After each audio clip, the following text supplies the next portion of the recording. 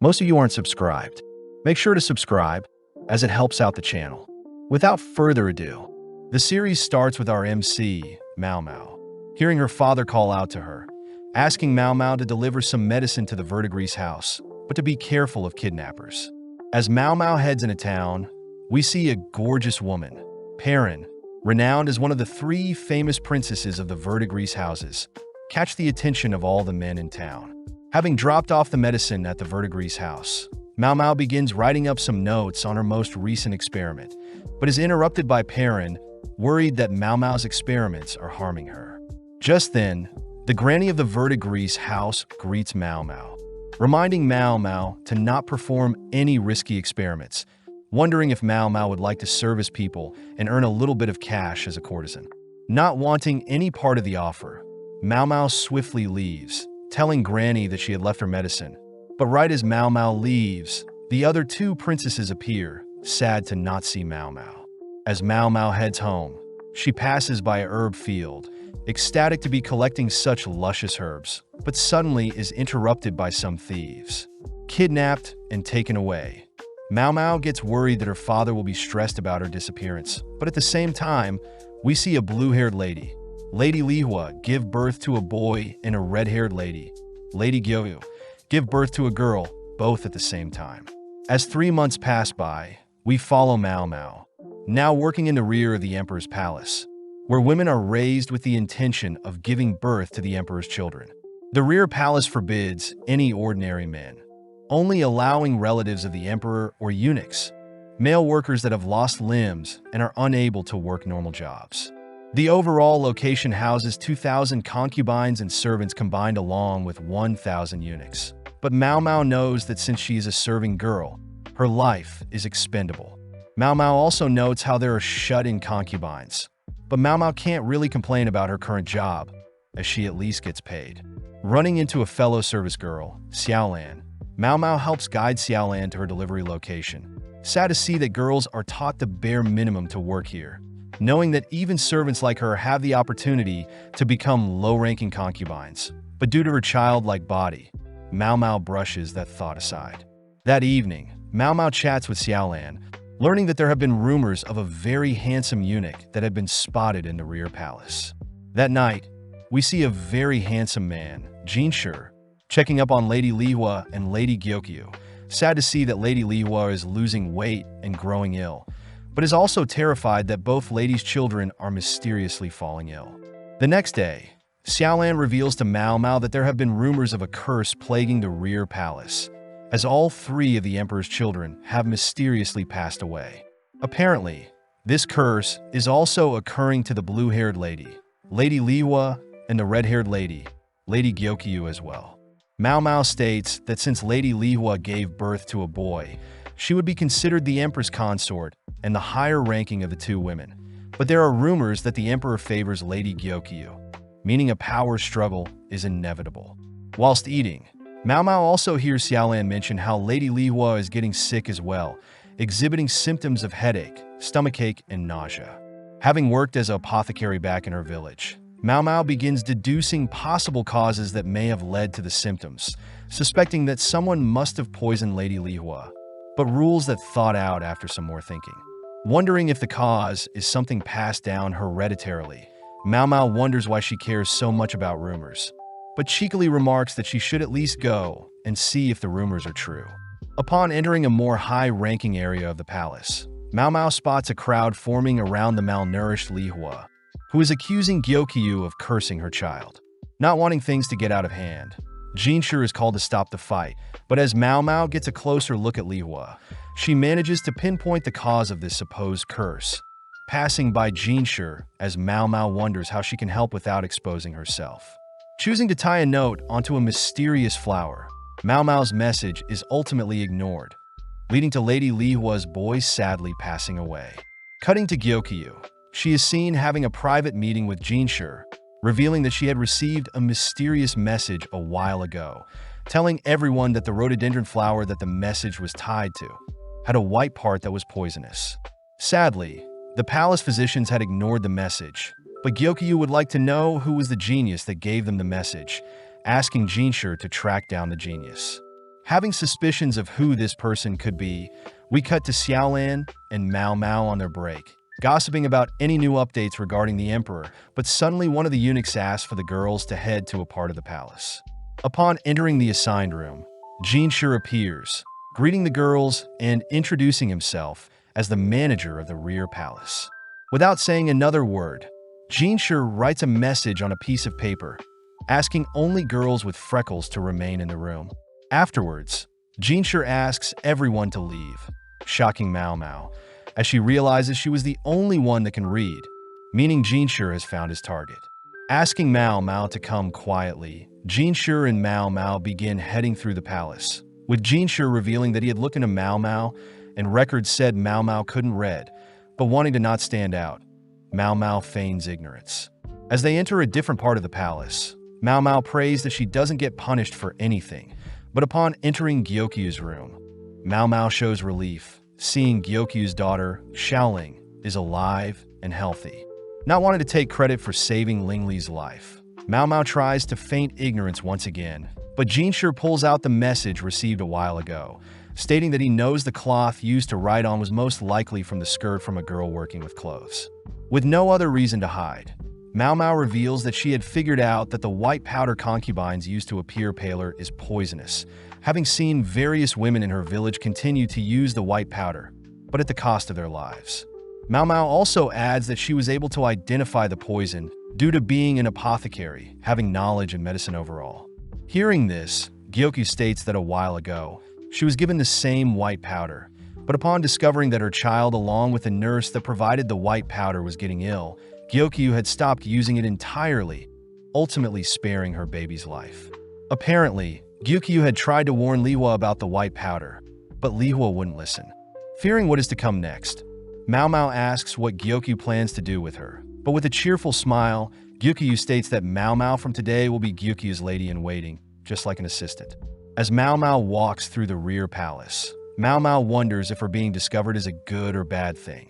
But at the same time, we see several soldiers suddenly collapse, suspecting that they've been poisoned. Seeing their men get poisoned, the leader of the soldiers accused the village leader for assisting the enemies. But just then we cut back to Jinshi, who has just learnt of the poisoning to their soldiers. Changing topics for a bit, one of the eunuchs asks Jinshi about Gyokyu's new attendant, but Jinshi states that compared to Lihua's 10 attendants, Gyokyu only has 4. But Jinshi reiterates that Gyokyu is quite smart, only choosing attendants that she can trust, which explains why Mao Mao is a candidate, as her knowledge of medicine is too valuable. Hearing the eunuch fear that Mao Mao may abuse her new positions as Gyokyu's attendant, Jinshi reasons that he should seduce Mao Mao a bit.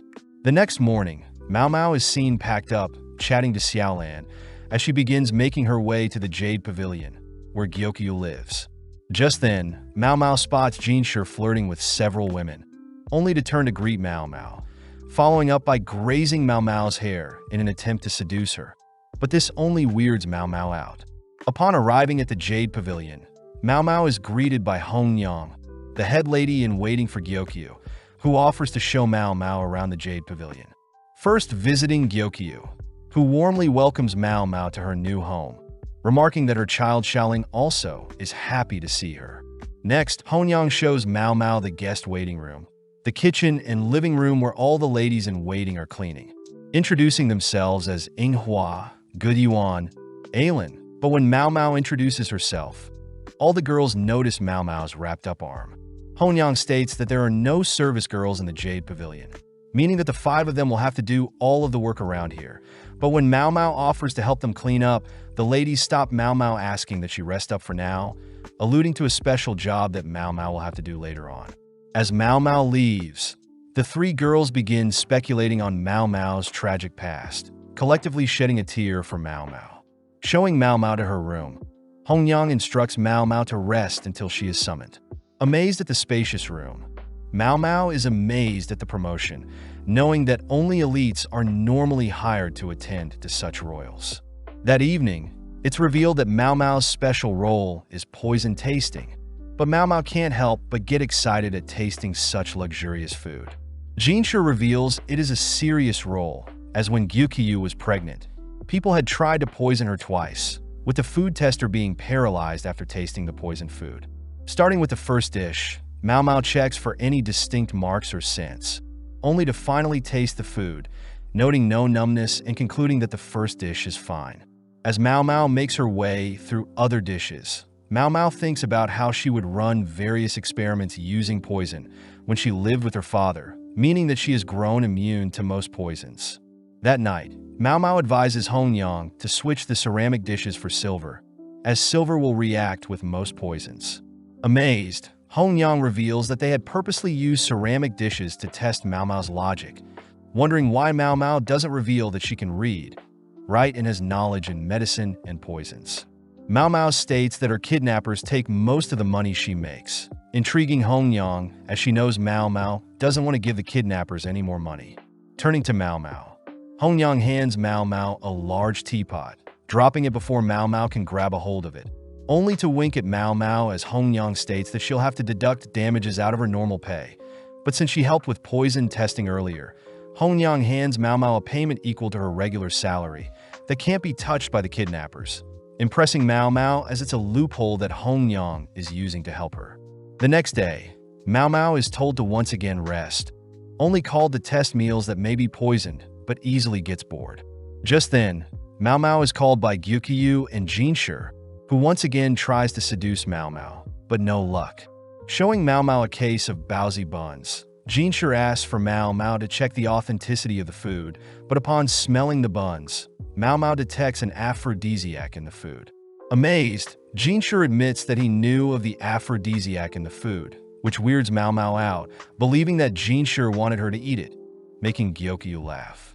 Getting serious, Jinshi reveals that a group of soldiers had reported being poisoned not so long ago, exhibiting signs of nausea, difficulty breathing, and other ailments. Due to suspicions, the soldiers had planned to punish the head of the village, but luckily one of the officers convinced them otherwise, putting the punishment on hold. Asking if the soldiers ate outside, Mao Mao realizes the cause of the issue, heading to a nearby rhododendron flower to explain. Chewing on one of the flower petals, Mao Mao states that the flower gives the same symptoms listed, but in some cases, wood from trees can cause the same symptoms when burnt, making Jinshi realize that the soldiers did indeed use wood to start a fire. Relieved that the soldiers didn't harm the innocent villagers, Jinshi wonders if Mao Mao can make him an aphrodisiac. Hearing this, Mao Mao gets excited, knowing that she'll finally get to experiment with making various drugs, replying that she can try given the proper equipment. That night, as Jinshi returns to his office, a random concubine attempts to seduce Jinshi, but Jinshi blatantly rejects her offer.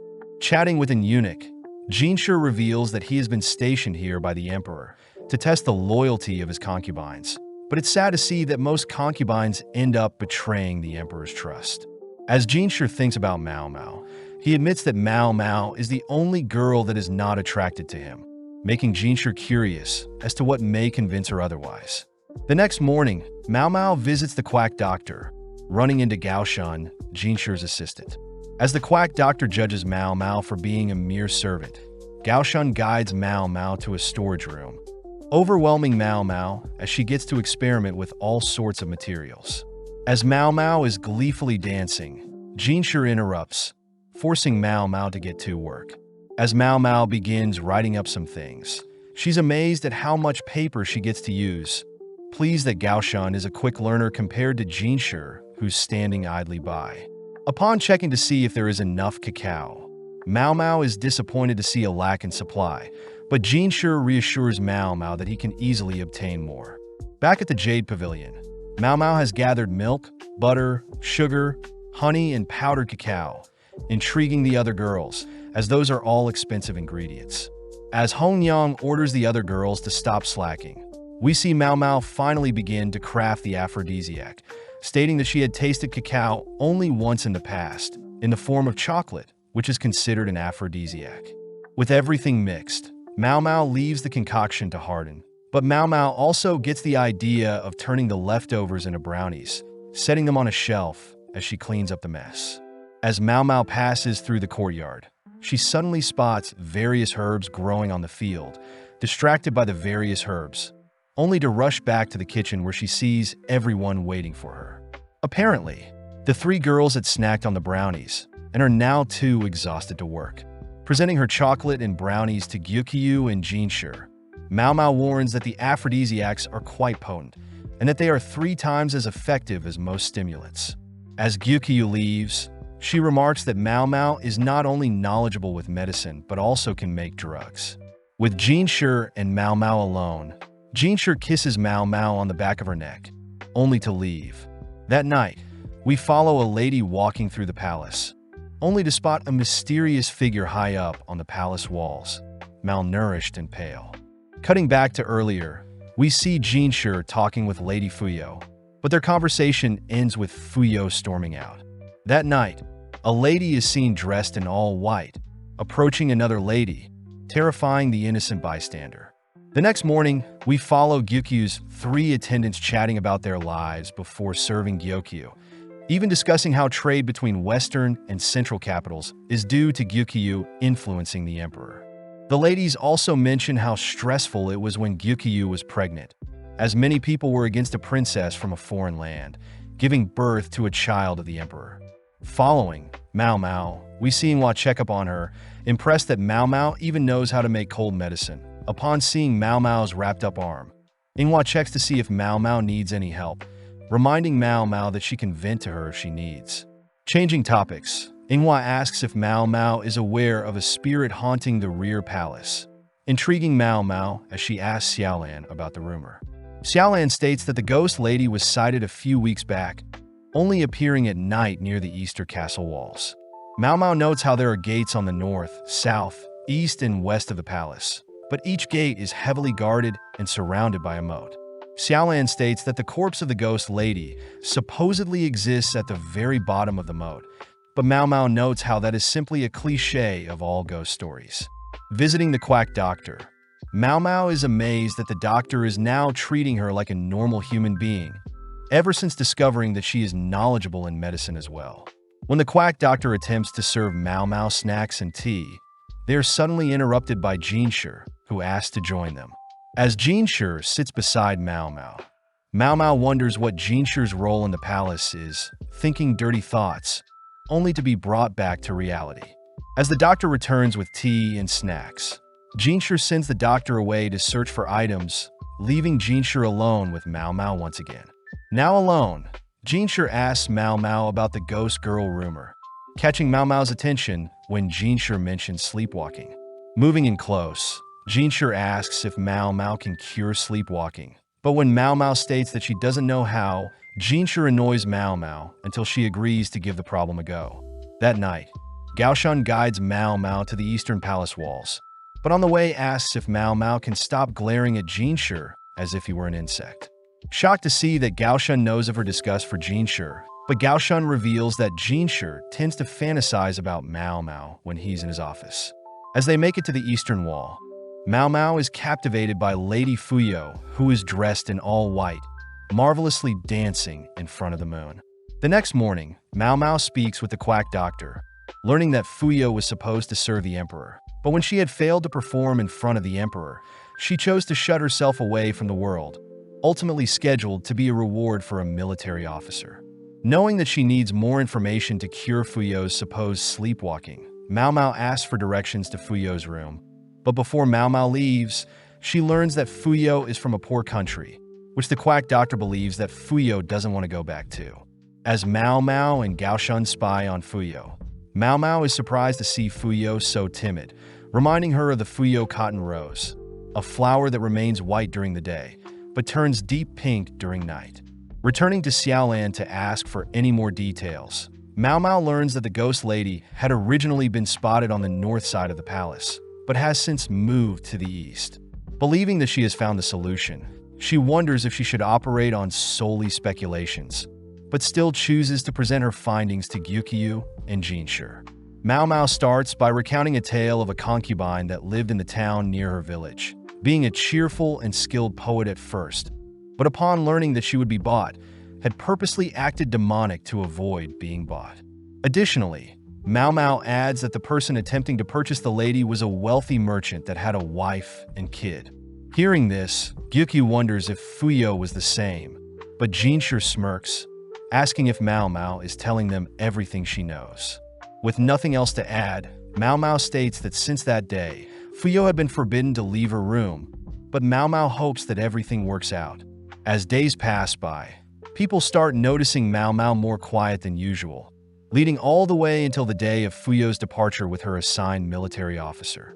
Having a private chat with Mao Mao, Gyukyu asks for Mao Mao's true answer to Fuyo's sleepwalking, convincing Mao Mao to reveal the rest of her solution. Apparently, Mao Mao believes that the military officer and Fuyo are childhood friends, having heard reports of the military officer insisting on Fuyo as his reward. Mao Mao hypothesizes that Lady Fuyo had purposely failed at her dance performance in front of the emperor to avoid any attention. Next, Fuyo had faked her sleepwalking symptoms as a way to devalue herself as a woman and give people reasons to get her out of the palace. Finally, Lady Fuyo's dance on the Easter Palace walls was most likely her way of praying for her military childhood friend to return safely from the eastern battlefields. As Fuyo leaves the palace, she shows her relief to finally reunite with her childhood friend, showing that Mao Mao's deductions were spot on. That evening, Mao Mao is seen wondering what it must be like to fall in love, but at the same time, a man asks Gyukyu a favor involving Mao Mao. Cutting to Mao Mao, we see several of Lihua's ladies-in-waiting scolding Mao Mao, having pushed Mao Mao down and begun berating Mao Mao for trying to feed Lihua such disgusting food. Flashing back, we see that the emperor is visiting Gyokyu, having Mao Mao taste the food for poison. But before Mao Mao can leave, after confirming that the food is not poisoned, she's surprised to see the emperor personally ask for a favor. Apparently, the emperor had asked for Mao Mao to solve and cure Lihua, as Lihua is acting strange, and since it's a request directly from the emperor, Mao Mao has no reason to refuse. Cutting back to the present, Mao Mao begins cleaning up the spilled food she had made for Lihua, only to be kicked out by Lihua's lady-in-waiting. Having lunch with Xiaolan, Mao Mao tells Xiaolan about Lihua's sick state, reasoning that the white powder must still be running through her body, but luckily, the white powder, along with the flour that it has come from, has been banned from the rear palace. Xiaolan is amazed that Mao Mao was personally asked by the emperor to cure his concubine, but Mao Mao notes how strange it is that the emperor is asking her instead of the quack doctor. Finishing up her meal, only to head to the kitchen. Knowing that she needs to expel the existing poison from Lihua's body, Mao Mao decides to create a better-looking porridge, but gets refused and kicked out by Lihua's lady-in-waiting. Trying once again, Mao Mao has no luck, but catches a glimpse of Lihua's normal prestigious meal, noting how the food may be delicious, but it's way too heavy for a sick person to be eating. As Mao Mao is kicked out, we see Jinshi off to the side observing her, watching as Mao Mao continues to try and serve Lihua, but her ladies-in-waiting continue to refuse Mao Mao's help. One day, as Mao Mao tries to bring food to Lihua, Jinshi appears, asking if Mao Mao needs any help, but seeing Mao Mao defeated, Jinshi charms Lihua's lady-in-waiting, allowing Mao Mao to finally serve Lihua a porridge.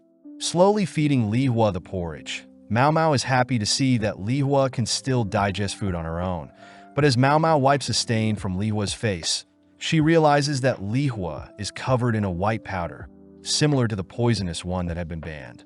Getting serious, Mao Mao walks to the leader of the ladies-in-waiting, demanding to know who was in charge of applying the white powder to Lihua. When one of the leaders steps up, remarking that she was the one, Mao Mao slaps the lady to the ground, dragging her towards the drawer, where she finds a poisonous powder. Dumping the powder on the lady, Mao Mao reiterates that the powder is poison, and that the lady's cocky know-it-all attitude is causing Lihua to slowly die. As Mao Mao orders Lihua's ladies-in-waiting to clean up the white powder, Jinshi can't help but admire Mao Mao's serious sudden tone, which Mao Mao quickly corrects. Getting to work, Mao Mao dilutes her porridge, as Lihua is in worse condition than she thought. Next, Mao Mao opened up windows to allow ventilation, as the incense set up by Lihua's ladies were simply making it hard for Lihua to breathe. Mao Mao also orders Lihua's ladies to help wipe down and clean Lihua, only for Mao Mao to hydrate Lihua with tea to help flush out any toxins within Lihua's body.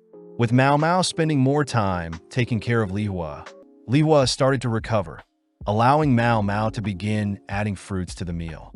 As Mao Mao continues to take care of Li Hua, it's revealed that the leader of the ladies in the meeting was punished and confined, having hid the poisonous powder from everyone. Checking up on Mao Mao, Jinshi unveils a little treat for Mao Mao, who pleasantly accepts the gift, munching on the meal, but knows that the gift was from Gaoshan.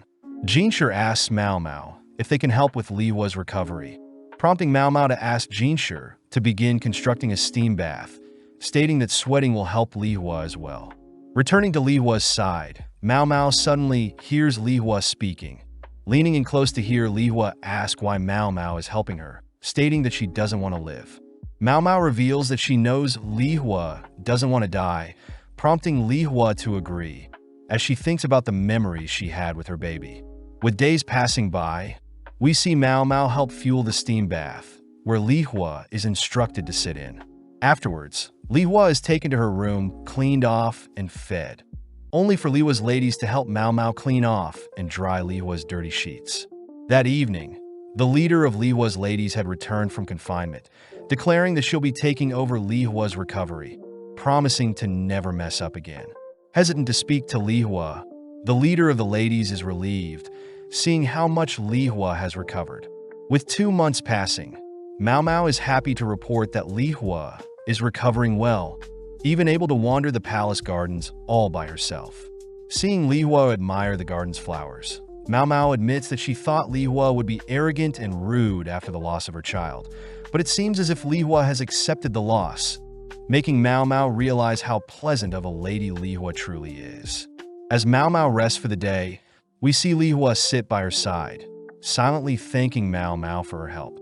With Mao Mao's final day attending to Li Hua, Mao Mao reports that she has told Li Hua's ladies in waiting how to proceed with Li Hua's diet, pleasing Li Hua. Before Mao Mao leaves, Li Hua asks Mao Mao if she's capable of having another child, believing that the emperor no longer loves her, but Mao Mao reveals that she was personally sent here by the emperor to make sure Li Hua lives. Seeing Li Hua still worried she'll lose the emperor to Gyokyu, Mao Mao reminds Li Hua that she has assets that exceed Gyokyu, whispering a technique that Li Hua can perform that may impress the emperor in bed. As Mao Mao leaves, she reveals that she had learned the technique from the ladies from her village when she was younger. Finally arriving back at the Jade Pavilion, Gyokyu and the other ladies are glad to see Mao Mao back, but that night, we cut to several men tossing trash into a fire. Out of nowhere, the fire erupts, changing into different colors that end up burning one of the men, who believes that he's been cursed. Sitting down and observing his wounds, the man begins to break down, terrified of the curse, but just then we cut to Jinshi on his morning training. Able to out-trade Basin, Jinshi commends his fellow eunuch, as Basin has greatly improved his swordplay. Getting cleaned off, Jinshi asks Gaoshan about Mao Mao. Happy to hear that Mao Mao is recovering well ever since returning to the Jade Pavilion. Cutting to Mao Mao, we see her digging through a garden, ecstatic to finally find some rare mushrooms, wondering where she should hide them. Just then, Mao Mao remembers that she has something to do, heading over to deliver Xiaolan some spare meals that Mao Mao was gifted. Sparking up a conversation, Xiaolan asks if Mao Mao had heard of a palace servant seducing a military officer, revealing that the servant had used an aphrodisiac, reminding Mao Mao of the chocolates she had created.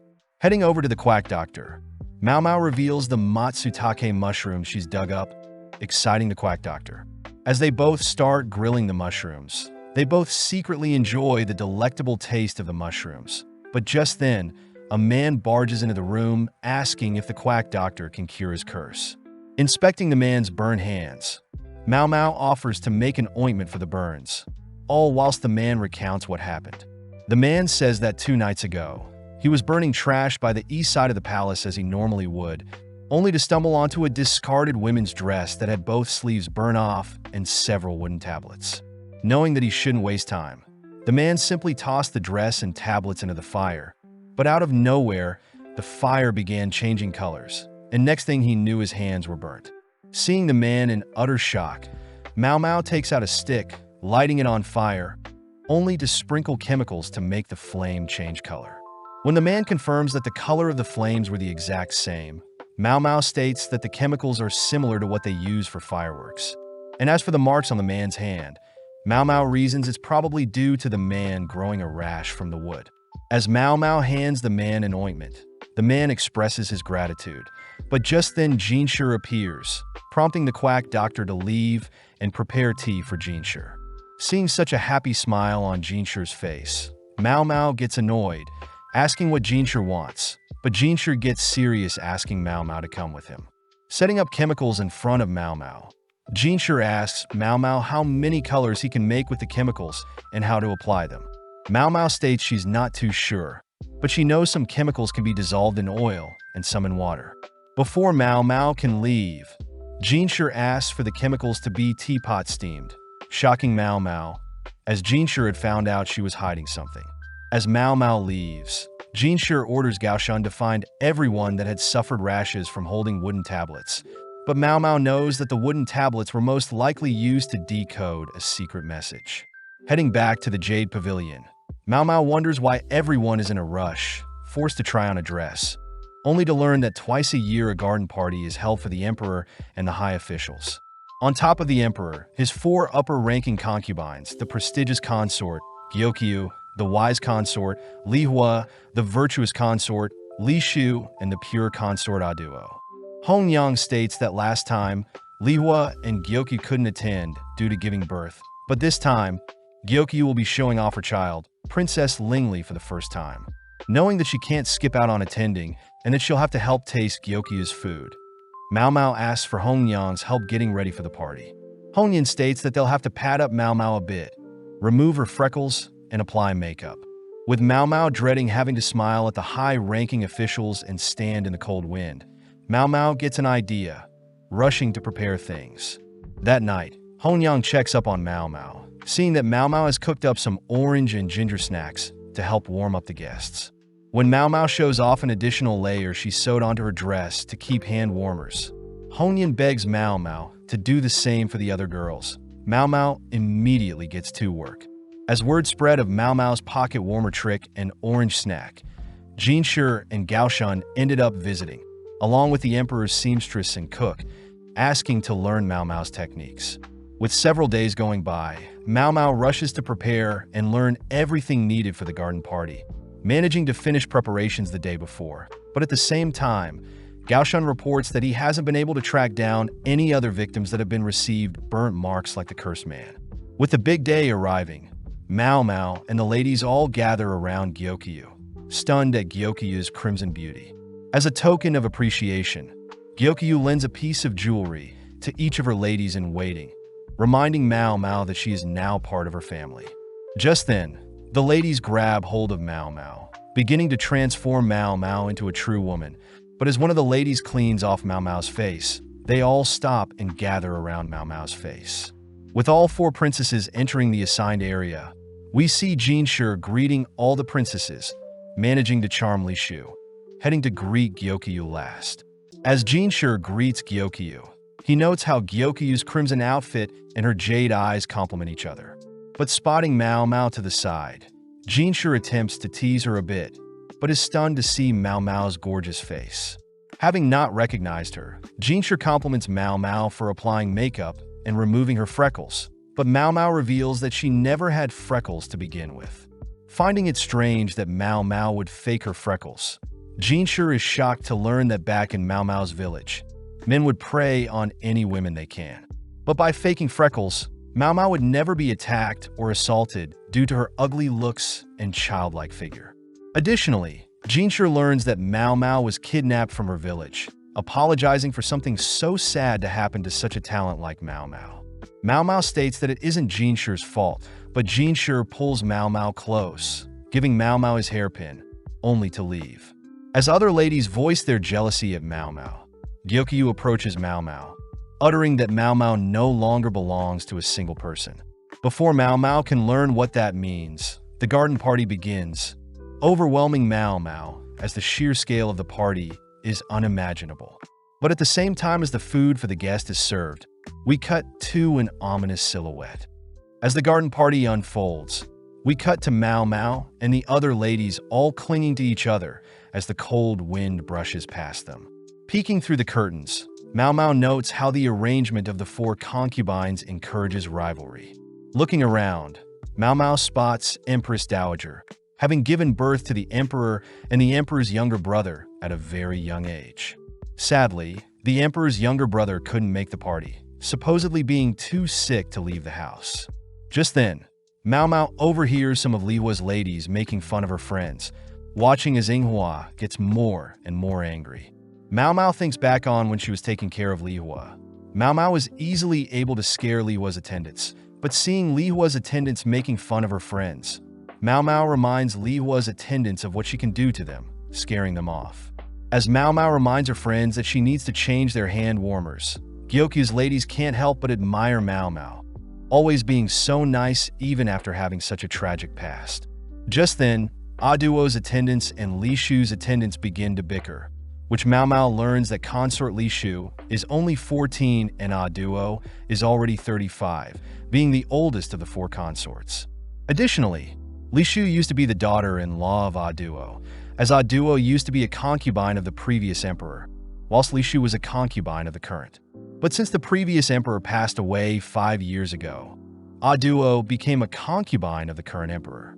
Amazed that Li Shu was only 9 to be a concubine, Mao Mao realized she was mistaken, as Li Shu was in fact Aduo's mother-in-law.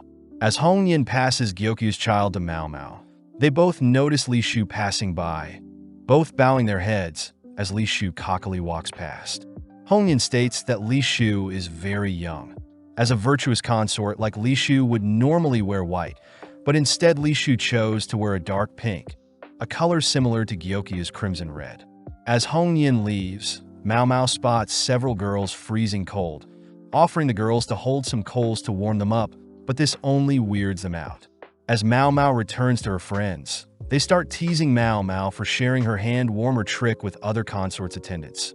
But Mao Mao suddenly spots a man handing his hairpin to a girl. Seeing Mao Mao intrigued, one of her friends mentions that gifting a hairpin is how men recruit ladies. But Mao Mao's friend also alludes to a second meaning. As Mao Mao leaves for some fresh air, a man, Lahaku, stops her, offering his hairpin. Seeing that Lahaku has got several other pins, Mao Mao is happy to receive a hairpin, but just then Li Hua appears, prompting Mao Mao and the other attendants to greet her.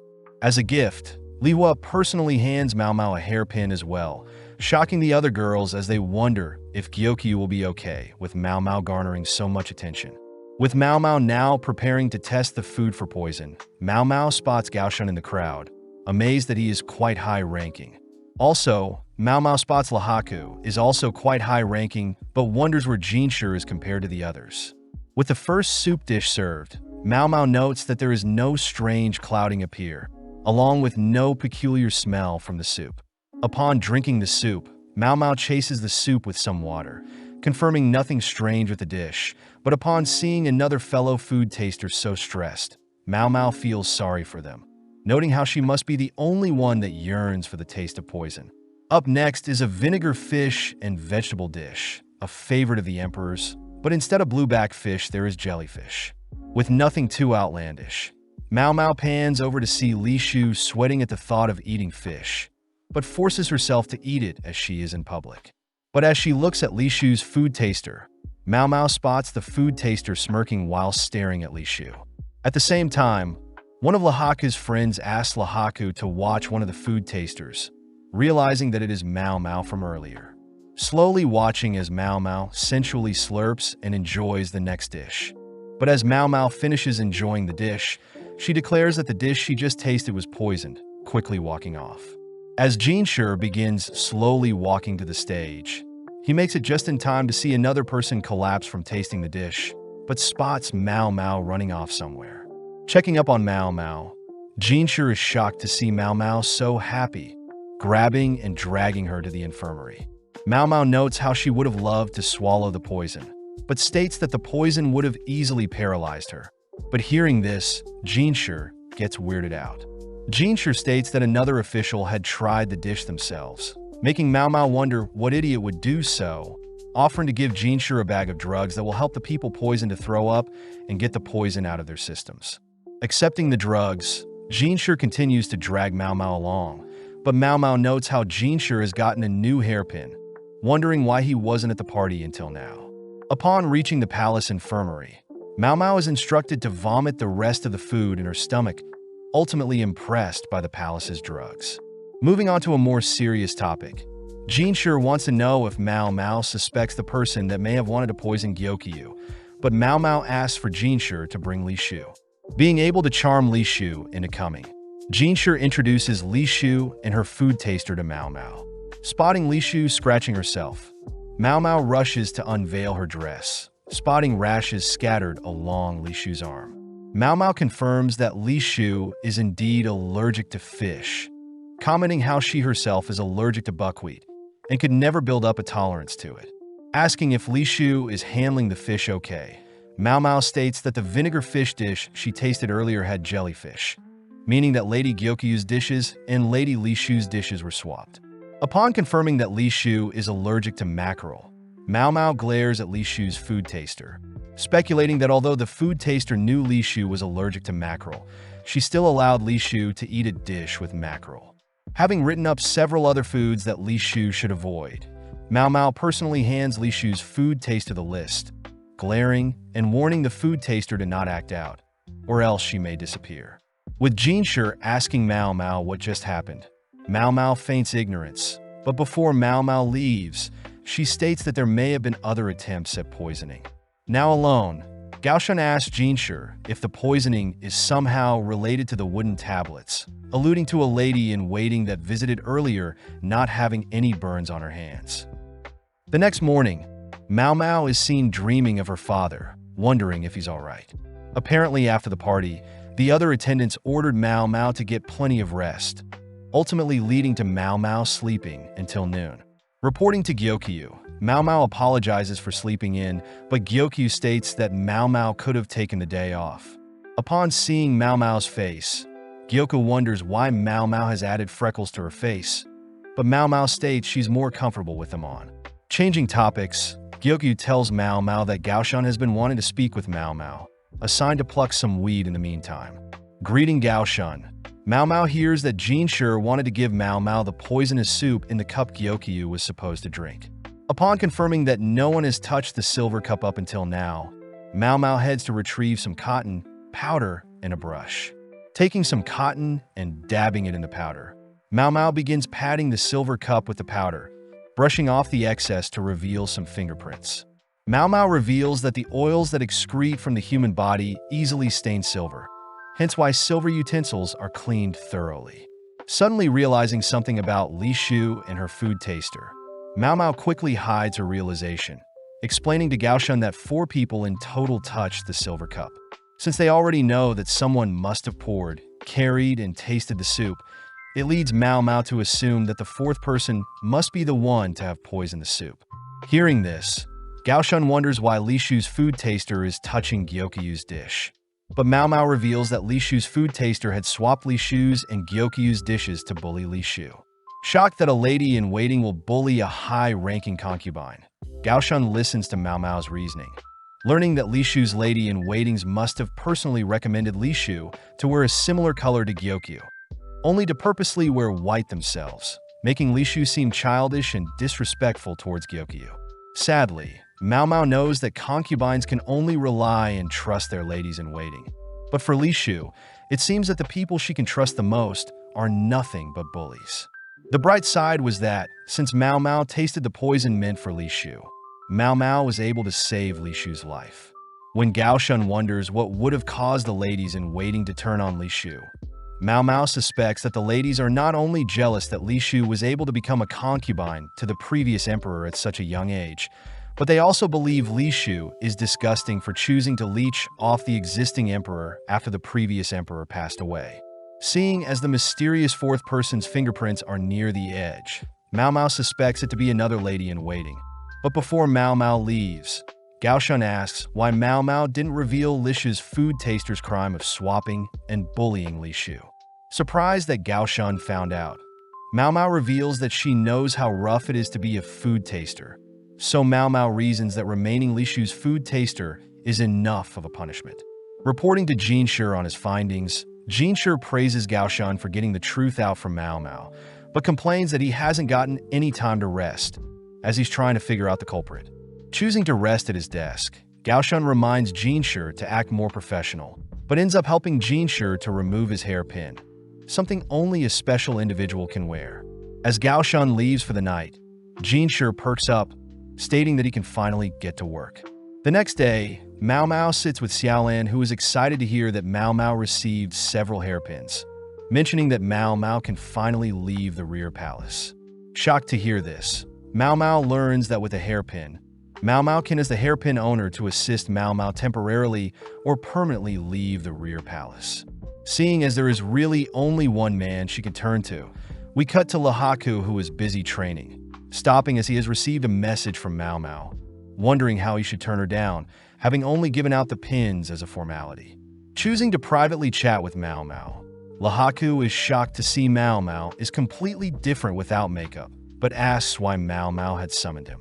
Upon hearing that Mao Mao would like Lahaku to vouch for her to visit her home, Lahaku gets pissed, wondering what Mao Mao can give in exchange.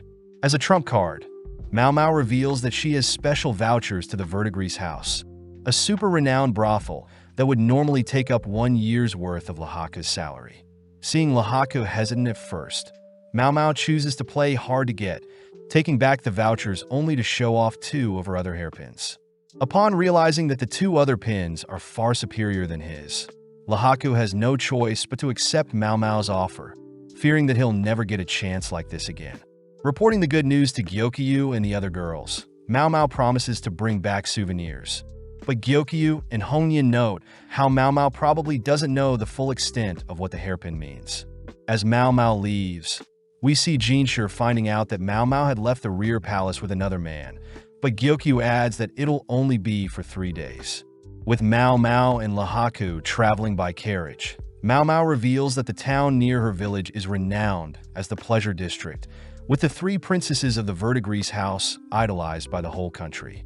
Upon arriving at the entrance of the VIDZ house, Mao Mao rushes to hug Granny, but instead receives a swift blow to her stomach. Mao Mao reassures Lahaku that she's fine, as Granny used to perform the trick to allow Mao Mao to spit out all the poison she would test and consume. Happy to see Lahaku has lots of muscles, Granny assigns Lahaku Perrin, finally alone with Mao Mao. Wondering why Mao Mao left for 10 months, Mao Mao states that she had sent a letter, which the Granny confirmed she got. That's why she chose to service Lahaku for a discount. Taking out the money she earned at the rear palace, Mao Mao apologizes for not making enough to afford Perrin, but Granny states that Mao Mao simply needs to bring in more young guests like Lahaku, so they can squeeze them for all their money. As Granny leaves, she tells Mao Mao to quickly return to her father, heading back down the street that she grew up on. Upon entering her father's home, Mao Mao spots her father doing the same thing as when she left, sitting down and telling her father stories of her time at the rear palace. Telling her father that she'll need to return in 2 days' time, Mao Mao chooses to rest for the night.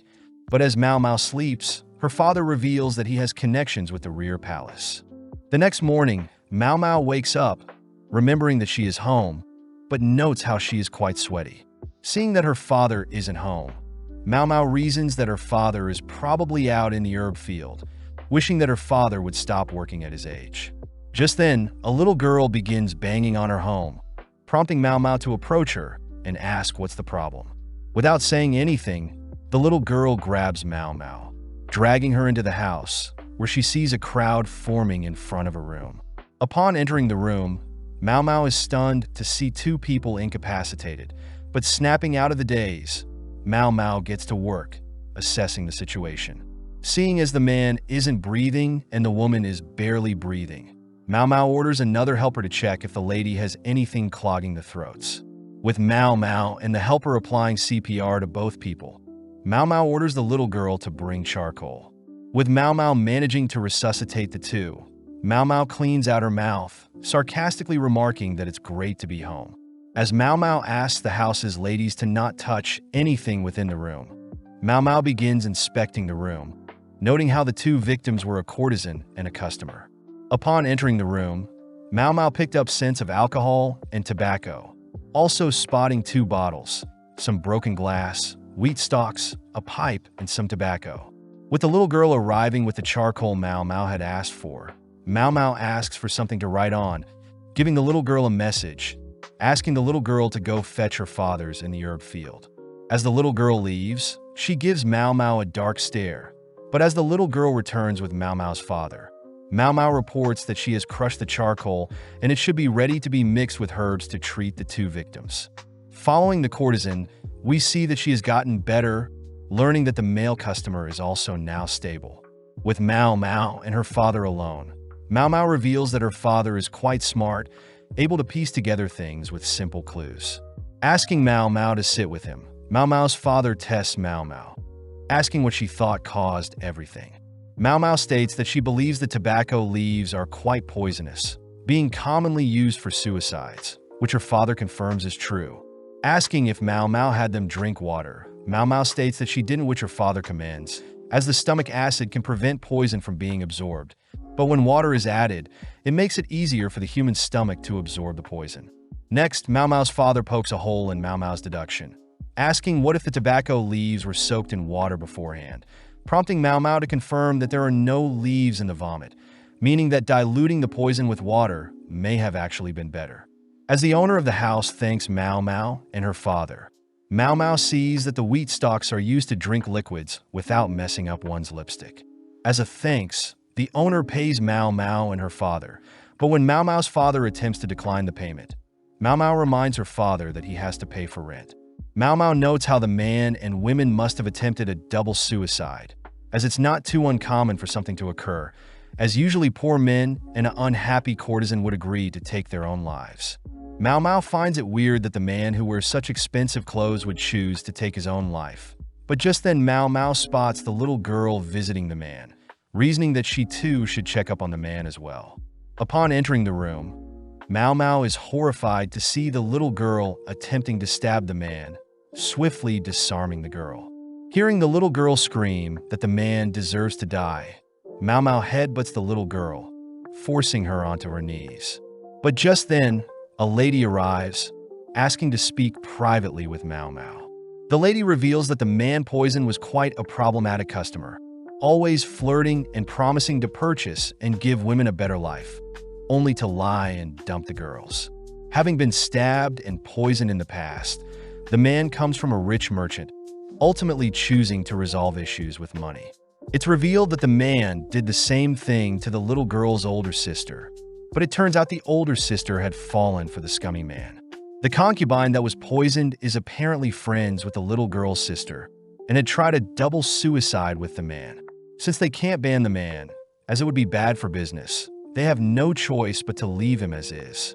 As Mao Mao and her father head home, Mao Mao thinks about how scary the little girl is, having specifically ran to search for her father, which she probably knew wasn't home, instead of going to search for an actual doctor. Returning home, Mao Mao asks to check the money they were paid, confirming that the owner paid them to stay quiet about what happened. Still unable to figure out why a man that had been poisoned previously would be so easily poisoned. But before Mao Mao can conclude anything, her father reminds Mao Mao to only consider facts. Diving back through all the points she knows, Mao Mao concludes that it wasn't a double suicide, but in fact poison. But before she can tell her father tells Mao Mao that the is already over. As Mao Mao walks through town, she explains that the courtesan must have poisoned the man, using two types of liquid. Since the man would want her to taste any drink before he did, the courtesan must have poured an edible liquid and a non-edible liquid into the same cup. But due to the liquid's different densities, the edible and non-edible liquids would form their own layers. The courtesan simply drank from the bottom edible liquid with a straw, whereas the man would drink the poison. Afterwards, the lady would sip a little of the poison, just enough for her to survive. But some things still don't make sense, as Mao Mao wonders if the little girl knew what the courtesan was doing, as she purposely didn't want a doctor to come, or if the owner knew what was happening and purposely paid for their silence. Knowing that she can't operate on speculation, Mao Mao makes her way to the Verdigris house, using its bath to clean up. Just then, Mimi joins Mao Mao, revealing that Granny, herself, and other princesses were worried about her. That night, Mao Mao is seen visiting the annex, falling asleep as she sits beside someone sleeping. With the 3 days already over, Mao Mao's father wishes her well, heading over to pick up Lihaku, who has already been ensnared by Parent. Returning to the Jade Pavilion, Mao Mao can't help but notice Jinshi's glare from behind. But before Mao Mao can flee, Jinshi asks to speak with her privately. Seeing Jinshi so agitated, Mao Mao asks what is agitating him. But Jinshi instead asks how Mao Mao's visit home was. Upon hearing that nothing happened with Lihaku, Jinshi asks if Mao Mao knows what choosing Lihaku as a guarantor means. But Mao Mao says she believes a guarantor is a high-ranking official with a good record. Seeing Jinshi at a loss for words, Mao Mao states that she didn't want to rely on Jinshi, fearing that she could never repay him, like she did Lihaku. Hearing this, Jinshi believes that she gave up her body to convince Lihaku. But as Mao Mao leaves, we see Hongyan rushing to slap Mao Mao for being misleading, all whilst Gyokyu laughs at what they heard. Cutting to the cafeteria area at night, we see several eunuchs gathered for dinner. But as they all chat, they all suddenly hear a massive ceramic container shatter, followed by a drunk older eunuch demanding that they bring him more booze. Seeing the older man in a pathetic state, several eunuchs laugh at how, thanks to him, they'll probably never drink. Suddenly, we see a mysterious man placing some mysterious substance in some bottles of booze, only to hand it to the older man, coldly watching as the older man gulps down the spiked booze. The next morning, Gaoshan asks for Jinshi to stop sulking, reminding Jinshi that he still has lots of work to do. Gaoshan thinks about how Jinshi has accomplished a lot in his life, seeing unusual for Jinshi to act so childish and be so attached to another person's life. As Gaoshan hands Jinshi some paperwork, Gaoshan thinks about how he managed to convince Gyokyu to explain to Jinshi that it wasn't Mao Mao that offered her body to Lihaku, but instead Mao Mao asked another experienced lady to repay the favor. Still, Gaoshan admits how unlucky it was for Jinshi to put so much effort, freeing up time to mess with Mao Mao, only to hear that Mao Mao left to spend time with another man. As Jinshi and Gaoshan begin working through the papers, they both note how nobles try to pass bills to benefit themselves, but it's ultimately up to Jinshi to verify them. As they both work on the papers all throughout the day and into the night, they are suddenly interrupted by an eunuch, revealing that Sir Conan has passed away. The next morning, Jinshi reports the bad news to Gyokyu and Mao Mao, both sad to hear that a high-ranking man had passed away. As Mao Mao hears that Conan had drunk himself to death, Mao Mao has no sympathy for him, but Jinshi suddenly asks if Mao Mao thinks Conan truly drank himself to death. Speaking with Jinshi, Mao Mao reiterates that heavy drinking does ultimately poison and weaken one's organs, explaining Conan's death. But Jinshi tells Mao Mao that Conan was celebrating during a party by drinking out with friends. Wondering why Jinshi would tell her that, Jinshi adds that Conan easily handled his alcohol, but he wasn't liked by many people. Taking out some booze, Jinshi pours Mao Mao a cup of booze, exciting Mao Mao, but Jinshi adds that unfortunately the last jar of booze Conan drank from was shattered and the booze was lost. Seeing Jinshi so sad, Mao Mao reasons that with the information Jinshi told her, there is no way of finding out if Conan was poisoned or not. Taking a sip of the booze, Mao Mao is disgusted by the sweet and salty flavors, but Jinshi reveals that Conan loved sweet foods, never touching even the most valuable of smoked meats or rarest of rock salts. Reminiscing, Jinshi states that Conan used to love spicy food, but one day switched to loving sweet foods. But Mao Mao interrupts, wondering if Conan passed due to diabetes. As Mao Mao takes another sip, she learns that there were rock salts, mooncakes, and dried meat at the party, prompting Mao Mao to request to see the last drinking jar Conan touched before he passed. Jinshi states the jar is shattered, but Mao Mao states she still wants to see it, finishing up several more cups of booze, only to mention that she has an idea of what happened. The next day, Mao Mao greets Jinshi, who has brought the shattered jar, along with Gaoshan, handing Mao Mao a report on the incident. Reading through the report, Mao Mao heads towards the shattered jar, licking off dried substance from the jar, shocking Gaoshan and Jinshi. Reassuring them that she's fine, Mao Mao drops some of the leftover substance in a fire, revealing that the jar had an overabundance of salt in it, ultimately poisoning Conan. Wondering how Conan didn't stop drinking such a salty beverage, Mao Mao hands Jinshi the report, deducing that Conan must have lost his ability to taste salty things. Apparently, Conan was quite a talented and smart bureaucrat, but unfortunately, he had lost his wife and child to an epidemic, choosing to escape by drinking and consuming sweets. Mao Mao states that Conan's inability to taste salty things is a form of illness that stems from an unbalanced diet or stress. Hearing all of this, Jinshi asks Mao Mao who could have placed salt in Conan's drink, but Mao Mao states that she has no idea. Mao Mao does add that the booze she tasted yesterday had salt, so it could have been someone that didn't like sweet drinks, or it could have been co-workers that tried pranking Conan but simply took it too far and poisoned Conan. Hearing all this, Jinshi whispers something to Gaoshan, sending him off, but at the same time, Mao Mao thinks about how she doesn't want to reveal the culprit, fearing that she'll get someone punished, but notes how she had given Jinshi enough clues already.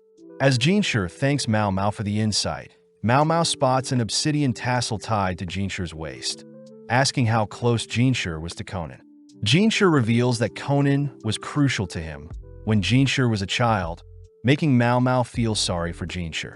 As a thanks for all the help, Jinshi gives Mao Mao a bottle of booze, exciting Mao Mao, but as Jinshi tries to tease Mao Mao, Mao Mao fires back, teasing Jinshi for slacking on his paperwork. Backed into a corner, Jinshi mentions how he has the ability to pass a law that forbids underage drinking until the age of 20 years old, finally getting Mao Mao to concede their little dispute. As several days pass, we see a mysterious lady suddenly being flung into a body of water, helplessly left to drown. The next day, Mao Mao and the quack doctor are called to inspect the body of the victim, impressing Mao Mao as the corpse had been preserved due to the cold weather. Asking about the victim, Mao Mao learns that the victim was most likely a servant from the rear palace, and her body was found in the moat surrounding the palace, but gets thrown off seeing how scared the quack doctor is.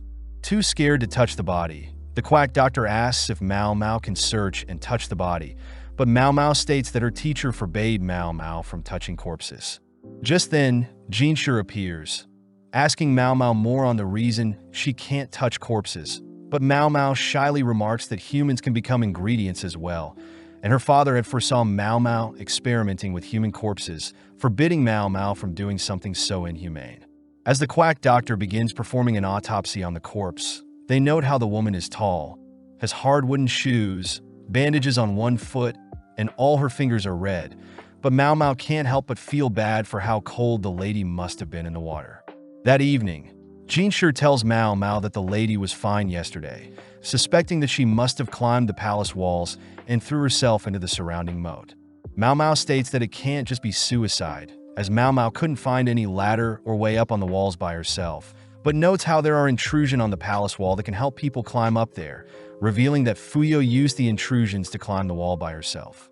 Since the victim's feet were bound to appear more small and beautiful, meaning that murder is not completely off the table either, as Mao Mao suspects the victim had tried to climb out of the moat whilst drowning, but failed, hence her red fingers. Pondering for a bit, Mao Mao thinks about how cruel the world is, as people aren't able to choose when they die, especially if they fall prey to other people. As Mao Mao begins going through her traumatic past, she asks if Jinshi were to ever to execute her, that he would at least choose poison. Confused as to the sudden dark tone, Jinshi states that he would never execute her, but Mao Mao reminds Jinshi that she is simply a commoner, and that the world is quite cruel to commoners. Seeing as she maybe soured the mood, Mao Mao excuses herself, but it's later revealed that the victim had also attended the garden party, and people had found a written will, meaning people deemed the case as suicide. As several more days pass by, we cut to Gaoshan finally reporting that he has finally found someone with burns on their arms, revealing it to be Feng Ming, the head lady in waiting for concubine Aduo.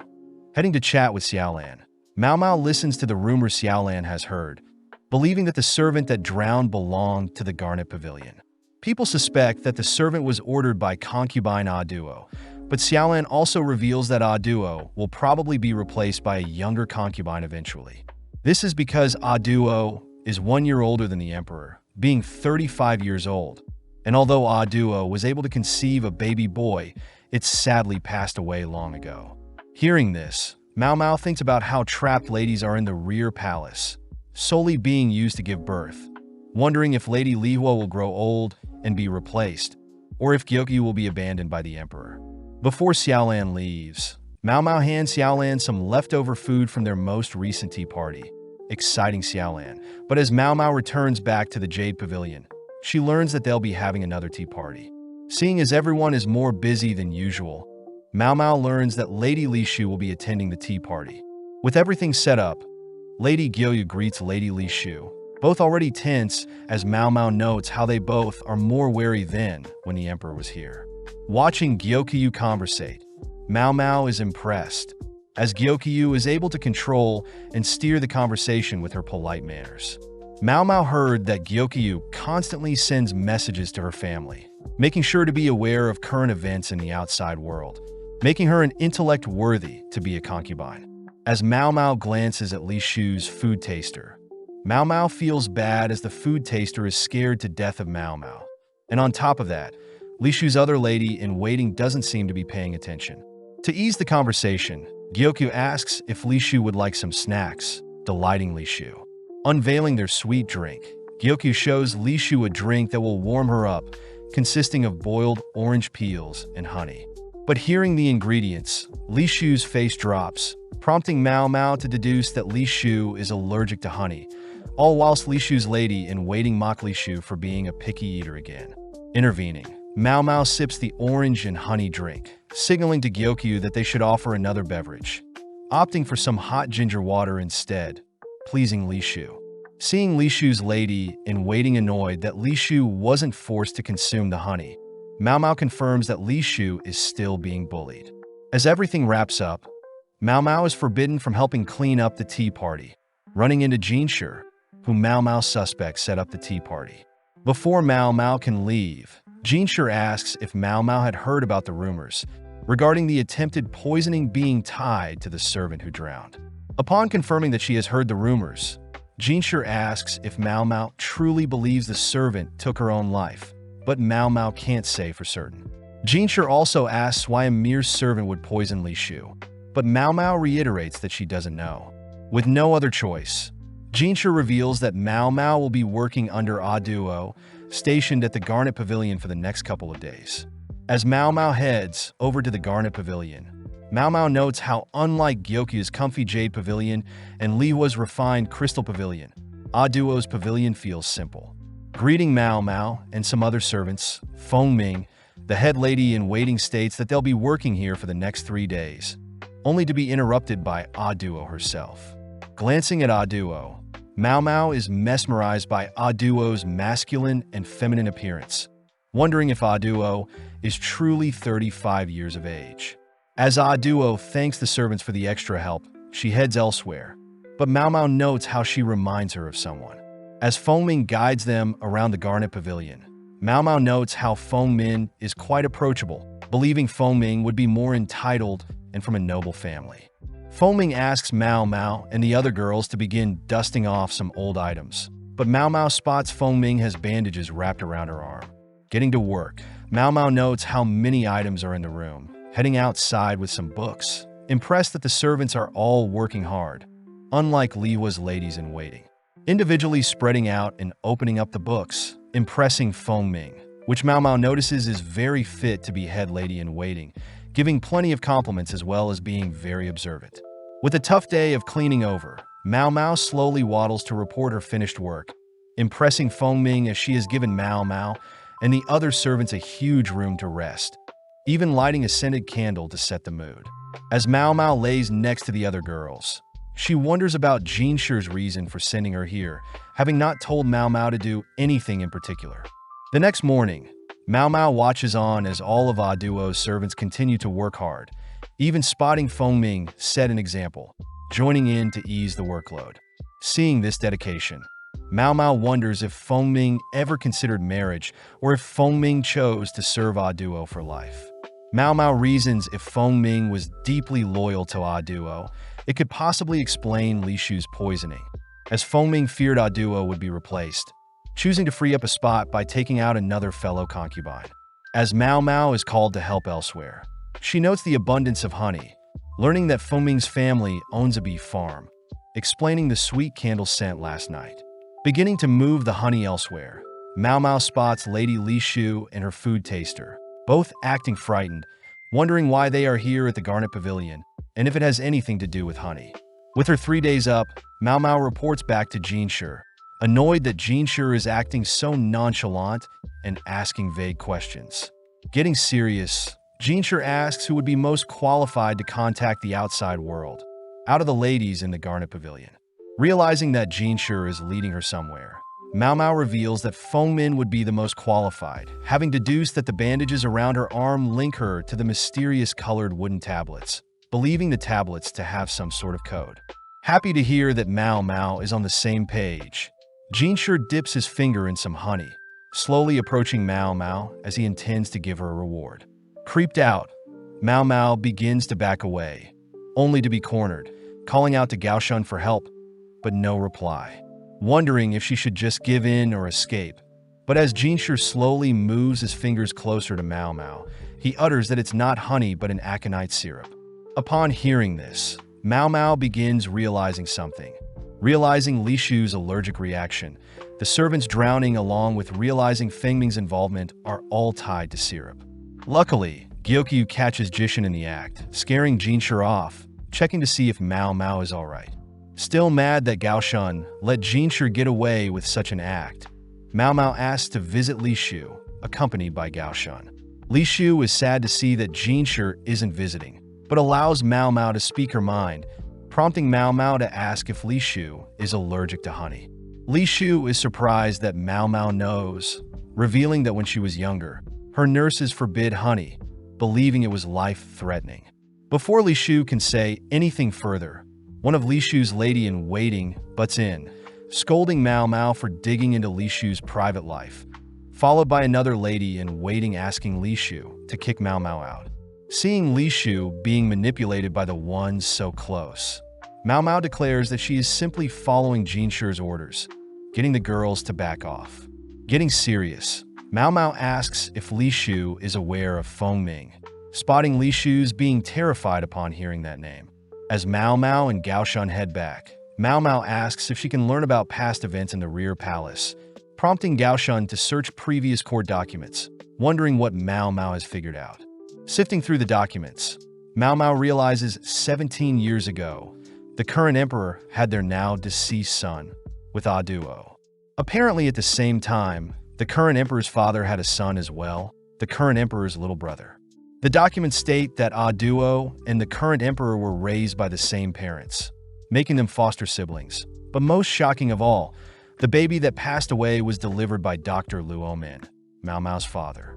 Sadly, Mao Mao had already suspected this, spotting herbs that she saw her father growing when she was younger and can only be found in different regions.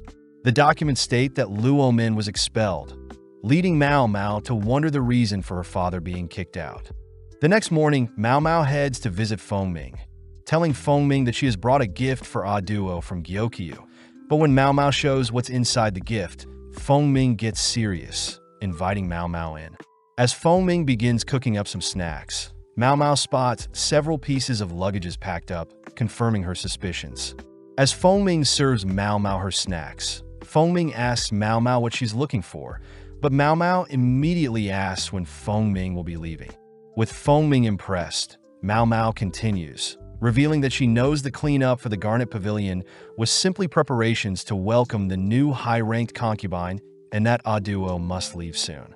Mao Mao also states that she suspects Aduo can no longer give birth, but Fengming states that's none of Mao Mao's business, only for Mao Mao to reveal that her father, Luomin, was the one that delivered the babies at that time. Mao Mao suspects that since the former emperor and the current emperor had babies at the same time, Aduo was ultimately left to give birth alone, as Mao Mao's father was forced to prioritize the previous emperor. With Fengming by Aduo's side, Aduo was luckily able to give birth to a baby boy, but at the cost of her uterus. As Fengming glares at Mao Mao, Mao Mao states that Aduo's baby passed away shortly after, deducing that Fengming was the one taking care of the child instead of Aduo. Praising Mao Mao for figuring everything out, Mao Mao adds that people believe the baby passed away from toxic white powder, just like Li Hua's baby, but Mao Mao suspects it was another issue. With a serious glare, Fengming listens to Mao Mao as she notes Fengmin is quite smart, having kept the baby away from the white powder, unveiling the gift, revealed to be a flower and some honey. Mao Mao states that the nectar from flowers can be very poisonous, especially to newborns, revealing that Fengmin had unknowingly fed Duo's child nectar, believing that it would be good for the child, but sadly, it was poisonous. Mao Mao says that her father, the head doctor at the time, was ultimately blamed for the death of Duo's baby and kicked out of the rear palace. But later Fengming found out that she was the reason, choosing to hide it from Duo. Sadly, Fengming had discovered that Li Shu was aware of such side effects of honey, so Fengming decided she would eliminate Li Shu. At the time, Li Shu was quite close with Duo, as Li Shu was a child with no parents, and Duo was a mother that had lost her child, both naturally gravitating to one another. One day, Li Shu had tried to tell Fengming about honey being dangerous to newborns, shocking Fengming as she didn't want Duo to ever hear, driving Li Shu away from the rear palace. On top of that, when the previous emperor had passed away, Li Shu was no longer wanted in the rear palace, relieving Fengming. Unfortunately for Fengming, Li Shu was reinstated as the current emperor's concubine, meaning that Li Shu was once again capable of revealing the truth of Fengming poisoning Duo's child with honey, prompting Fengming to poison Li Shu's soup during the garden party. With everything revealed, Fengming asks what Mao Mao wants, but as Mao Mao stares at the butcher knife behind Fengming, Mao Mao replies that she doesn't want anything. Sighing, Fengming reveals that she had always admired Duo, being a person that could converse equally with the current emperor, compared to herself, who only followed her parents' orders to become a lady in waiting. As Fengming begins to break down, reliving the moment when Duo lifelessly reassures her ladies in waiting to not blame themselves, as Duo is aware that any child under the ages of 7 can pass away from any illness. Seeing Fengming cry, knowing that she was responsible for taking away the most precious thing in Duo's life, Mao Mao wonders what Fengming was going through having to serve Duo for 16 years after, attempting to make it up to Duo. Knowing that Jinshi would surely arrest Fengming if he found out, Mao Mao suggests an alternative plan, leaving as Duo watches Mao Mao head home. That night, Mao Mao leaps into bed exhausted, revealing that she had wrapped herself in several layers of solidified oil paper, having expected to be slashed. The next morning, Jinshi reveals that Fengming has turned herself in, asking if Mao Mao has anything to do with this, which Mao Mao feints ignorance. Jinshi adds that Duo will be moved to the south side of the palace, a decision made by the emperor a while ago. As Mao Mao heads through the palace with some dirty clothes, she reveals that she instructed Fengming to combine her attempt at poisoning Li Shu with the cause of death for Duo's baby, reasoning that it was the only way to hide what truly happened to Duo's child. But sadly, Mao Mao suspects Fengming will be sentenced to death.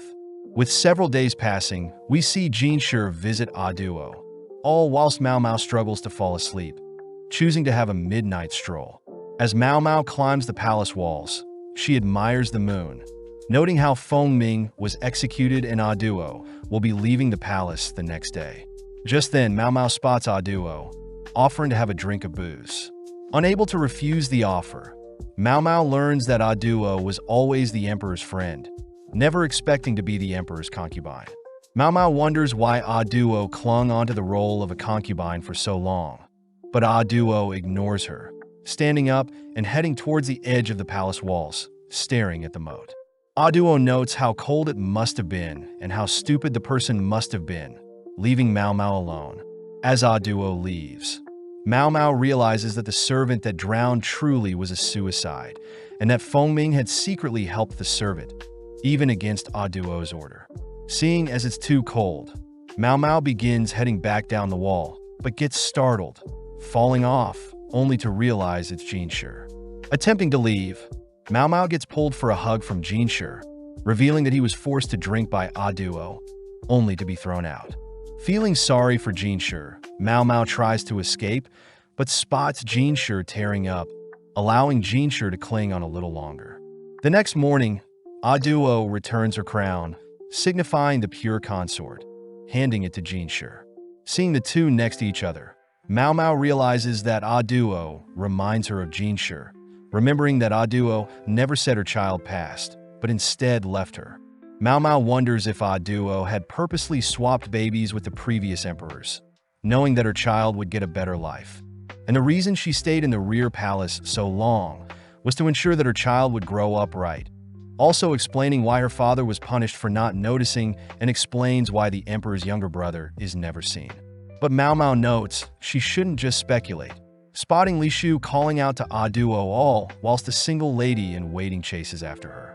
Happy to see Aduo comfort Li Shu, Mao Mao leaves as it's getting cold, but at the same time, we see Jinshi investigate Fengming's family along with Mao Mao's past. Reviewing what happened after Fengming's execution, Jinshi notes how Fengming's family was ultimately punished as well, but Aduo was deemed innocent as Fengming claimed all wrongdoings.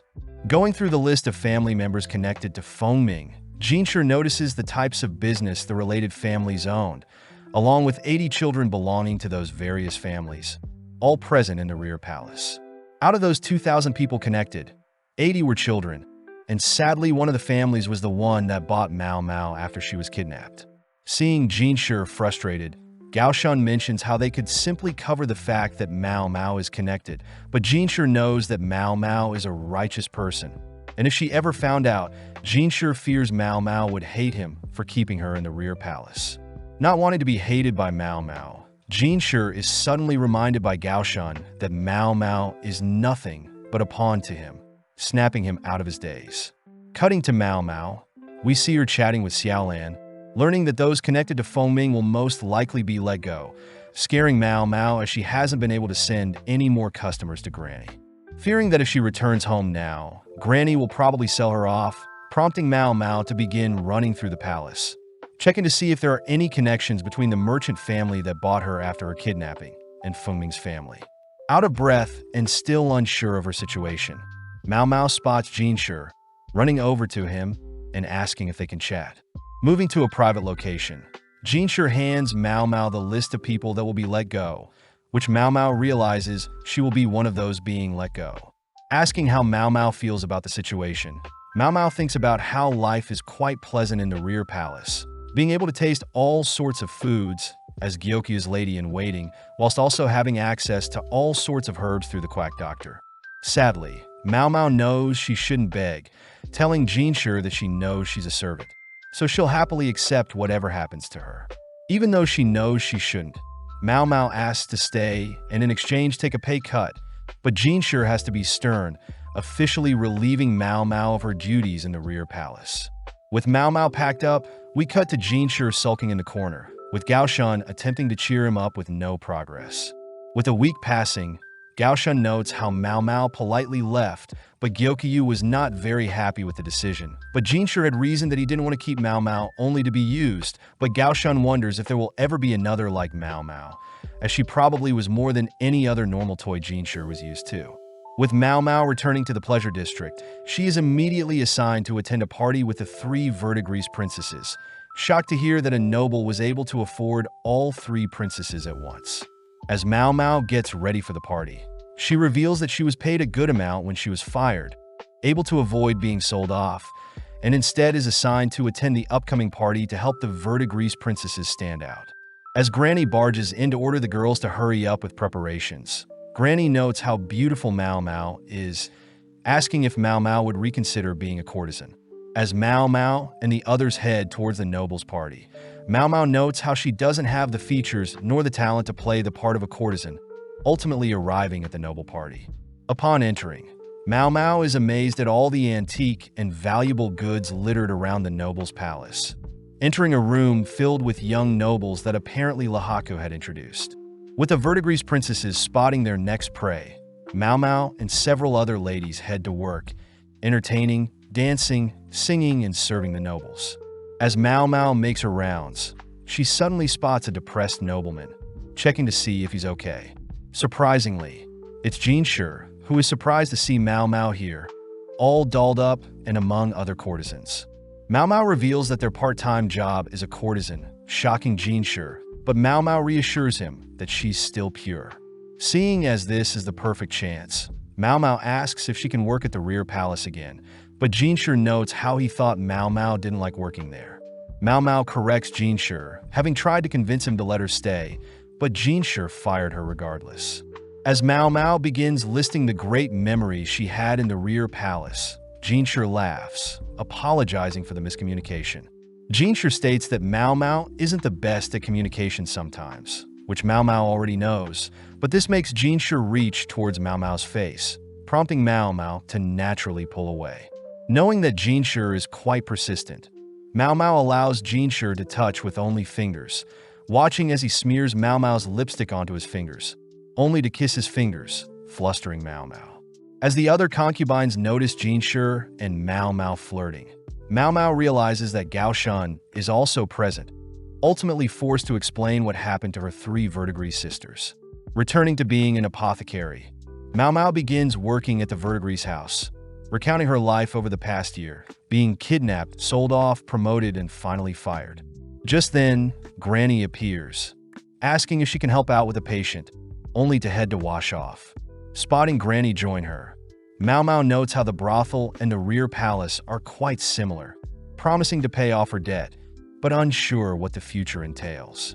That night, Mao Mao struggles to fall asleep, telling her dad that she needs to get some fresh air, heading into the garden, only to reminisce about her time in the rear palace, all whilst it begins to snow. The next day, Jinshi arrives at the verdigris house, offering Granny a huge amount of gold, along with a strange insect, all in exchange for Mao Mao.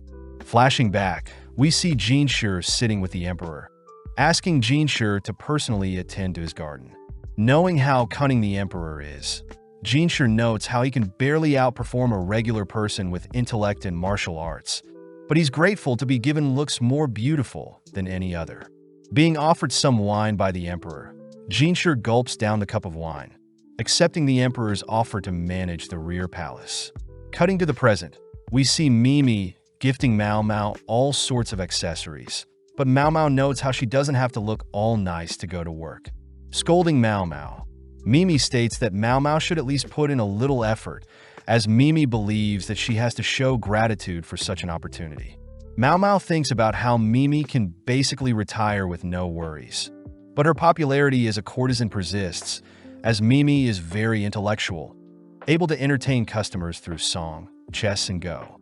Just then, Perrin and Joka arrive. Joka wishes Mao Mao the best with her new job, but they also ask that Mao Mao send them some wealthy customers as well. As Mao Mao begins heading through the streets of town at night, she begins thinking about how she was lured in by the caterpillar fungus Jinshi had offered her. But Mao Mao also feels bad for leaving her father again. Mao Mao notes how her father did say he would allow her to do whatever she wants. But as Mao Mao heads back home, she greets her father, who is shocked at all the items she got from the verdigris princesses. Wondering how she'll bring her mortar, pestle, and notebook, Mao Mao's father notes how Mao Mao isn't a doctor, and by carrying around those heavy-duty items, it'll seem like Mao Mao is plotting something. Seeing as tomorrow is the big day, Mao Mao and her father head to sleep, with Mao Mao scooching close to her father. Seeing Mao Mao guilty for leaving, Mao Mao's father reassures Mao Mao that she can return anytime she wants, knowing that her father, her granny along with her 3 big sisters will be waiting for her. With the big day arriving, Jinshi is shocked to see Mao Mao being delivered by Granny and the 3 verdigris princesses, but before Mao Mao leaves, Granny reminds Mao Mao to bring back wealthy guests. With Mao Mao entering a carriage with Jinshi, Mao Mao blames Jinshi for drawing so much attention, but before Jinshi can say anything, he gets nervous, choosing to ride in silence. As they reach the rear palace gates, Jinshi spots Mao Mao catching the eyes of fellow guards, asking Mao Mao to put back on the freckles while she's working. At the same time, we see a man playing Go all by himself. Learning that Jinshi had recently bought a courtesan, intrigued that the lady was from the verdigris house. Upon reaching their destination, Jinshi is very protective of Mao Mao, revealing that Mao Mao will be working at Jinshi's house. Gao Shun explains that since Mao Mao was fired from the rear palace, Mao Mao will now be working in the outer court, compared to the rear palace, which is considered the inner court. Upon entering the premises, an older lady helps take Jinshi's jacket, introducing herself as Surian, Jinshi's attendant, explaining that she has heard of Xiao Mao, Mao Mao's supposed alias. Showing Mao Mao around, Surian states that there are two separate buildings and that one building has an office and the other is the personal residence. Surian mentions Jinshi as a young master, piquing Mao Mao's interest, but as Mao Mao is shown her room, she notes how luxurious her room is, especially for a servant like her. Speaking to Jinshi, Jinshi states that Mao Mao won't be a servant and instead would like Mao Mao to take the court lady exam.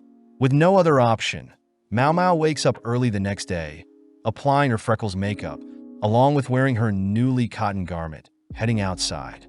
Upon spotting some smoke nearby, Mao Mao heads to greet Surian, offering to help cook breakfast, but Surian reassures Mao Mao she's almost done. Mao Mao learns that there aren't any other attendants, as Surian is quite strict on the type of food Jinshi gets served, shocked to hear that the previous attendants hired ultimately didn't last. As Surian tells Mao Mao horror stories of past attendants, Mao Mao heads to help wake up Jinshi, amazed at the wasted potential of Jinshi's beauty. Just then, Jinshi offers Mao Mao a different room, but Mao Mao is curious why the sudden offer, spotting Gaoshun trying to tell her something. Asking for a room with a stable and a well nearby. Jinshi unfortunately can't provide stables, but we cut to later that day.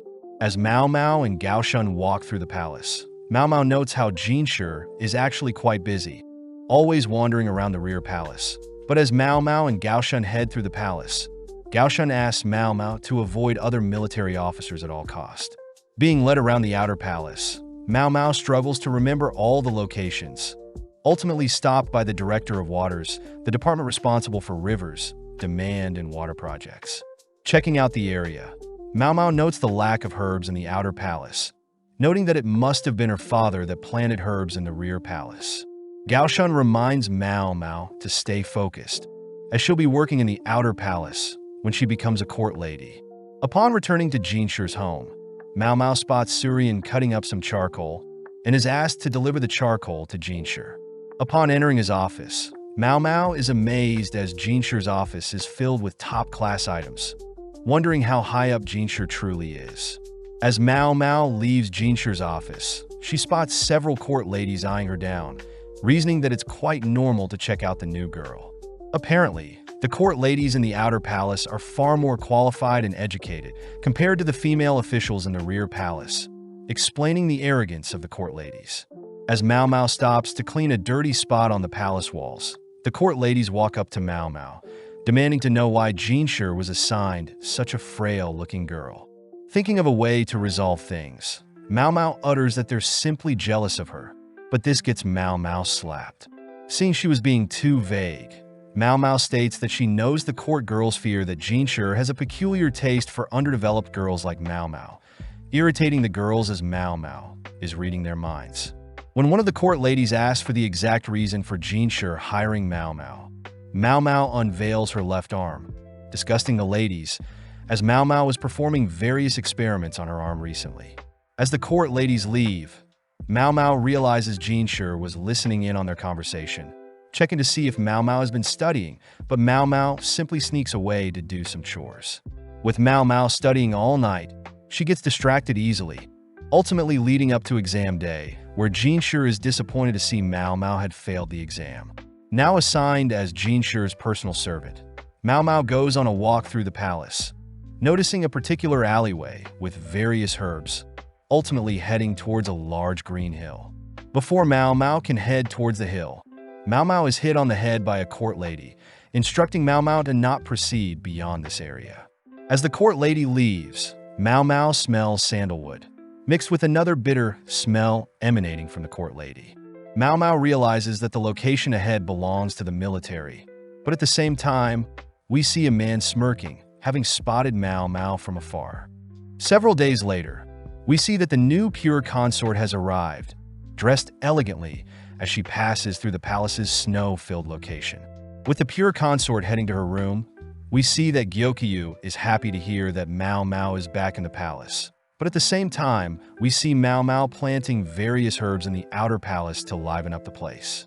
Just then, Surian appears, calmly reminding Mao Mao to clean up the office, prompting Mao Mao to apologize, rushing off to fulfill her duties. Cutting to Jinshi, We see him confused to see messages from both Lihua and Gyokyu, but just then Mao Mao enters his office. Jinshur asks if Mao Mao has heard of the new pure consort that was set to replace Aduo, but Mao Mao admits she hasn't, which Jinshur reveals that Mao Mao has been requested to educate the new pure consort. When Mao Mao calls Jinshur out for joking around, Jinshur reveals that Lihua and Gyokyu had recommended Mao Mao to be the teacher, which Mao Mao can't refuse. Immediately packing her stuff, Mao Mao notes how she's being paid pretty well, thanks to her granny bargaining for higher pay. Getting an idea, Mao Mao tries to up the price for her teacher fees, but Surian intervenes, stopping Mao Mao from scamming Jinshur. Seeing Jinshur curious about all her belongings, Mao Mao growls at Jinshur, stopping him from snooping around. With Gaoshan offering to help Mao Mao wheel all her belongings, Mao Mao states that she will carry everything herself, setting off to the rear palace with Gaoshan and Jinshur.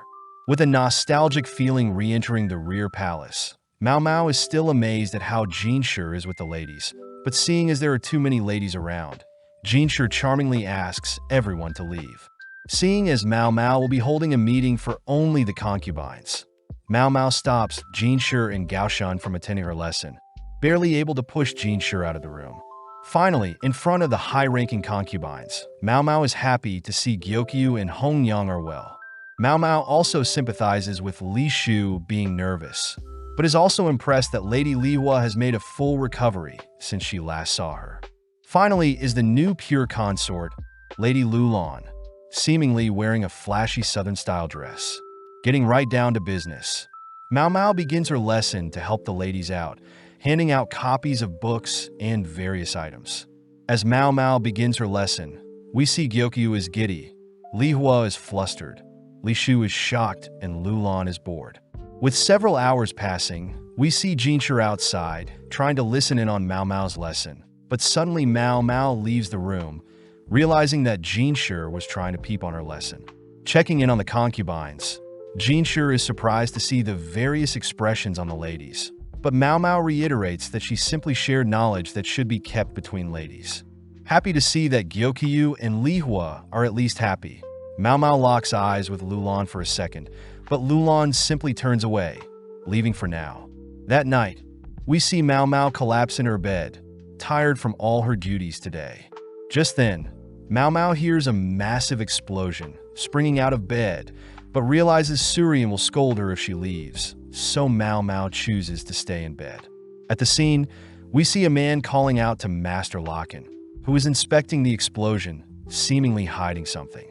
The next day, Mao Mao helps clean up Jinshur's office, taking piles of paper to burn near the military office, but suddenly is thankful that Gaoshan and Jinshur have given her some extra layer of clothing. Heading around the rear palace, Mao Mao notes how it's such a shame that no medicinal herbs are being grown, making it her goal to plant herbs beside the already existing dandelions and mugworts. Getting distracted by various other plants, Mao Mao spots Lahaku from afar, rushing to greet him. Noticing he has a different belt color, Mao Mao realizes that Lahaku doesn't know she was fired from the rear palace, but commends Lahaku for working hard to get promoted in order to visit Perrin again. Mao Mao reveals that, in order to spend a night with Perrin, a commoner must fork over half of their annual salary. But since Lahaku couldn't afford Perrin, Lahaku had been sitting down to have tea with other ladies, hoping to catch a glance of Perrin. Noticing the destroyed building, Mao Mao learns that the massive noise was due to a fire last night, and Lahaku has been sent out to investigate.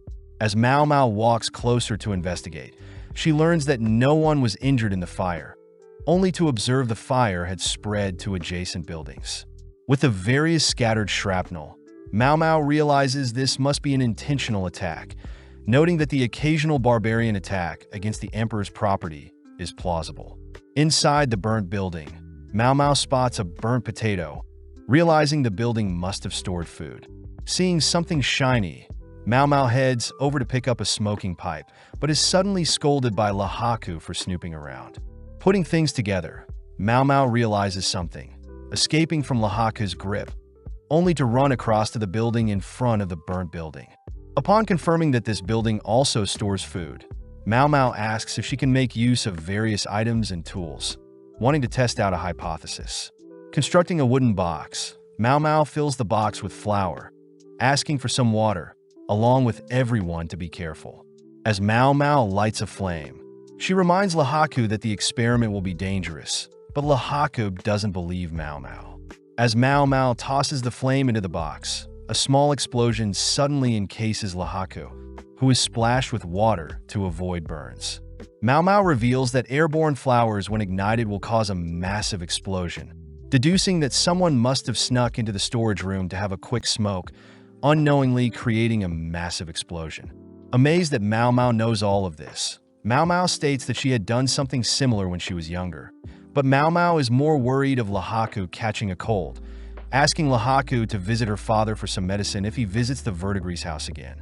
That night, Mao Mao realizes that the steel pipe she found must have belonged to a high-ranking noble, choosing to clean it up and keep it for now. At the same time, we see a man crying that he is worthy too, but off to the side a mysterious man observes the crying man. The next day, we see several eunuchs chatting about how Lahaku had figured out the reason for the explosion in the storage room, but they all note how there are rumors that a servant girl was the one who solved it, believing she belongs to Jinshur. Just then, Lakan appears, having been sleeping nearby, asking if the men could tell him more about the rumors. That night, we cut to Mao Mao doing some housekeeping, only to run into Gaoshun, who asks Mao Mao to look at a scroll. The scroll is apparently about a poisoning that occurred 10 years ago, involving the poisonous pufferfish. Dreaming of the day she gets to taste pufferfish, Gaoshun offers to take her to a shop, piquing Mao Mao's interest. Gaoshun reveals that recently a colleague had asked for advice regarding a similar event that occurred recently, involving a high-ranking bureaucrat who ate a pufferfish and is now in a coma. Wondering if she should be hearing this top-secret information, Gaoshun is happy to share, trusting that Mao Mao will keep everything a secret. Continuing, Mao Mao double-checks that the bureaucrat was poisoned upon eating the flesh of the pufferfish, strange as the poison normally resides in its guts. Gaoshun corrects Mao Mao, as there are cases of poisoning upon eating a pufferfish's flesh, making Mao Mao reassess all the evidence. Mao Mao notes how both cases of pufferfish poisoning had chefs that didn't intend on using the pufferfish, and both victims were food connoisseurs, both loving raw fish, especially pufferfish. In both cases, the guts of the pufferfish was found intact, and cooks stated that pufferfish was never served to the victims, but the symptoms of the victims matches those from the poison of a pufferfish. Since there is no way to conclude anything, Mao Mao asks if Gaoshun can gather more information, watching as Gaoshun leaves. Mao Mao notes how it's common to have food sit in the trash for a few days, meaning the cooks don't seem to be lying. But just then Jinshur appears, scaring Mao Mao. Jinshur asks what Mao Mao is thinking of, all while Surian dries Jinshur's hair, but needing space to think, Mao Mao leaves. The next morning, Gaoshun hands Mao Mao one of the chef's recipe books, confirming that the instructions seem to be relatively normal. Gaoshun mentions how the dish containing fish and vegetables have different vinegar mixtures, but Mao Mao reasons the vinegar mixture changes depending on the type of fish and vegetable. Unable to figure out a solution, Mao Mao suddenly spots Jinshur curious about the case as well, forced to allow Jinshur to sit in on their conversation. Mao Mao learns that the bureaucrat poisoning happened a week ago, believing the vegetables used must have been radish or carrots, but upon hearing that the vegetable used was seaweed, Mao Mao smirks, asking to inspect the kitchen. Quietly walking through the palace, Mao Mao greets Basin, quietly following Basin into the carriage. Basin states that once they arrive at the kitchen, the servants will show Mao Mao around, impressing Mao Mao as Gaoshun was able to arrange a visit so quickly. Glancing at Basin, Mao Mao notes that Basin looks familiar but brushes it aside. Upon arriving into the kitchen, Mao Mao gets to work inspecting the area, but just then an angry man marches into the kitchen, demanding that everyone leave. Intervening, Basin states that they've been granted permission to inspect the kitchen, calming down the man, who is revealed to be the poisoned bureaucrat's younger brother. Getting back to work, Mao Mao notices that the cooks washed all the tools and kept their kitchen clean, but spots several vases on the shelf. Upon opening a vase, Mao Mao smirks, learning that the vase stores seaweed that is the bureaucrat's favorite food item. With the younger brother nagging everyone to leave, Mao Mao gives in, heading back into the carriage with Basin. Basin asks why Mao Mao left so easily, but Mao Mao reveals she stole some of the seaweed, finding it weird that the seaweed is able to be preserved for so long. Mao Mao hints at the fact that the seaweed must be imported from somewhere south, asking Basin to investigate where the seaweed came from. A couple hours later, Basin reports to Jinshi and Mao Mao that the seaweed was indeed not the chef's regular seaweed, but the chef still used the imported seaweed, believing it isn't poisonous. Mao Mao reveals that poisonous foods can initially start out poisonous, but after some process can become edible. An example is that eels are originally poisonous, but after draining their blood or cooking them, they become edible. Same case is true for this imported seaweed, as it needs to be soaked in lime water first. Having one pure batch of seaweed and one batch soaked in lime water, Mao Mao munches on the pure batch first, but Gao Shun and Jinshi feed Mao Mao the emetic agent to force Mao Mao to throw up. Moving on, Mao Mao states that the issue is the person that imported an irregular food item that no one is used to, meaning the poisonous seaweed was the culprit. But so is the person who imported the seaweed. Several hours later, Gao Shun reveals to Mao Mao that the younger brother of the bureaucrat was the one that imported the poisonous seaweed, revealed to have hated his older brother for getting all the attention. Mao Mao finds it weird that a man would have stumbled onto something so dangerous, but learns that the younger brother learnt of the poisonous food through a mysterious man at a tavern. Back to house chores, Mao Mao is sad that she didn't get to try the poisonous seaweed, but is reminded of the insect mushrooms Jinshi had gifted her, wondering if she should make an alcohol or a pill. Just happy to have access to such rare items, Mao Mao gleefully greets Jinshi, but Jinshi is clearly weirded out, hitting his head on a pillar to calm down. Sitting down, Jinshi reveals that he is quite busy, but worst of all there is a man annoying him. Jinshi states that that man is a high-ranking military official that comes from a wealthy family, but is past his 40s and hasn't married yet. Jinshi states that the man is only interested in go, shogi, and stepping in on other people's business. But hearing all of this, Mao Mao realizes something, choosing to suppress her thoughts for now. The next day, Mao Mao is seen pondering on the strange man Jinshi told her about. But following Jinshi, we see that Locken is the man giving Jinshi issues. Jinshi deduces that Locken is wondering why Jinshi bought a courtesan like Mao Mao. But Locken begins rambling on about a verdigris girl that he used to play go and shogi with. Curious as to who the girl was, Locken ignores Jinshi's question, stating that he was tempted to purchase the verdigris courtesan, but other men outbid him. Locken states that the courtesan treated everyone equally, revealing that he could never forget about her, uttering that he used a dirty trick to devalue the expensive courtesan. Before Locken reveals what he did, Locken asks about Mao Mao, having heard that Mao Mao is quite smart. Locken mentions how he had a metalworker friend that passed away recently, adding that the metalworker had 3 kids, but wasn't able to teach the kids their trade secrets before they passed away. Instead, the metalworker left behind a confusing will, asking if Mao Mao could help him solve the metalworker's secrets. With no other choice, Jinshi asks for more details, all whilst Mao Mao notices a storm is brewing. Later that day, Mao Mao sits before Jinshi, noting that Jinshi looks more bothered than usual. Apologizing for the inconvenience, Jinshi tells Mao Mao about a metalworker that had passed away without telling his sons his techniques. Techniques that only the metalworker would know. Intrigued, Mao Mao continues listening, prompting Jinshi to reveal that the metalworker had 3 sons that were all the metalworker's apprentices as well. Apparently, the metalworker had assigned his shack to the oldest son, the furniture to the second son, and a fishbowl to the youngest. Additionally, there was a final note, asking all 3 sons to have a tea party, which both Mao Mao and Jinshi acknowledge is very strange. Jinshi mentions how the sons don't know what it means either, which makes Mao Mao try to find a link between the shack, furniture, and fishbowl. Seeing as the value of item goes in descending order, Mao Mao asks more details on each item, but Jinshi admits that he has no idea, instead handing Mao Mao the address Locken had provided, weirding Mao Mao out as it's like Jinshi read her mind. Asking for some time off, Mao Mao meets Basin, who once again instructs Mao Mao to behave and not step out of place. With Mao Mao and Basin keeping the chatting to a minimum, they head to the address, greeting a man who shows Mao Mao and Basin around the home, telling Mao Mao that the owner used to collect strange materials. The man takes Mao Mao and Basin to the main house, revealing that the shack is used as a tea house for the craftsmen. Upon entering the main house, Mao Mao greets the two older brothers, realizing the man showing them around was the youngest brother. But both Mao Mao and Basin notice the room's furniture is arranged weirdly. Seeing everything placed in the middle of the room, Mao Mao notes how the table strangely brings everything together, but spots a nicely crafted chest of drawers.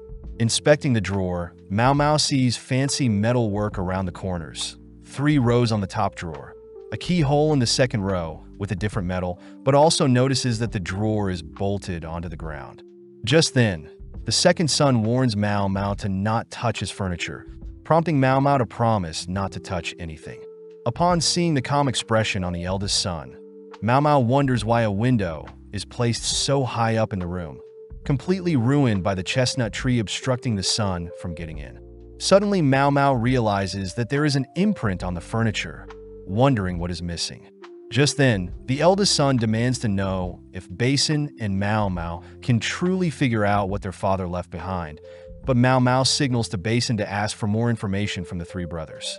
The eldest son reiterates that he was left behind the shack. The second eldest was left the chest of drawers, and the youngest was given a glass fishbowl, an item that Mao Mao knows is quite expensive, having expected it to be made of ceramic or wood. Speaking up, the second son berates his father for also leaving him a useless key that doesn't work on the keyhole in the second row, nor any other keyholes on the drawer. Agreeing, the eldest son is annoyed he can't get the second son's chest out of his shack, but hearing his 2 older brothers talk bad about their father, the youngest son tries to interject. Sadly, the 2 older brothers talk over the youngest son, stating that the youngest is lucky to even be given an item that he can sell, but hearing all of this, Mao Mao can't help but feel sad for the youngest son. Suddenly, their mother appears, ordering the oldest sons to stop being negative, apologizing to Basin and Mao Mao, only to serve everyone some tea. Mao Mao realizes that the brothers have a set position in the room, perfectly allowing the sun to hit the chest in a few minutes. But Mao Mao notices that there is no sun damage on the chest. Realizing something, Mao Mao gets up and heads over to the drawer, noticing something is stuck in the drawer's keyhole. Seeing Basin following her around, Mao Mao realizes Basin looks like Gao Shan, but turns to the second brother, learning that the drawer used to open and that there is only one key. The second son also mentions that their father said whatever is inside will break if the sons force the lock open, giving Mao Mao enough pieces to begin thinking. Re-evaluating all the information the brothers had given her, Mao Mao stumbles onto a possible solution, asking the youngest if the fishbowl was originally placed near the window. The youngest son confirms that the fishbowl did indeed sit in front of the window, and even had a fish, as during winter the fish would be placed in front of the window to keep warm. Mao Mao rushes off to fetch some water, filling the fishbowl with some liquids, only to turn the markings on the fishbowl inwards. Just then, a concentrated beam of light shines across the room, perfectly burning whatever is clogging the keyhole of the drawer. With the sun now retreating behind the chestnut tree, the beam of light disappears. Smelling something strange from the drawer keyhole, Mao Mao asks the second son to open the chest drawer, confirming that the metalworker suffered from persistent anemia, stomach aches, nausea, and depression. Taking out the middle drawer, Mao Mao spots a key, realizing that the beam of light must have melted a piece of metal and reshaped it into a usable key. Using the key to open the remaining drawers, Mao Mao recognizes the material from when the youngest son gave her a tour, but the second and oldest son are complaining that they don't know what is happening. Mao Mao sees that the youngest knows what one of the metals are, being a mixture of lead and tin, reminding Mao Mao of a time when she tried to copy her father's medicine, but ended up poisoning herself.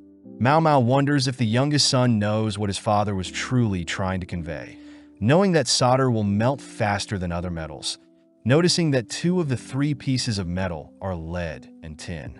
Mao Mao wonders if they need to mix the 3 metals together, wondering if the metal's melting points are quite low, also realizing if the shape of the drawers represent the ratio of each metal to be melted together. Annoyed at these random items, the second and oldest brother begin to storm off, but the youngest brother speaks up, stating that he believes their father wants the three of them to work together. The oldest brother reminds the youngest that their father only cared about the youngest, but the youngest reveals that their father always believed the eldest son to be reliable and accurate, whilst the second son was always good with people. With nothing else to do, Mao Mao and Basin take their leave. But before Mao Mao leaves, Mao Mao tells the youngest son to visit her father if he ever gets ill. Several days later, Locken thanks Jinshi for the intel, but Jinshi knows that Locken already figured out what the metalworker wanted for their sons. Apparently, the youngest son will take over their father's craftsmanship, whilst the oldest will focus on bookkeeping and the second son will focus on getting more clients. Jinshi wonders what Mao Mao did to convince the brothers to begin working together, but can't help but wonder what Locken is planning, as Locken utters that talent shouldn't be hidden away. Jinshi actually agrees with Locken's statement, noting how Locken was able to find talent and climb the ranks. Changing topics, Jinshi asks to know the remaining part of the courtesan story, but Locken utters that he should find out for himself. As Locken leaves, Gaoshun personally asks Jinshi something, but as we cut to later that night, Jinshi is seen asking Mao Mao to apply makeup on him. With Swearin leaving Mao Mao and Jinshi alone, Mao Mao notes how Jinshi doesn't need makeup to appear more beautiful, joking that Jinshi would topple a nation and seduce everyone if he were any more beautiful. Stating that he's serious, Jinshi asks Mao Mao to make him less beautiful, asking Mao Mao to give him freckles. Happy to help, Mao Mao reveals that she mixes dried clay with oil. But as Jinshi tries mixing a mixture for his face, he learns that the lacquer chemical can permanently change his looks.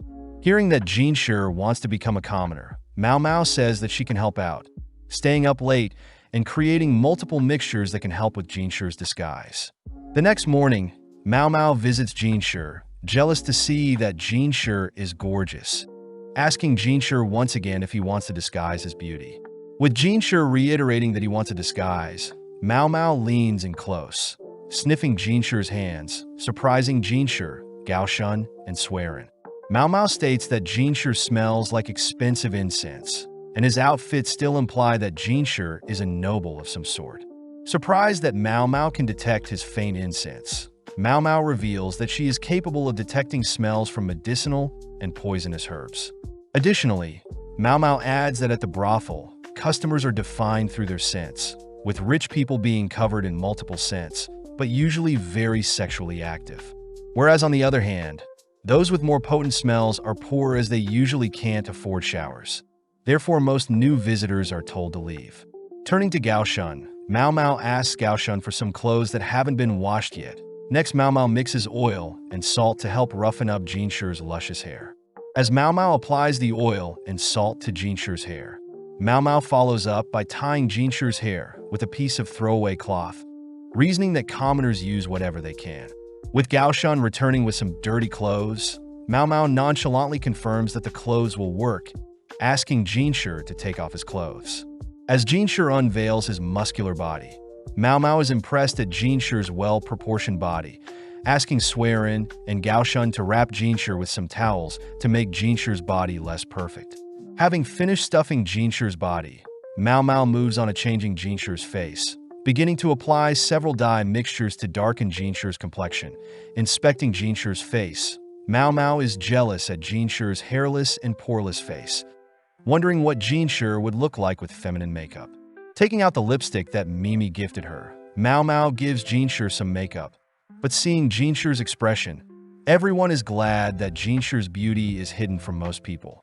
Back on track, Mao Mao adds random blotches to Jinshi's face, along with eye bags and various moles. Additional blotches are added around Jinshi's body and under Jinshi's fingernails, but seeing Jinshi's masculine hands, Mao Mao realizes Jinshi has calloused hands, most likely from wielding a sword. Next, Mao Mao unveils a potent mixture, asking Jinshi to drink it in order to change his voice, as the drink is made from several irritants. Finally, Mao Mao asks Jinshi to stuff his cheeks with cotton to change his face structure, revealing Jinshi's new look, but Mao Mao is still amazed that Jinshi is quite good-looking, even after all of her hard work. Cleaning up all her tools, Mao Mao mentions how she's heading home to visit her family, but gets scared seeing Gao Shun smiling. Gao Shun reveals that Jinshi will be accompanying her home, but utters that having Gao Shun or Swearin accompany Jinshi would make Jinshi stand out, asking Mao Mao to accompany Jinshi. Trying to come up with any excuse she can, Mao Mao is cornered by Swearin, offering to disguise Mao Mao herself. With no other choice, Jinshi and Mao Mao travel by carriage, with Mao Mao occasionally giving Jinshi pointers on how to look more common. With Mao Mao so gracefully dressed, Jinshi asks Mao Mao to call him Jinka, and Jinshi will address Mao Mao as lady, seeing as Swearin lent Mao Mao her daughter's prestigious dresses. With Gao Shun dropping the two off with a map, they both begin exploring the town, all whilst Mao Mao wonders if Jinshi could have blended with a woman's disguise. Asking where they're heading, Mao Mao learns that Jinshi wants to meet up with a colleague outside the pleasure district, but at the same time we see that Basin has been instructed to secretly watch over the two, but Jinshi has already found out Basin is following them. As Mao Mao and Jinshi continue through town, Mao Mao gets distracted by some lovely-looking vegetables, wondering if she can boil the vegetables with some chicken, but is reminded by Jinshi to keep up the disguise. Sad that she can't make a meal for her dad, Mao Mao notes how sad that a genius like her father doesn't care about money, probably able to earn a good living with his skills, but chooses to live in a shack. With Mao Mao deep in thought, Jinshi grows agitated, asking Mao Mao why she is so quiet. Mao Mao wonders if they should chat for a bit, but gets distracted by a familiar smell, running off to buy some chicken skewers. With Mao Mao graciously offering Jinshi a skewer, they both head into an alley, where Mao Mao begins savoring the nostalgic taste. With Jinshi joining in, he remarks that the skewers remind him of his time in camp, something Mao Mao knows only soldiers go through, wondering what Jinshi was like in the past. With Jinshi thoroughly enjoying the skewers and Basin jealously watching nearby, we cut back to Gao Shun, who has returned back to the palace, greeting Swearin, who is on the floor. Swearin asks Gao Shun to not touch a suitcase, having covered it with a persimmon smell, which Gao Shun knows is filled with toys Jinshi used to play with. Swearin reminisces on how Jinshi would always cling to a single toy, never wanting to let it go, but is impressed that Jinshi has now found a new toy to obsess over. Seeing the sun setting, Jinshi spots Mao Mao picking up the pace, accusing Mao Mao of wanting to leave him, which Mao Mao secretly admits, wanting to head back to buy some vegetables and chicken. Getting serious, Jinshi asks if Mao Mao is happy in the palace, prompting Mao Mao to mention how she is definitely grateful to be given an interesting job, but Mao Mao still worries about her father, saying that he adopted her. Jinshi wonders what's so impressive about Mao Mao's father, letting Mao Mao brag about how her father had studied both Eastern and Western medicine, shocking Jinshi as only talented people get to study abroad. Since only people acknowledged by the empire get to study abroad, Jinshi wonders why Mao Mao's father works in the pleasure district, shocked to hear that Mao Mao's father was unlucky and became an eunuch. Realizing something, Jinshi wonders where he had heard of a talented apothecary turned eunuch before, but at the same time, Mao Mao checks their map, realizing their destination is a restaurant just up ahead. Seeing several ladies clinging onto wealthy men nearby, Mao Mao realizes why Jinshi needed a disguise, uttering that Jinshi could have just come to the pleasure district instead. Seeing as Mao Mao has caught on, Jinshi asks if Mao Mao can tell him the names of the frequent customers at the VIDZ's house, but upon hearing that Mao Mao can't tell him due to customer privacy, Jinshi boldly asks Mao Mao how someone could devalue a courtesan. Insulted by Jinshi's question, Mao Mao gives in, mentioning that there are multiple ways, since all girls are trained even when they are still servants. Afterwards, the girls are split into beautiful and non-beautiful, with the less fortunate having to sell their bodies. The beautiful and talented are given more opportunities to learn and grow, ultimately skyrocketing their value as a lady, until the day they are bought. Mao Mao reveals that a courtesan's value is based on their purity, meaning the less pure drop in value in a pregnancy will completely devalue a courtesan. Having told Jinshi everything she can, Mao Mao leaves, only to be stopped by Jinshi, but Mao Mao utters that if she joins Jinshi into the restaurant, Jinshi's plan will be ruined. With Jinshi letting Mao Mao go, Mao Mao notes how she was able to hide her emotions, spotting Jinshi enter the restaurant. That night, Mao Mao has a nightmare of a disheveled lady, holding a child down, seemingly ready to slay the child. Waking up, Mao Mao wonders if the nightmare was when she was a child, but blames Jinshi for making her remember. As Mao Mao and her father have breakfast, Mao Mao's father asks Mao Mao to visit the VIDZ house for him, prompting Mao Mao to head to the VIDZ house, greeting some of the workers. Having not seen Mao Mao in a while, one of the male workers notes how he's impressed that Mao Mao is so busy, but just then Perrin is seen arguing with someone, only to rush towards Mao Mao, happy to see that Mao Mao has visiting. Seeing Granny storming after Perrin, Mao Mao states that Perrin seems busy as well, watching as Perrin and Granny argue. Quietly sneaking off, Mao Mao heads to a separate building nearby, worrying Granny and Perrin. Quietly heading into a building, Mao Mao greets the lady inside, revealing that the lady used to chase her off, but is now comfortable with Mao Mao bringing her medicine. Knowing that the lady is suffering from an illness, Mao Mao feeds the lady some of her dad's medicine, worried that the medicine won't even help relieve the lady's pain. Cutting to Granny, we see her worried that a customer has appeared again, asking for Mimi to keep the customer busy. At the same time, Mao Mao thinks about how popular the VIDZ house is today, as the VIDZ house used to be a place of shame with most courtesans catching syphilis due to unsafe practices. Apparently, Mao Mao's father had tried to warn and cure those affected by syphilis, but Granny and the courtesans didn't want a random eunuch to touch them, ultimately allowing rashes to grow on those affected by the disease. The lady in this room was one of the victims, locked away from society, which is better than being thrown away. As Mao Mao begins tidying up the room for some fresh air, Mao Mao is told by another servant girl that a man is currently visiting, and Mao Mao is to not leave this room. With Mao Mao understanding the situation, Mao Mao notes how that man is dangerous, but suddenly sees the lady sit up, only to begin placing random rocks in a sort of pattern. As Mao Mao sits in the room waiting for the man to leave, Mimi is seen entering the room, happy to report that the man is gone, but sadly tells Mao Mao that she is getting an offer again. With Mao Mao and Mimi heading back, Mao Mao wonders how Mimi can speak to such a strange man. But Mimi notes how as long as the man pays, she's happy to serve him. As Mimi and Mao Mao head to a nearby bathhouse, Mimi wonders if she should take retirement seriously, which Mao Mao notes that retirement age for courtesans is around 30, and Mimi is not even 30 yet. As the two relax in the bath, Mao Mao hears that Mimi plans to stay a courtesan for a little while longer, curious as to whether Mimi is in love or not.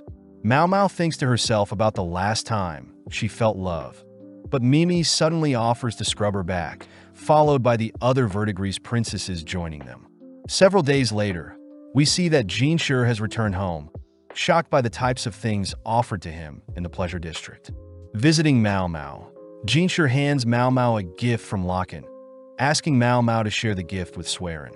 Cutting their conversation short, Mao Mao heads to work, but Swerin notices that Jinshi and Mao Mao seem to be on bad terms. That evening, Swerin tells Mao Mao they will be having a vegetarian dinner, reminding Mao Mao to not eat any meat or fish. Seeing Mao Mao distracted, Swerin asks Mao Mao to stop hiding weird plants in the warehouse, wondering why she doesn't ask Jinshi for a place to store the plants. Mao Mao reiterates that she is a servant, which Swerin respects, as Mao Mao clearly knows where she stands, but reminds Mao Mao that at the end of the day, everyone is human, and if Mao Mao separates humans based on status, Mao Mao could miss opportunities in the future. Getting back to work, Swerin asks Mao Mao to pick up some things for her, prompting Mao Mao to head to the palace's pharmacy, a place that Mao Mao only dreamt of visiting. Seeing hundreds of cabinets, Mao Mao wonders if she could quickly snoop through each cabinet, but suddenly hears someone calling out to her. Realizing that it was the court lady from several days ago, Mao Mao says that she's here to pick up some stuff, but suddenly a man calls out to the lady Swerin. Swerin reveals that she's here to restock the medicine in the guardhouse, which Mao Mao realizes explains why she smelt like medicine when they met near the guardhouse, since she works there. Seeing Swerin glare at her, Mao Mao simply waits for Swerin to leave, overhearing the man utter that he feels bad for a court lady to be running errands, but rushes back to fetch Mao Mao's items. As Mao Mao heads back with the items Swerin requested, Mao Mao wonders who Jinshi truly is.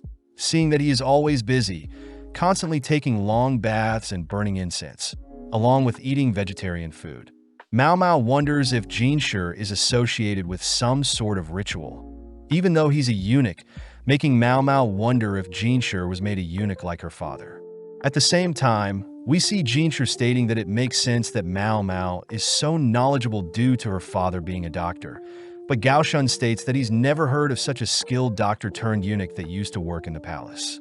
Just then, Locken barges in, offering to continue their conversation from before, glaring at Jinshi.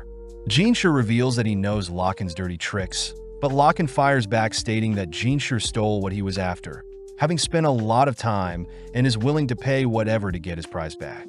Glaring back, Jinshi states that he refuses, shocked to hear that Locken also knows who Jinshi truly is. But Jinshi is pissed knowing that Locken is Mao Mao's true father by blood. With a smirk, Locken leaves, asking Jinshi to tell Mao Mao he'll be visiting sometime. That evening, Jinshi runs into Mao Mao, telling Mao Mao that Locken wants to meet Mao Mao, but seeing Mao Mao glare at him, Jinshi says he'll turn down Locken's offer. With Mao Mao sad to see that Jinshi knows she is related to Locken, Mao Mao heads for the flower hill near the guardhouse, distracted as there are so many herbs on the hill. Suddenly, Soiree appears with a scythe, demanding to know what Mao Mao is doing here. Defusing the situation, Mao Mao says she's here to visit, prompting Soiree to kneel down beside Mao Mao, telling Mao Mao to be careful to not visit this hill too often. Seeing Soiree quietly pull out weeds, Mao Mao wonders what Soiree is planting. But upon hearing that Soiree has a herb that can bring back the dead, Mao Mao rushes towards Soiree, demanding to know what this magical herb is.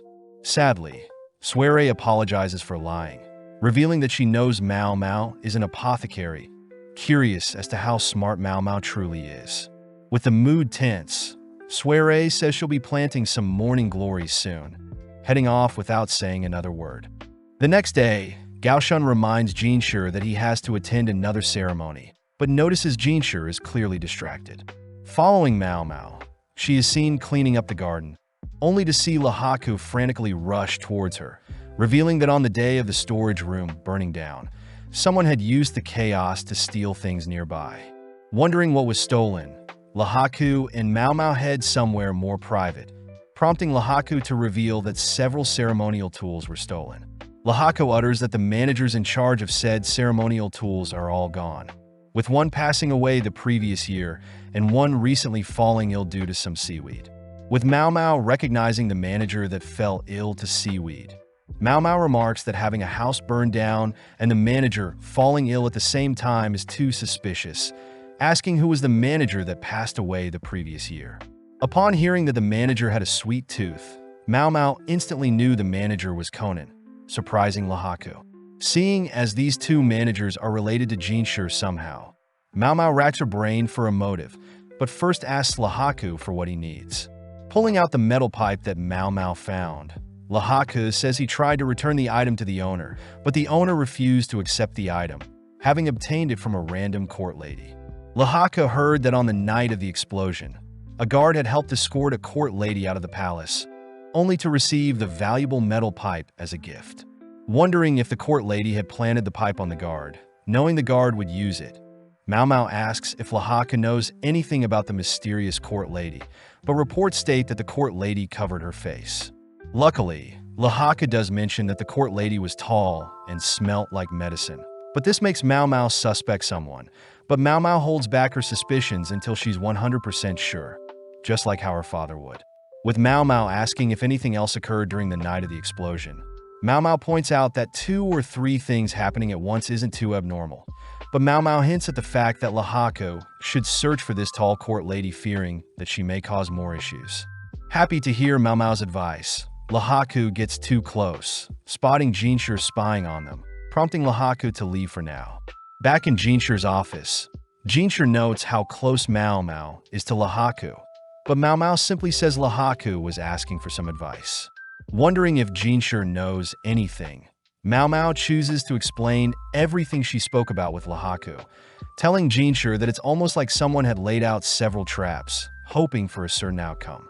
Hearing this, Jinshi and Mao Mao both agree that these incidents could still be coincidences. But Jinshi notices that Mao Mao is not excited about this mystery, stating that she doesn't want to step out of line.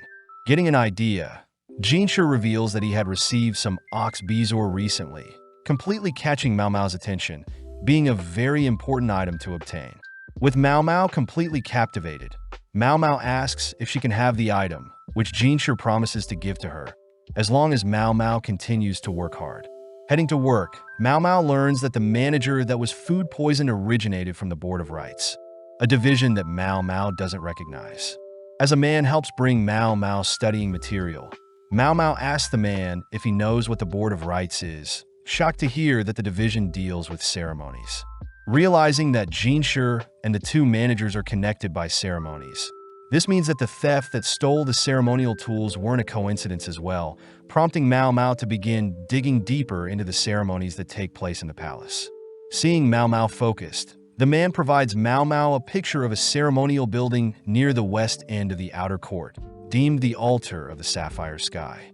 The man points out that there is a pillar in the middle of the building, along with several banners that are hung during ceremonies, which makes Mao Mao wonder why the man knows so much about the ceremonies.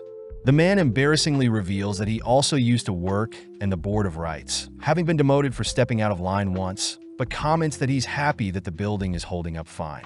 Elaborating, the man says that the central pillar in the building always seemed sketchy, as it seemed as if it would break and collapse on whoever was underneath. But when the man brought up the issue, he was demoted. Hearing this, Mao Mao realizes someone very important could be killed if things went wrong, suddenly realizing something horrible will happen. Demanding to know when the next ceremony will take place, Mao Mao is shocked to hear that a ceremony is occurring as they speak, instantly rushing out the door, believing that this is the work of an evil genius. As we see a man walking towards the middle of the ceremonial building, Mao Mao realizes that the several traps laid out will eventually cause something catastrophic to happen today, finally reaching the ceremony building. As Mao Mao dashes past some guards, Mao Mao ultimately gets stopped and questioned, but Mao Mao cries that the guards need to stop the ceremony or else something terrible will occur. With the guard reminding Mao Mao that she is a slave, Mao Mao realizes she's a hypocrite, but seeing as someone's life is at stake, Mao Mao once again asks the guards to stop the ceremony. Coming up with an idea, Mao Mao smirks, accusing the guard to be working with the perpetrator and praying for the downfall of the person inside. But this only causes the man to whack Mao Mao to the ground. Barely able to stay awake, Mao Mao is seen badly bruised. But seeing as everything is going according to plan, Mao Mao reveals that she knows who the important person is inside, begging the guard to allow her through, and in exchange Mao Mao will personally take all the blame if the ceremony is ruined.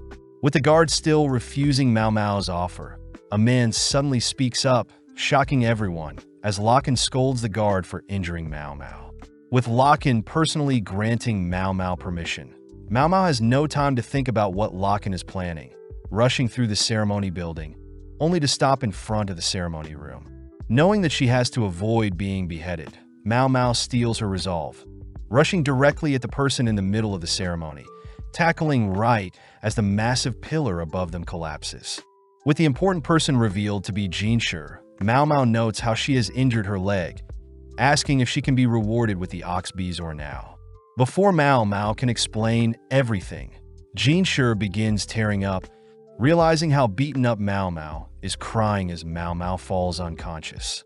With a serious glare, Jinshi carries Mao Mao out of the building, passing by Locken, but upon seeing Jinshi appear, every single person in the vicinity bows their head to Jinshi, shocking Locken, as Jinshi is clearly a very important person.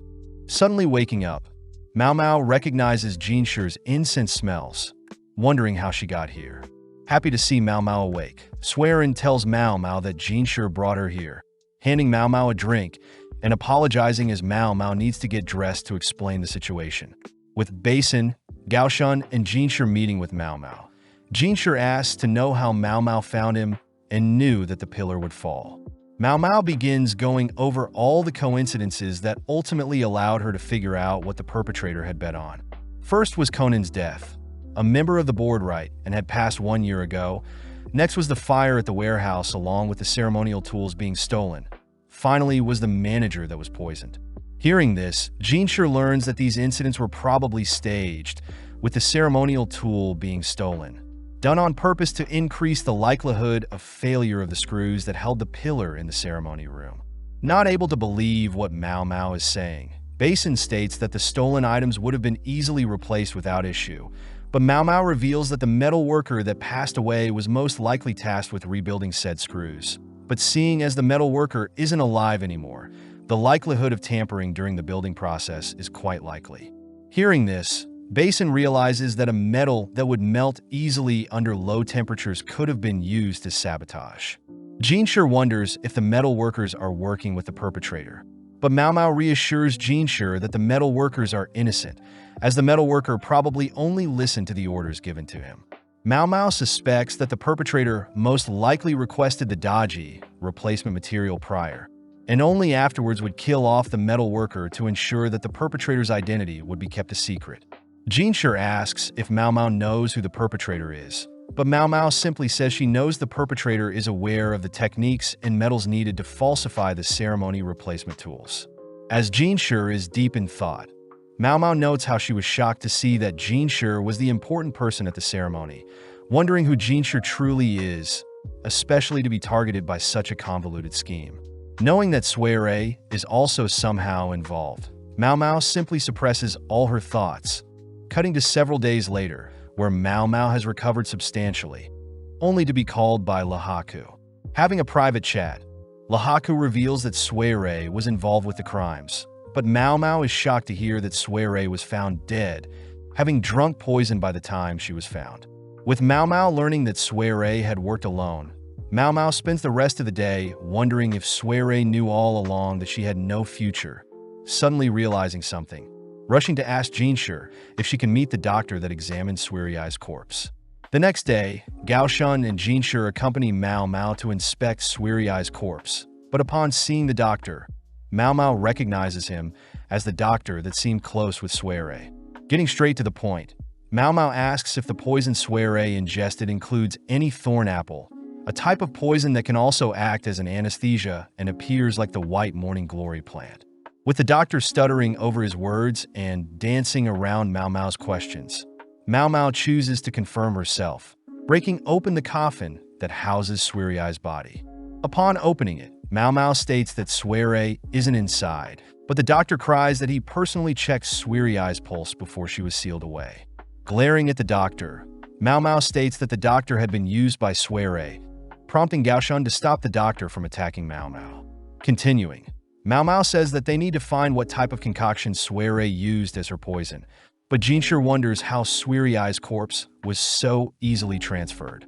Mao Mao reveals that Suerai's simply walked out of the coffin herself, shocking everyone, as Mao Mao states that there is a certain drug that can make someone appear dead, suspecting it to be a mix of pufferfish and thorn apples. Asking Gaoshun to check the other coffins, Gaoshun manages to spot fingernail markings on a particular coffin, confirming that coffin to be Suerai's coffin. Mao Mao believes that several men had brought a replacement coffin and corpse, allowing Suere to disguise as a vendor, easily blending in with the crowd. Hearing something so absurd, Jinshur is amazed that Suere would go so far, but Mao Mao utters that it was either a high-risk bet or death itself. Mao Mao states that Suere would have escaped but smirks as she was able to figure out Suerai's genius plan, hoping to one day reunite with the genius that would willingly bet their own life to pull off such a devious scheme. As Mao Mao gets giddy at the thought of learning the poison Suere used, Mao Mao realizes that her wounds have opened up, asking if she could get patched up. That night, we cut to Lady Lulan receiving a message, but at the same time, we see Jinshur uttering that they took care of Suerai's incident in secret. Jinshur reveals that the doctor that was friends with Suere had apparently been recommended by his master. Therefore, the doctor doesn't know anything about where Suere came from. Just then, Gaoshun appears, reporting that Mao Mao made it home safe, which reminds Jinshur of the issue of Locken being Mao Mao's real father. With Gaoshun pouring out a drink for Jinshur, Gaoshun confirms the drink is safe, prompting Jinshur to reluctantly scoff down the drink. 5 years ago, Jinshur had to take on the role of a eunuch in the rear palace, changing his age to 24, but had been drinking a special medicine to suppress his manhood. As Jinshur and Gaoshun chat, Gaoshun mentions how his children are becoming adults, meaning Gaoshun will soon have another grandchild. Jinshur notes how Basin is actually Gaoshun's son, which Gaoshun remarks is 19 years old, the same age as Jinshur's real age. The next day, Jinshur is seen visiting one of Lulan's helpers, learning that the current emperor isn't too fond of Lulan, as Lulan experiments with unorthodox dresses. With the emperor visiting Lulan every 10 days, Jinshur notes how Lulan's father is a high-ranking official, someone Jinshur knows is quite powerful. As Gaoshun and Jinshur leave, Jinshur utters how the current emperor doesn't like younger women, but Jinshur begins thinking about the past. Jinshur confirms that he is a duo and the current emperor's son, having been swapped at birth with the current emperor's younger brother. As Jinshur visits Gyokyu, Jinshur wonders why Gyokyu seems off, heading to speak with Mao Mao, only to reveal that Gyokyu may be pregnant. With Jinshur asking Mao Mao to start working under Gyokyu, Mao Mao understands why Jinshur isn't taking care of her, as men aren't allowed in the rear palace, especially Locken. Seeing Mao Mao getting distracted, Swearin warns Mao Mao to focus, but several days later, we see Mao Mao as perfectly integrated back into working under Gyokyu. Happy to see that Gyokyu, her daughter, and the emperor seem harmonious, but Mao Mao notes how the emperor is definitely more capable than he seems. As Mao Mao thinks about the things that may arise in the future with Gyokyu giving birth, we cut to Lahaka, who overhears several girls gossiping about one of the verdigris princesses being bought out. Back at the palace, Lahaku is seen more distracted than normal during training, but at the same time we see Mao Mao reunited with the quack doctor, convincing him to not be lazy. When Mao Mao tells the quack doctor of a doctor that received pay cuts due to their laziness, the quack doctor gives in, assisting Mao Mao in tidying up their building.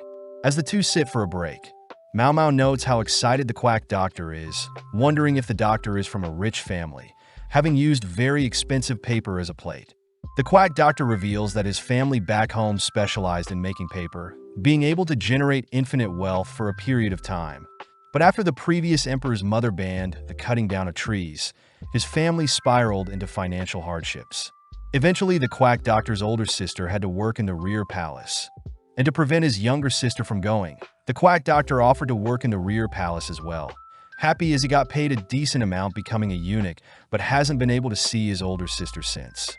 The next morning, Lahaka can't help but continue to daydream about Perrin. Cutting to Mao Mao, who has returned to continue cleaning the quack doctor's store.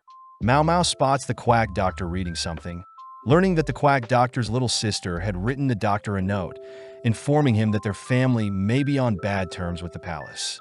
Mao Mao also reads that the doctor's family has come up with a new way to produce paper, but the quack doctor simply reveals that everything is relatively the same, except now they started using oxes for manual labor.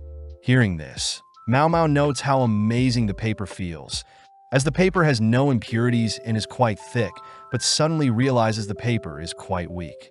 Mao Mao asks about the doctor's process for making paper, but the doctor reiterates that it's similar to how others would make. But the quack doctor does state his family has a secret way of crushing and gluing the paper. Chatting for a bit, Mao Mao gets the doctor to reveal that they make use of stored spring water, but when the doctor refuses to elaborate further, Mao Mao suddenly gets an idea. Rushing to retrieve some ingredients, the quack doctor accidentally reveals that they used wheat flour, but Mao Mao promises to keep what she heard a secret. Mixing ingredients together, Mao Mao serves the quack doctor a flour-based drink, but the quack doctor states that Mao Mao got the ratios all wrong. Apologizing, Mao Mao instructs the quack doctor to lick and stir the mixture, shocking the quack doctor as the drink is now evenly mixed. The quack doctor concludes that saliva mixed with glue makes the glue less sticky, but annoys Mao Mao when the quack doctor doesn't understand what Mao Mao is trying to teach him, forcing Mao Mao to reveal that the oxes may be contaminating the fresh spring water, making the paper glue less sticky. With the quack doctor rushing to report his findings to his family, Mao Mao returns to Gyokyu's pavilion, but is told by Hong Yang that she has been summoned. Upon arriving at the requested location, Mao Mao is disappointed to see Lahaku acting childish, demanding to know how much a courtesan costs, having heard that one of the Verdigris princesses has been bought, and is simply worried that it may have been Perrin. Running through various calculations, Mao Mao reveals that there are only two candidates that come to mind that can afford to purchase a high-ranking courtesan, and these include a wealthy older merchant, whilst the other is a high-ranking official in his 30s. Mao Mao also reveals that Perrin gained the nickname of Warlord in the bed, being very lustful, but does note how before she was adopted, it was the three princesses and Granny that took care of her, thankful for Perrin as Perrin breastfed Mao Mao, even though Perrin never gave birth. Mao Mao also begins factoring Lahaku as a candidate, noting how although Lahaku isn't the smartest, he definitely is a hard worker and has sufficient stamina to satisfy Perrin.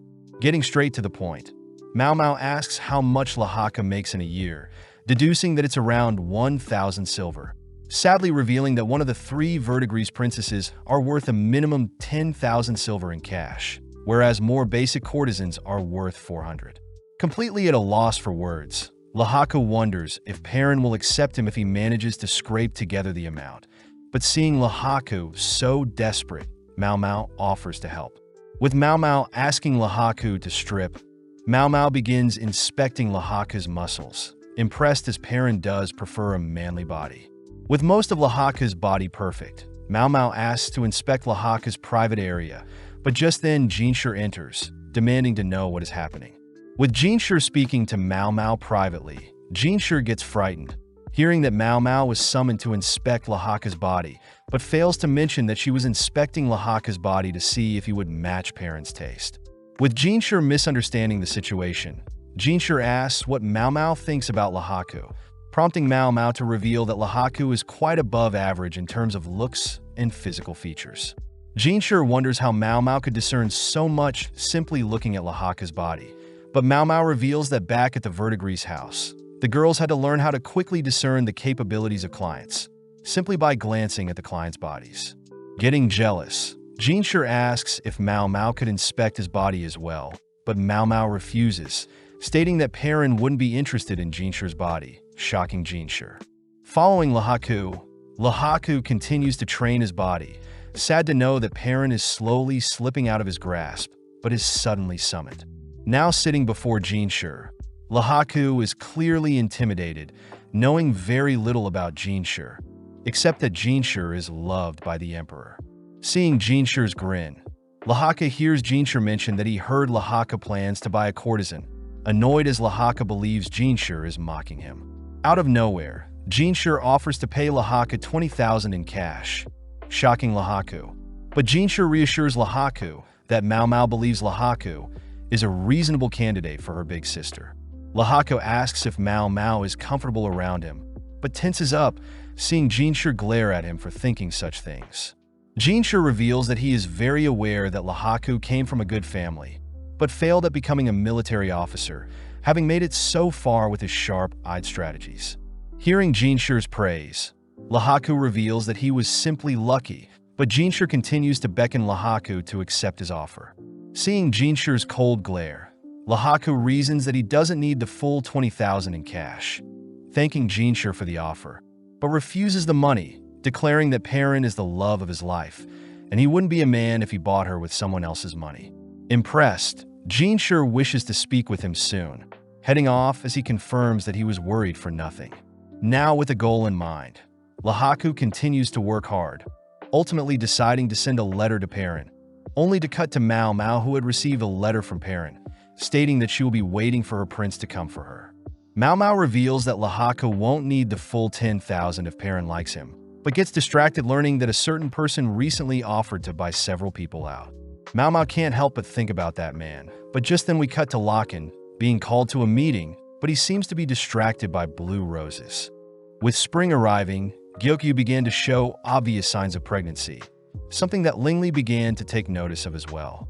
As Lingli cuddled with Gyokyu, Mao Mao and the other ladies can't help but adore Lingli, making Hongyang consider getting married and birthing a child of her own, but Mao Mao notes how the other ladies would never let that happen.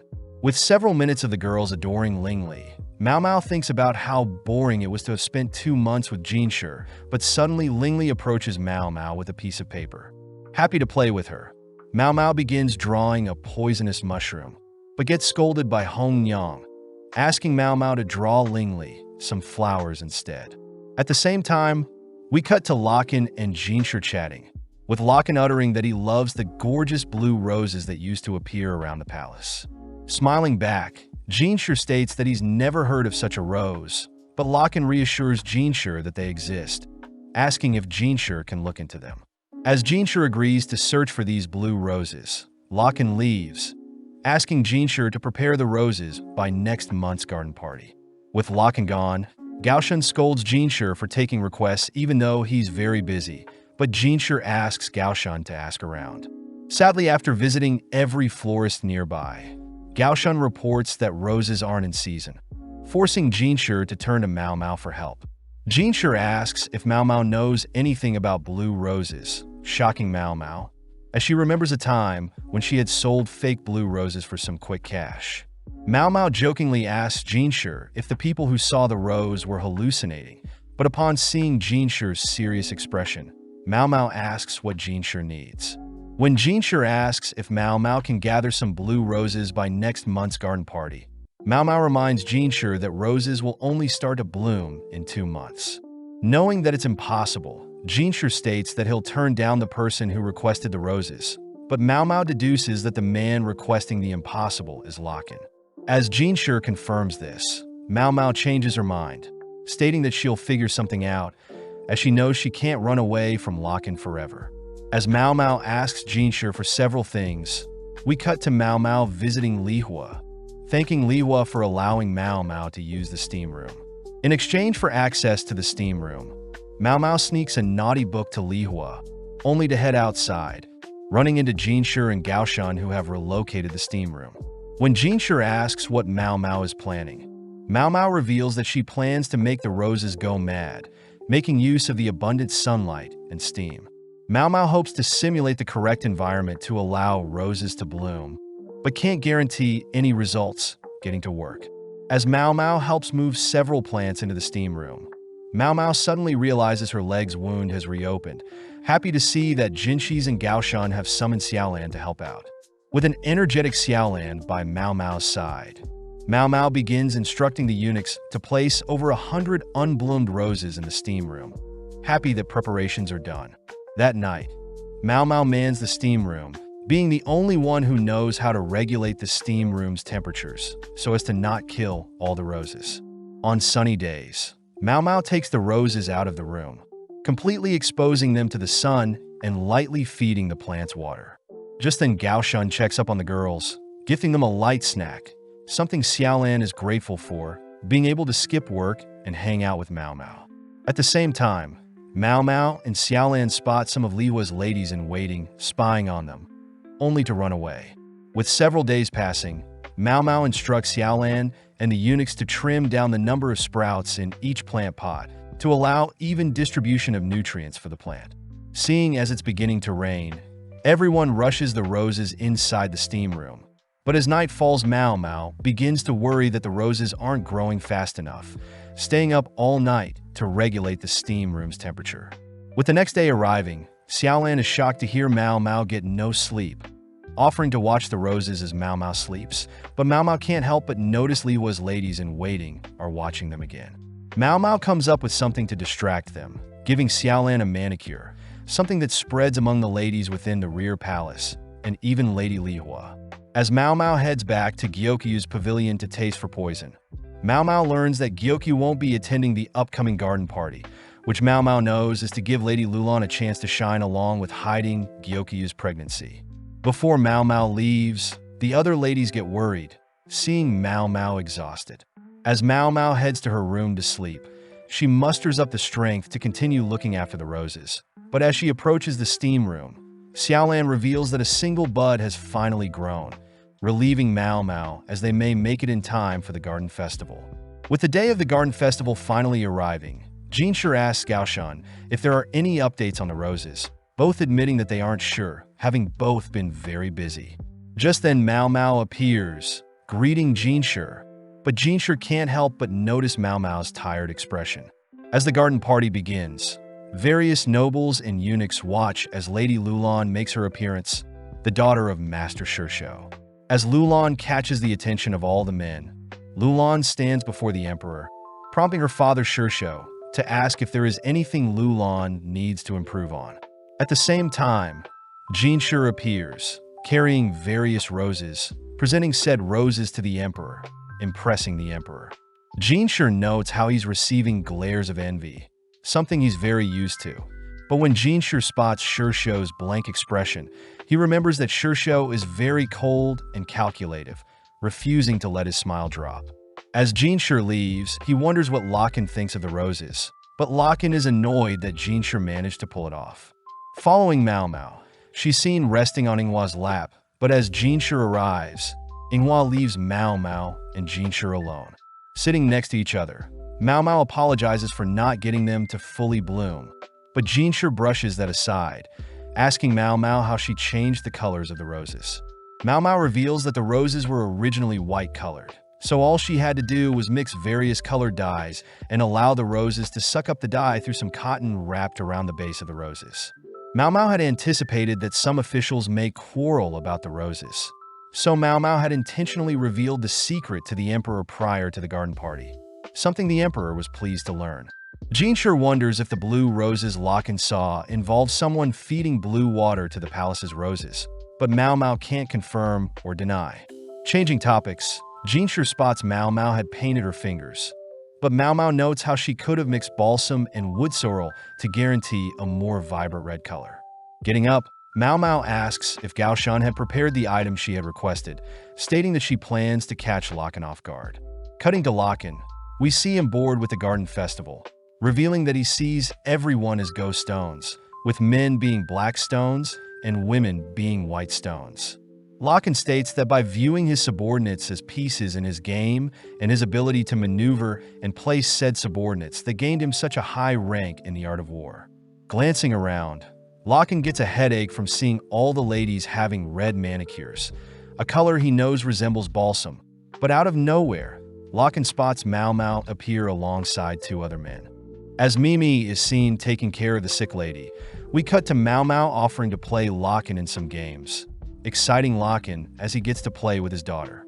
As Gao Shun and Jinshi watches, Mao Mao offers to play a best-of-5 match, prompting Lakan to offer to give Mao Mao a handicap, but Mao Mao refuses the offer. Getting right to the point, Mao Mao states that she wants a prize for winning, which Lakan accepts, stating that Mao Mao must come live with him if he wins. Hearing this, Gao Shun is forced to stop Jinshi from interfering, with Mao Mao reassuring Jinshi that she's fine with the punishment. Mao Mao states that if she wins, Lakan must purchase a courtesan of her choosing, but refuses to elaborate further. With Lakan having a general idea of Mao Mao's scheme, Mao Mao adds 2 more rules, pulling out several ingredients. Pouring liquor into 5 cups, Mao Mao takes out an additional ingredient, a poison that becomes lethal after 3 or more sips. By dissolving the poison in 3 cups, Mao Mao begins mixing up the cups, stating that the winner after every match will force the loser to drink from 1 cup. Secondly, Mao Mao states that if her or Lakan leave their match, they are automatically deemed the loser. With Lakan agreeing to all of Mao Mao's scary conditions, Jinshi is shocked to see Lakan unfazed, wondering what Mao Mao is planning. As their first match of Chinese chess begins, Lakan manages to defeat Mao Mao, selecting the first cup for Mao Mao to drink from. After some more back and forth, Lakan once again defeats Mao Mao, worrying Jinshi as he watches Mao Mao drink from another cup.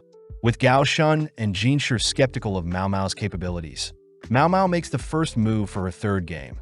But with every move Mao Mao makes, Jinshi wonders what Lakan and Mao Mao are thinking. Out of nowhere, Mao Mao is declared the winner, as Lakan had purposely lost, asking Mao Mao if the cups with poison stand out from the non-poisoned. Mao Mao states that she believes it should taste awful, but at the same time, Jinshi knows that Lakan doesn't want to risk having his daughter Mao Mao take the poison 3 times. So Lakan plans on drinking at least one of the 3 poison cups to ensure Mao Mao is alive after being defeated. Upon downing his first cup, Lakan admits that the drink tastes awful, scaring Jinshi, as he's not sure if Locken managed to find one of the poison cups. As Jinshi begins thinking about Mao Mao having to live with Locken, Locken suddenly gets flushed in the face, suddenly collapsing, unable to handle his alcohol. Jinshi demands to know what Mao Mao has done, but Mao Mao simply states that all the cups were filled with alcohol and the poison she added was simply more concentrated alcohol. When Gao Shun confirms that Locken is only drunk, Mao Mao reveals that Locken isn't able to handle his alcohol well, making Jinshi realize that Locken only drank fruit juice when they were together. Since Mao Mao is the victor, she states that they should head out to cash in on her reward, but at the same time we flash back through Locken's memories. Locken narrates how he had always had trouble discerning humans apart, even forced to watch his father abandon his mother at such a young age. Being the oldest in his family, Locken spent a lot of time playing Go and chess, learning how to discern people based on their voices and body, but thanks to his uncle, Locken learned how to use Chinese chess pieces to discern people. After some time, Locken was forced onto a high-ranking role, but was easily able to take on such a role, since Locken used his love for chess to control other humans. One night, Locken and some colleagues had visited a brothel to face a famous skilled courtesan, Feng Xian, someone Locken challenged to play Go, happy that an undefeated man like him is facing off against another undefeated player. Out of nowhere, Locken ended up suffering defeat for the first time, laughing out of joy as he finally saw the first human in his life. Admiring Feng Xian's foxy eyes and crimson red appeal, Locken and Feng Xian ended up spending several years together playing chess and Go. One night as Locken and Feng Xian chat, Feng Xian revealed that she never knew her mother, having grown up in the pleasure district, and even revealing that it is forbidden for a courtesan to get pregnant. Sadly, as time went by, Locken watched as Feng Xian's popularity skyrocketed, restricting Locken to only be able to afford to visit Feng Xian every 3 months. Seeing Feng Xian up to something, Locken spots Feng Xian messing with balsam and woodwhirl, a medicine that treats basic poisons. As Locken admires the woodwhirl, Feng Xian asks when Locken can visit her again. Sad to hear Locken can only afford her in 3 months' time. As more days passed, Locken had heard of Feng Xian being bought, sad to see that her value had outgrown his reach, even as a military officer. On one of the last days, Feng Xian had asked that the winner can do whatever they wanted with the loser, but as their match of Go began, they wound up embracing each other. As they both whispered how much they wanted to play more together, Locken awoke in the middle of the night to Feng Xian muttering some cryptic words about a baby, brushing them off as he slept. As 3 months passed, Locken found out his uncle had lost his job in the rear palace, forced to watch his father scold his uncle for losing his role as doctor in the rear palace. Out of anger, Locken's father ordered Locken to go study abroad, but around the same time, Locken had learned that Feng Xian's buyout was cancelled, and Locken had expected to return within 6 months. Sadly, with 3 years passing, Locken finally returned from abroad, shocked to see so many unread letters from Feng Xian, spotting a peculiar bag as well. Upon opening the bag, Locken is confused by the 2 pieces of branch, one long and one small, but suddenly Locken realizes something. Rushing towards the VIDZ house, Locken recounts a popular way to curse someone involving one's fingers being severed. When Locken made it to the front of the VIDZ house, Locken demanded to know where Feng Xian was, but was beaten up by one of the servants, learning that Feng Xian was pregnant because of Locken, and was forced to take any job she could to make money. Back in the present, Locken awakens in one of the beds in the VIDZ house, greeting Mimi, who used to be Feng Xian's servant and someone he often played games with. Handing Locken some disgusting medicine, Locken gets giddy when he learns Mao Mao made it for him. But Locken also receives a box from Mao Mao, opening it only to see a withered blue rose. When Locken asks to know what Mao Mao is thinking, Mimi utters that the withered rose was able to retain its shape even after all this time. But at the same time, we cut to Mao Mao heading somewhere with Basin, pulling out the head of an unblossomed rose. As Locken sits in bed, he reveals that he only wanted to take care of Mao Mao, but he also doesn't blame Mao Mao for hating him after what he did to her mother Feng Xian. Striving to bond with Mao Mao next time, Locken curses at Jinshi for being so close with Mao Mao, but just then Granny enters, informing Locken that he must now select the courtesan he'll be buying. With Locken happy to spend a few thousand on any courtesan, he heads downstairs, amazed at the lineup of courtesans, but is surprised to see one of the Verdigris princess being sold as well. Seeing as they all still appear as stones to him, Locken reasons that he should pick Mimi, being the most comfortable with her. As Locken approaches Mimi, Mimi stiffens up, admitting that she prefers to work at the Verdigris house, only to head to some nearby doors, opening them. With Granny scolding Mimi for disobeying her, Locken suddenly hears a familiar voice. As the voice overwhelms Locken's senses, Locken trips and falls whilst rushing towards the source, completely disregarding his own well-being, all whilst remembering Mau Mau's words regarding a withered rose that retains its shape. As Locken rushes into the sick lady's room, completely speechless upon spotting Feng Xian, but upon hearing Feng Xian utter such familiar words, Locken sheds tears. Having chased after Locken, Granny reveals that Feng Xian is very contagious, demanding Locken leave and pick a courtesan. Ignoring Granny's words, Locken kneels before Feng Xian, stating that he'll choose the courtesan in front of him and offers to pay whatever amount Granny wants. As Mimi holds Granny back from interfering, Locken sits in front of Feng Xian, placing a black and white go piece in Feng Xian's hand, completely ignoring Feng Xian's scars, and instead choosing to treasure this nostalgic feeling. Playing Go, Locken compliments Feng Xian, believing she taught Mau Mau how to play Go too, something that makes Mimi cry, knowing how significant it was for Locken and Feng Xian to reunite. Following Mau Mau and Basin, they both head back to the palace, only to spot Lulan and her wicked father. Seeing Basin bad-mouthing Lulan's father, Mau Mau attempts to leave, but learns that Jinshi wants to speak with her. As Mau Mau greets Jinshi, Swearin quickly whips up a meal for Mau Mau, shocked to see Mau Mau so skinny. Sitting beside Mau Mau, Jinshi wonders why Mau Mau doesn't hate Locken, but Mau Mau states that she believes her mother didn't actually hate Locken either, as she willingly allowed Locken to impregnate her. Mau Mau reiterates there would have been all sorts of ways to get rid of Mau Mau during the earliest stages of pregnancy, but still Feng Xian chose to keep Mau Mau, leading Mau Mau to speculate that her mother was taking advantage of Locken. Mau Mau states that Feng Xian was able to estimate when she could get pregnant, and had timed it correctly when she spent a night with Locken, but sadly Feng Xian could have never anticipated Locken leaving abroad for so long, even resorting to self-harm to get Locken's attention.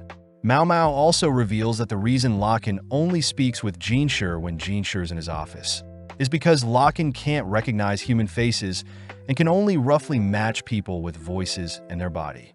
Mau Mau says she learned everything from her adopted father, and for some reason Locken is only able to see Mau Mau and her adopted father, Lawman's face. Mau Mau mentions how she still is stressed that Locken is pursuing her, but she doesn't like nor hate Locken, wondering if Locken was able to decipher her message behind the withered rose. Jinshi states he thought Mau Mau despised Locken, but Mau Mau reveals that Locken actually assisted Mau Mau to save Jinshi from the falling pillar during the ceremony, revealing that Locken doesn't deduce based off evidence, and instead works off gut feelings. But surprisingly, Locken has been very accurate. Mau Mau begins thinking about how talented Locken is, jealous to see such talent be wasted by such a lazy man, but warns Jinshi to never ally nor make enemies of Locken. As Gaoshun asks Mau Mau to not be so harsh to her real father, we cut to a few days later, where Mau Mau has received a package from Mimi, reminded that she promised Mimi to dance for her if Mimi was ever bought out. That night, Mau Mau stands atop the walls of the palace, unveiling her dress, only to dance flawlessly as promised to Mimi. As Mau Mau impresses herself by remembering all the moves, Mau Mau is suddenly caught off guard, realizing Jinshi is beside her. As Mau Mau accidentally trips over her dress, Jinshi is forced to catch Mau Mau before she falls off the wall, only to scold Mau Mau for being reckless. Mau Mau wonders why Jinshi is here, but Jinshi reveals that he had received a report of a strange lady climbing the walls again. Lucky that the guard knew who Mau Mau was and reported her to Jinshi. Firing back, Jinshi asks what Mau Mau is doing up on the walls, prompting Mau Mau to reveal that it's customary for courtesans to dance in celebration when one of their fellow courtesans are bought out. Jinshi adds that he heard Locken had purchased a courtesan recently, mentioning that Locken is going on vacation for 10 days, while Mao Mao states that Granny is throwing a 7-day celebration. Mao Mao admits she doesn't know how much Locken spent on the courtesan, uttering that the courtesan won't be revealed to the world, but that is what Granny planned in order to grow her business. Curious, Jinshur asks if Mao Mao knows the courtesan Locken bought, but cheekily, Mao Mao says she doesn't know, annoying Jinshur, but Mao Mao does mention that the courtesan Locken bought won't live long. Mao Mao notes how she was never told about her mother or father growing up, having heard everything secretly from other slaves and courtesans, but doesn't blame her mother for wanting to keep her pride. Thinking about the recurring nightmares she occasionally gets, Mao Mao states that her mother has no memories of Mao Mao growing up, but is fine with her mother only remembering Mao Mao through the finger she cut off as a baby to send to Locken. Changing topics, Mao Mao suddenly realizes that her leg wounds have opened up again, wondering if she should stitch herself up, but this freaks out Jinshur. Choosing to pick Mao Mao up, Jinshur leaps from the palace walls, all whilst protecting Mao Mao. As Jinshur carries Mao Mao across the palace, Mao Mao gets embarrassed, learning Jinshur carried her the same way when she was passed out after the ceremony. Suddenly remembering something, Mao Mao leans in close, teasing Jinshur, only to ask for the ox Bezoar Jinshur promised, prompting Jinshur to headbutt Mao Mao. The season ends as we cut to several days later, where Jinshur is visiting Mao Mao at the Jade Pavilion, asking Mao Mao for some more advice. Picking back up from the previous season, we see that the red light district is as popular as ever, following Mimi who cleans up Fengxian's old room, reminiscing on her moments working under Fengxian.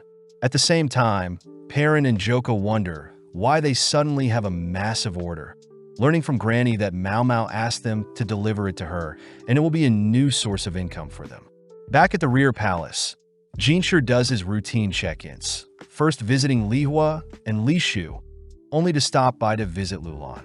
Upon entering Lulan's pavilion, Jinshur and Gaoshou note how Shishou had asked for more ladies in waiting for Lulan, but they're surprised by how many Lulan has now. Finally stopping by to visit Gyokyu, Jinshur is caught looking for Mao Mao, learning she is currently at the clinic, all whilst Gyokyu remarks it's already spring.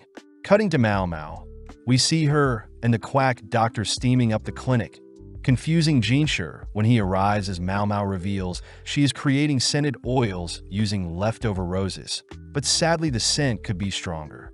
Jinshur wonders why Mao Mao is doing her experiments in the clinic and not in the Jade Pavilion, but Mao Mao whispers that some scented oils can cause miscarriages, but this shouldn't require a ban on scented oils overall. Mao Mao thinks about how Gyokyu's pregnancy still needs to be kept a secret from everyone, including the quack doctor, who can't keep secrets, but Jinshur asks what Mao Mao is cooking. Mao Mao says she is simply distilling alcohol to make it more concentrated, a concoction she plans to clean with especially since Lingli is still a child. With Mao Mao demonstrating the sanitizer, Jinshur is impressed by Mao Mao's vast knowledge, reminded that her adopted father studied medicine from the West as well. At that moment, Mao Mao's package arrives, intriguing Jinshur as Mao Mao silences the quack doctor from revealing anything. When Jinshur gets more intrigued, Mao Mao blurts out that the package contains pieces of her clothing from back home, but Gaoshun points out that clothes shouldn't be this large or heavy. Backed into a corner, Mao Mao reminds Jinshur that women in the rear palace are lacking experience and knowledge in bed, making it unfavorable for when the emperor finds someone to their liking, as the women aren't able to meet the emperor's expectations. Jinshur wonders why Mao Mao bought a huge amount of books, realizing they're the same books Mao Mao gave to the concubines. But Mao Mao thinks about how the emperor had originally wanted to read them, but now she plans on starting a business by selling these books to others. Spotting Gaoshun indulging in the books, Mao Mao gets weirded out, but realizes Gaoshun was admiring the paper quality and craftsmanship. Mao Mao points out brides are normally gifted these books and can interpret the books based on pictures alone, but Jinshur is intrigued to hear the printing method doesn't use woodblocks and instead metal plates. Seeing Jinshur sifting through the books, Gaoshun whispers that Jinshur can keep some for himself, but Jinshur cries he would never. Clearing his throat, Jinshur says Mao Mao can keep her books, but must tell him which shop made the books, reassuring Mao Mao he has good intentions. With Mao Mao divulging the shop details, Gaoshun mentions how some books are too explicit and should be censored, confiscating them as both men leave. Later that day, Xiaolan recites a novel she had heard about, asking Mao Mao what she thinks about the novel. Mao Mao is more amazed Xiaolan can read, but Xiaolan corrects Mao Mao, stating that a girl earlier was reading it, and the novel itself has spread throughout the rear palace.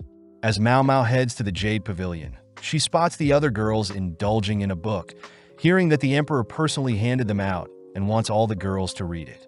Inspecting the book, Mao Mao notes the stamp shows it's from the same store she received her naughty books, believing Jinshi must have asked the emperor to circulate 100 copies. Mao Mao wonders why novels are considered low class, and why now of all times are the concubines receiving such an item. Given some time to think, Mao Mao deduces it to be due to politics, overhearing Yinghua report that Gaoshun will hand out the next volume as soon as they're ready. Ailin wonders if they should be keeping such a marvelous gift to just themselves, suddenly stopped by the others as they fear other girls may lose the novels. Mao Mao advises that they make copies, pointing out how Ailin's penmanship is quite exquisite, flustering Ailin. With Yinghua wondering how long it'll take, Mao Mao believes this is what Jinshi had intended all along, a plan where Jinshi has the girls improve their literacy and reading in order to read a popular novel. The next day, Xiaolan begs Mao Mao to teach her how to read, mentioning that the girl that would normally read for her lost her voice and instead handed out copies for everyone else to read. When Mao Mao offers to read for Xiaolan, Xiaolan refuses, stating that she must make her friend proud, impressing Mao Mao. Starting with some writing, Xiaolan is surprised her own name is quite complicated, failing to write out her name but refuses to give up so easily. Hearing Xiaolan already planning on using reading and writing for her future job, Mao Mao praises Xiaolan's resilience, choosing to start with the very basics. That night, we see a lady strolling through the palace, suddenly attacked by something. The next morning, Mao Mao visits Gyokyu, amazed to see Lingli is already running. Hearing that Lingli tends to run around the pavilion and should start exploring the wider palace. Gyokyu says 2 eunuchs will escort Lingli, asking for Hongyang and Mao Mao to accompany them, but Mao Mao notes the increased amount of security for a simple walk. Gyokyu asks if Mao Mao can teach Lingli about flowers and creatures outside, but Hongyang fears Mao Mao will teach the princess weird things, knowing that foreigners would have a hard time living in a foreign land.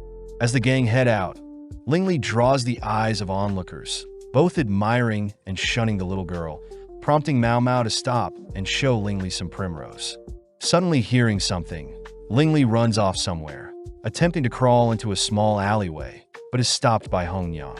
Instead, Mao Mao volunteers, creeping down said alleyway, suddenly spotting a small kitten that sprints out the alleyway and into a nearby forest. Seeing no other choice, Mao Mao and the others follow it, preparing to capture it, but the kitten easily outmaneuvers Mao Mao. Out of nowhere, another girl intercepts the cat, catching it and handing it over to Mao Mao, remarking that the kitten may be hungry only to run off. Seeing Lingli admiring the cat, Mao Mao says Lingli shouldn't touch the kitten since it's dirty, making Lingli cry. Heading over to the clinic, the quack doctor is surprised to see a kitten, rushing to boil some water to warm it up. Mao Mao says owning animals in the rear palace requires permits, and all animals need to be castrated, curious as to where the kitten was born. Wrapping up some hot water in a cloth and placing it under some bedding, the quack doctor asks for Mao Mao to place the cat on the bedding, revealing he too had found a calico cat in the past. Mao Mao asks if the quack doctor has milk and intestines, freaking out the doctor, but Mao Mao says the intestines are a substitute for the mother's breast. Seeing as a bath would harm the kitten, Mao Mao chooses to manually wipe off any dirt only to clean any bacteria with oils. As Mao Mao nurses the kitten, she's called by the emperor later that night, happy to hear the emperor plans to keep the kitten, exciting Lingli. As time passed, the kitten grew stronger to have baths and eat chicken, but Mao Mao got to work trimming the kitten's claws to ensure no harm to the princess. With Jinshi visiting as well, Mao Mao spots Gaoshun acting weird, getting distracted by Jinshi, who admires the kitten. Sitting down and serving Jinshi some snacks, Mao Mao spots Gaoshun and the quack doctor gleefully bonding over their love for cats, something Jinshi will never understand, But upon realizing that Mao Mao herself acts like a cat, Jinshi embraces the kitten with open arms. A few days later, the kitten had been given the title of Admonisher of Thieves, tasked with chasing down rats scurrying around the clinic, but Mao Mao wondered why the kitten had been given her name of Mao Mao as well. Later that day, Mao Mao and the other ladies rush to tidy things up, hearing that a caravan is soon to arrive. Following Jinshi, we see him receive reports of a foreign envoy arriving, asking Gaoshan to ensure everything runs smoothly during their stay. Back with Mao Mao, Hongyang says they'll be changing wardrobe since it's getting humid, asking Ge Yuan to tend to Lingli whilst the others search for alternative clothing. Seeing Yinghua sifting through old clothing, Mao Mao asks where the old clothing goes, learning that most of Gyokyu's old clothes are handed out to Gyokyu's home region in the west. Aelin takes the chance to tell Mao Mao another lady in waiting is coming to help now that Gyokyu is pregnant. Something Yinghua adds is because of Lulan, seeing as Lulan had recently totaled 50 ladies in waiting. Although Gyokyu is the emperor's favorite, she only has 4 ladies, whereas Lihua has 30 and Lishu has 60. Additionally, Yinghua mentions how a caravan filled with goods visits the palace every so often, but suddenly Hongyang appears ushering the girls back to work. Cutting to Lihua, she is seen petting her belly only to summon Shin, her new head lady in waiting, asking Shin to do some shopping for her. Heading out, Shin suddenly receives a message from the clinic, putting on a sour face. Near the entrance of the rear palace, the caravan has officially set up shop and plans to stay for 5 days, making Xiaolan envious as she wants to buy and try on new clothing as well.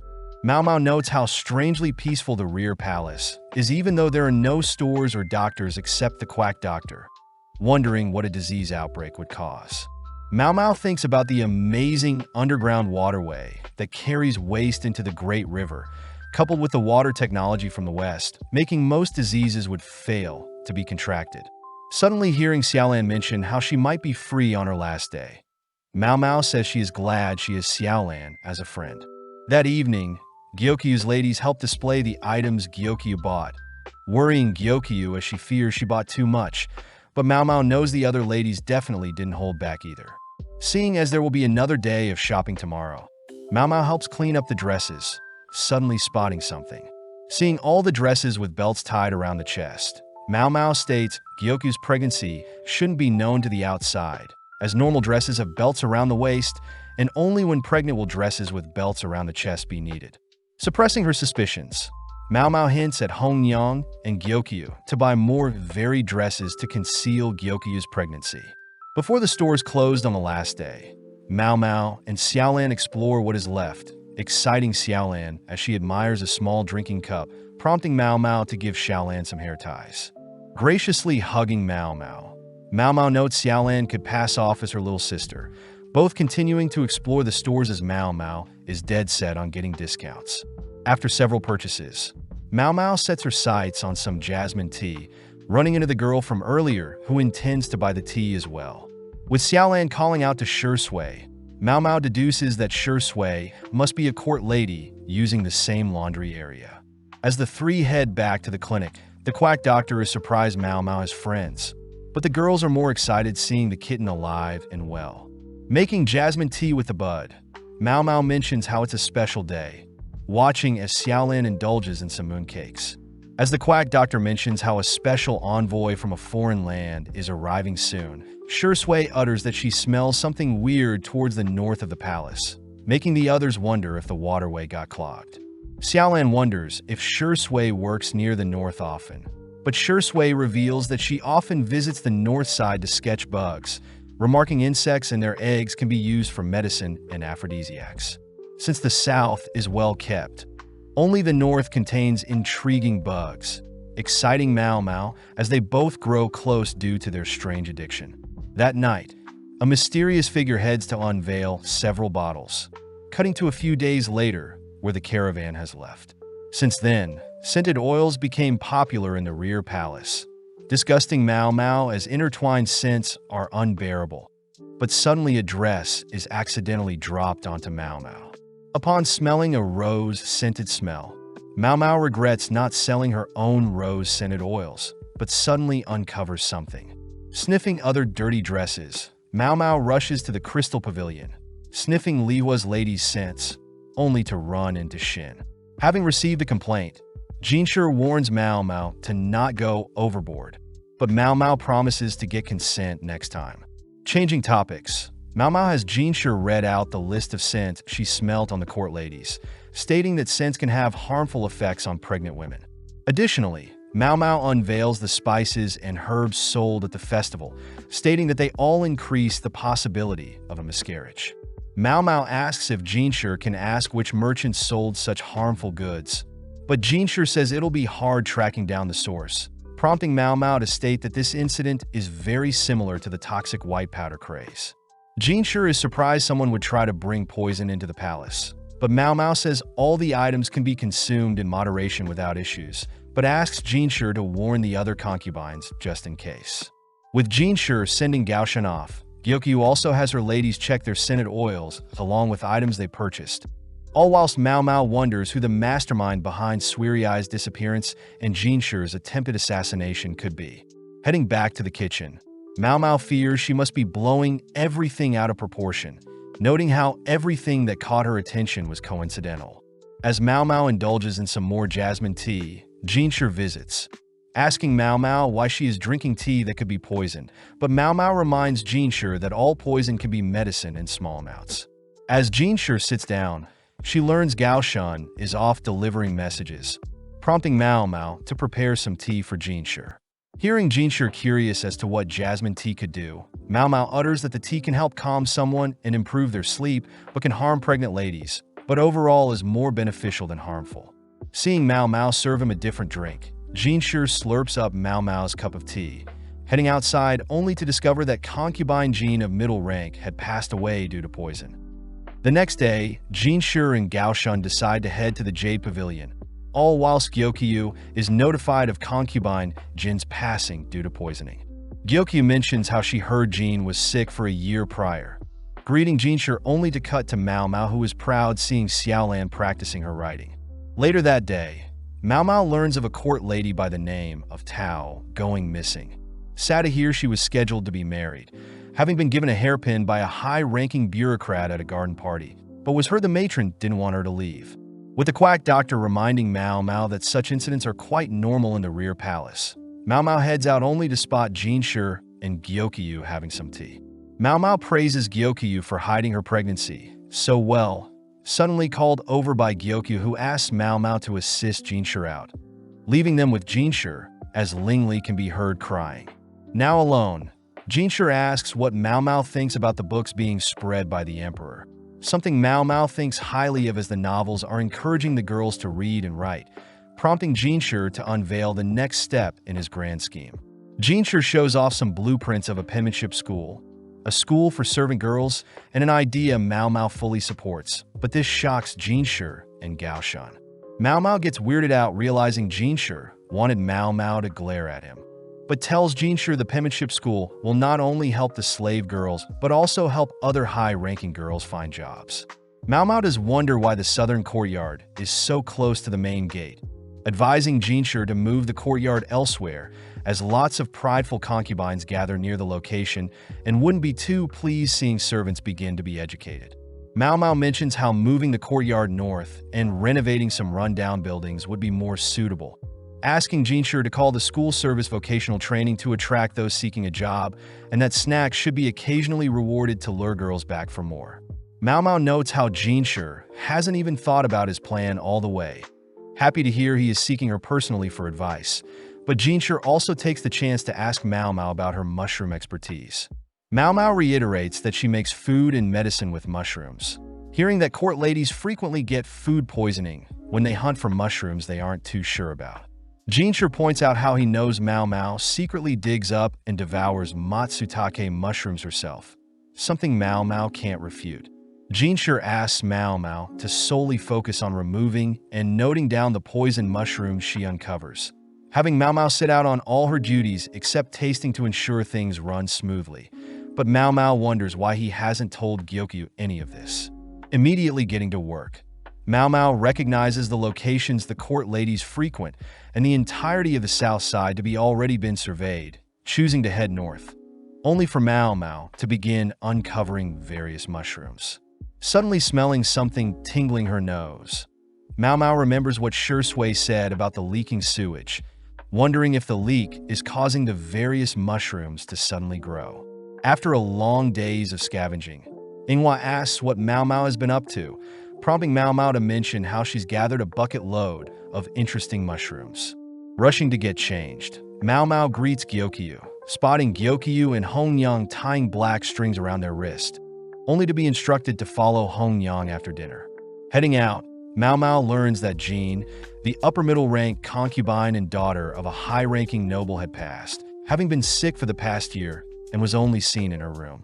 Hongyang mentions how it was food poisoning that got her, annoyed that she was forced to remain in the palace, even though the emperor refused to visit her. Mao Mao wonders why Hongyang is so passionate when talking about Jin. Hearing Jin was quite rude, always lashing out at lower-class girls, and even was suspected for the poisoning done to Lihua and Gyokyu involving the white powder. Jin Shi was sent to investigate, but with no evidence Jin was left unpunished, something that didn't stick right with everyone as Hongyang expressed how relieved she is for Jin to have finally passed away. Mao Mao suddenly realizes a link between Jin's poisoning and the reason Jin Shi didn't talk about the mushrooms in front of Gyokyu. Lining up with Hongyang to pay homage to Jin, Mao Mao realizes Jin Shi suspected someone in the Jade Pavilion must have poisoned Jin, ruling out Gyokyu and the other ladies in waiting, only to realize Jin Shi had suspected Mao Mao herself. Mao Mao is impressed. Jin Shi was observing her reaction when the topic of poisonous mushrooms were brought up, but suddenly is handed a rose by one of Jin's ladies in waiting, curious as to how the lady received a rash on her hand. Heading to Jin's basket, Mao Mao suppressed her urge to inspect Jin's covered body, heading off only to spot concubine Sun rushing to Jin's corpse. As Sun pulls off the cover concealing Jin's face, Sun smirks at Jin's damaged body, unwrapping her own bandages only to gleefully cry Jin got what she deserved. Seeing Sun's inflamed face, the rash on Jin's lady in waiting, and Jin Shi's words involving poisonous mushrooms, Mao Mao finally realizes what is happening. The next morning, Mao Mao continues her scavenger hunt, having heard that concubine Sun was a low-ranking concubine from a merchant family. Sun had apparently attracted the attention of the emperor, but 2 years ago Sun was afflicted with an illness, choosing to stay at the palace, seeing as she wouldn't have a life outside due to her weakened body. Mao Mao suspects that Sun believed Jin to be the one who targeted her, heading through the forest with some protective mask only to run into the red mushroom she was searching for. Back at the clinic, Mao Mao asks Jin Shi and Gao Shun to be careful, unveiling a red mushroom she found, a mushroom that is extremely dangerous. Before Jin Shi can lean in for a close look, Mao Mao stops Jin Shi, revealing her own markings from a similar mushroom she encountered in the past. Mao Mao states that she had merely touched the mushroom and rushed to rinse it off, but even still it left a scar, something that horrified Jin Shi. Mao Mao utters that Jin had similar rashes and lost a lot of hair, asking Jin Shi if he's looking for the poison that caused such illness, forcing Jin Shi to admit that he has been trying to figure out the illness that afflicted Sun 2 years ago. With everyone believing it to be the work of Jin, it was a surprise when 1 year later Jin herself was afflicted by the same illness, becoming depressed and even refused to speak to Jin Shi when he visited. Jin Shi states that Jin was proud till the very end, having chosen to take poison to end her own life, something the ladies serving Jin had reported. Thinking for a bit, Mao Mao states that the red mushroom before them only causes stomach ache, vomiting, and paralysis, with inflammation being spread inside the mouth, but not onto the face. Mao Mao suspects that since the symptoms don't match up, it must mean someone spread the red mushroom onto Jin's face afterwards, and it can't be Jin herself seeing as her hands were clean. Seeing Mao Mao hesitate to continue her suspicions, Jin Shi tugs Mao Mao close, ordering Mao Mao to let all her suspicions out. Backing off, Mao Mao asks for a few days, requesting that Jin Shi let her borrow some eunuchs to help with physical labor and can work in secret. With Jin Shi and Gao Shun leaving, Jin Shi is excited to hear what Mao Mao comes up with, cutting to the next couple of days where Mao Mao performs her usual routine, only for a particular day where Gao Shun and two other eunuchs accompany Mao Mao into the forest. Weirded out seeing Mao Mao using her nose to sniff the surrounding area, stopping only to ask Gao Shun and the others to begin digging. In mere moments, everyone is shocked seeing a decayed corpse, surprising even Mao Mao. Later that day, Jinshi reported that the body belonged to the real concubine Jin, having passed away a year ago when she first received the illness. As for the imposter, Mao Mao suspects the lady to be concubine Tao, holding up a sketch of Tao that closely resembles Jin's face. Mao Mao utters that with the added bandages around Tao's face, only the most observant would realize the discrepancy, meaning Tao conspired with Jin's ladies-in-waiting. With Mao Mao stating she doesn't know any more than that, Mao Mao secretly believes that Jin had gotten jealous that Tao had found love before she could. Mao Mao suspects that Jin would normally abuse Tao, leading to an altercation that led to Jin's passing, forcing Tao to work with Jin's ladies-in-waiting and cover up the incident. When things got too stressful for Tao to keep up the act, Jin's ladies disposed of Tao, but Jinshi wonders how Mao Mao found Jin's real body. Mao Mao proudly declares that she simply looked for an abundance of mushrooms growing nearby, having known that mushrooms tend to grow around animal feces or carcasses. Jinshi calls out Mao Mao for fiending over mushrooms grown around a human corpse, something Mao Mao realizes is quite weird, but before Mao Mao can defend herself, Jinshi has Gao Shun confiscate Mao Mao's mushrooms. Now left alone, Mao Mao spots a mushroom that had fallen out of her basket, wondering what a mushroom grown from a corpse would truly look and taste like. That night, we see the Emperor greet some visitors, cutting to the next day, where Mao Mao is shown a massive mirror. The mirror amazes all the girls, as it's a Western invention, making it hard to obtain, especially the one before them, as it would easily be worth another's life. Mao Mao learns that Gyokyu had owned a smaller mirror in the past, but Inghua broke it, intriguing Mao Mao as to how mirrors are made and how they can mass-produce them. Gyokyu tells Mao Mao the mirror is a gift from a foreign envoy, reminding Mao Mao that the foreign stores were in preparation for a special envoy arriving. But Mao Mao also hears that each concubine received an equally expensive mirror, wondering what business this envoy has with their nation. That evening, Gao Shun visits Mao Mao and Hong Yang, asked by Gao Shun to borrow one of their rooms, but Hong Yang is disappointed to hear that Gao Shun is married and has a child. As Mao Mao serves the two some tea, she hears Gao Shun asking for some advice, explaining a story involving a rich family with two daughters. Since the daughters were close in age, they were both loved dearly by their overprotective parents, forcing the girls to remain inside.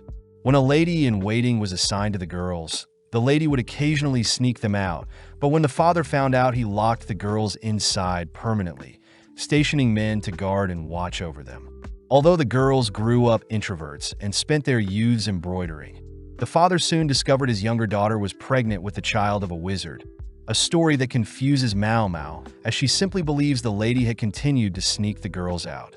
Gao Shun corrects Mao Mao as the lady-in-waiting had been fired to warn future ladies-in-waiting from getting too comfortable, but when Hong Yang wonders if the men watching the girls pulled any moves, Gao Shun states the men would monitor each other as well, forbidden from approaching the daughters.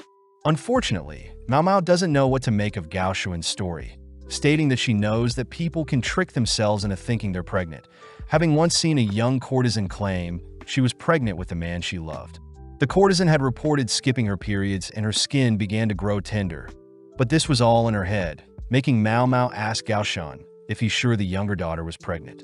Acting strange, Gao Shun states he knows for sure, asking Mao Mao if she can figure out ways the daughters could have snuck out given the surveillance they were under. Showing Mao Mao a map of the daughter's home, Gao Shun points to a separated house where the daughters were kept, and only a corridor connected the daughters to the main house, with a built-in washroom included in the separated house. Gao Shun adds that there are windows opposite of the corridor, with two men at different levels watching each window, but Mao Mao points out how limited the men's vision must have been. Gao Shun utters that the girls would normally be seen near the windows embroidering, a hobby Gao Shun admits is unorthodox. But Mao Mao knows that Gao Shun seems to be hiding something from them. Knowing that the daughters also had separate bedrooms, Mao Mao deduces that the separated house must have been originally for guests, something Gao Shun confirms as he reiterates only 2 men were ever watching through the windows. Mao Mao begins to squirm, holding back her speculations. But just then Gao Shun remembers to give Mao Mao the ox bezoar Jinshi promised her. Mao Mao wonders why it took so long, learning that the demand for it suddenly rose. But Jinshi has been recently receiving all sorts of medicine from different people, with Mao Mao ecstatic to finally be receiving her reward. Hongyang learns that an ox bezoar is a dried bear's gallbladder used as medicine for the digestive system. Getting back to Gao Shun's story, Mao Mao heads off to retrieve some tools, using 2 nuts to represent the daughters, placing them by the windows on the map. Next, Mao Mao takes out a mirror, declaring that the daughters must have used a mirror to reflect the older daughter in place of the younger daughter, making it seem like nothing was happening from a distance. Gao Shun points out that the girls were stitching different animals at the time, but Mao Mao states that images can be made with 2 results in mind, showing off a face that can be flipped to show a completely new face. This explains how the daughters were seen stitching a bird and rabbit, but in reality the oldest was doing all the work whilst the youngest fled through the exit. Mao Mao thinks about a story her dad told her about, having heard needlework was common amongst high-class daughters, suspecting that Gao Shun had twisted the story a bit, believing the daughters may have been hiding a bigger secret than a mere child. Not wanting to question things further, Mao Mao watches as Gao Shun leaves, wondering what she should do with her new gift.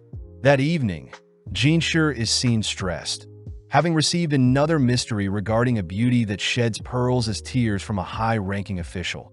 But Gao Shun reminds Jinshi he doesn't need to solve everything.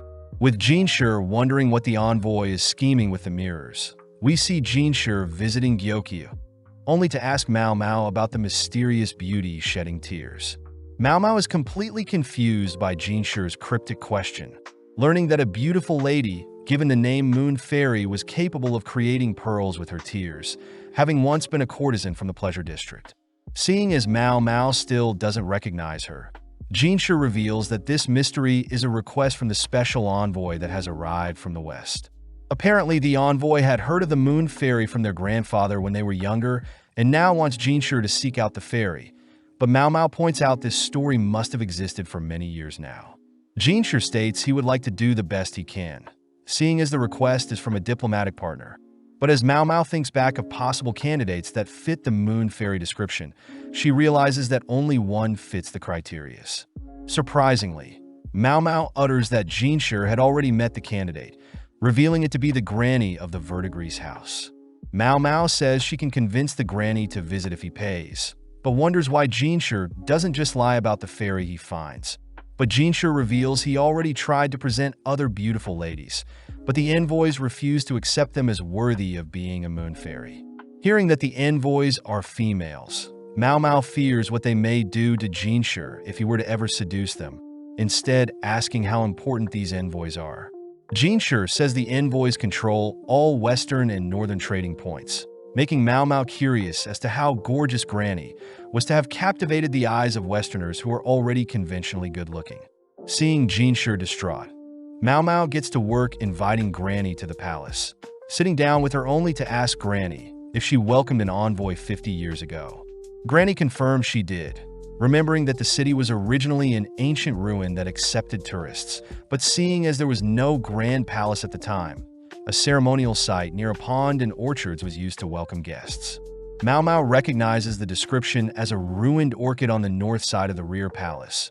But Granny continues by stating she herself was selected as the main dancer to perform, being the highest class courtesan at the time out of the dozen that were chosen. Granny admits her build at the time was tall and curvy, something that would naturally draw others' attention. But the overall event was mostly improvised and planned to suit the guests.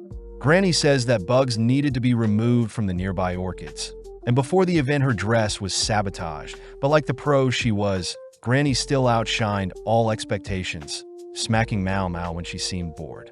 Taking out a painting, Mao Mao is amazed to see Granny in her prime, learning that the envoy had personally sent Granny the painting after seeing her perform. Granny proudly claims that the envoy never set foot on their land again, but Mao Mao wonders why Granny drew the envoy's attention so much, disappointed to see Granny doesn't know. With Mao Mao curious as to what garnered Granny the title of a goddess, Mao Mao shows Jinshi what he needs to find, all baffled as they wonder where they can find a 175-centimeter tall lady with natural curves, long limbs, and is skilled at dancing. Gao Shun mentions how the envoys are tall themselves, being cousins with the same grandfather, intriguing Mao Mao as to how pretty these envoys are. Seeing as they need someone pretty enough to even stun the envoys, Mao Mao identifies someone that could satisfy their needs, glaring at Jinshi. That night, we see the Emperor meeting with Lulan all while Shi Sui spends time hunting for items near a pond and orchards. At night, Mao Mao sits with Granny's painting, wondering how much the rumors had twisted Granny's legacy.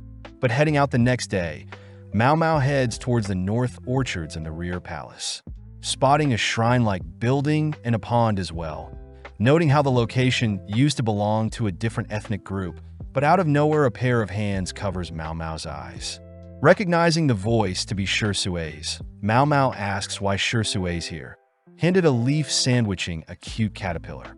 Weirded out herself, Mao Mao hears that Shi Sui is uncovering many bugs near the orchids that can only be found in books. Something Mao Mao realizes is due to the orchards being a common trading hub for foreigners, so it's natural for insects to have flocked to the area. Mao Mao wonders what type of butterfly the caterpillars will evolve into, but Shi Sui corrects Mao Mao, uttering that the bugs will actually become gorgeous moths, nocturnal creatures that light up the night sky. Shi Sui invites Mao Mao to see the moths at night, emphasizing that the moths will sparkle at night, something that catches Mao Mao's attention. Mao Mao asks if the moths mate after evolving, but Shi Sui says they have to since they can't eat and perish soon after maturing. With Mao Mao confirming the Shi Sui can decipher the gender of the caterpillars, Mao Mao gets to work, updating Jinshi on her findings as they all make preparations for the upcoming banquet. In a few days, the envoys are invited to said banquet, marking the 50th year since the Moon Fairy had graced them.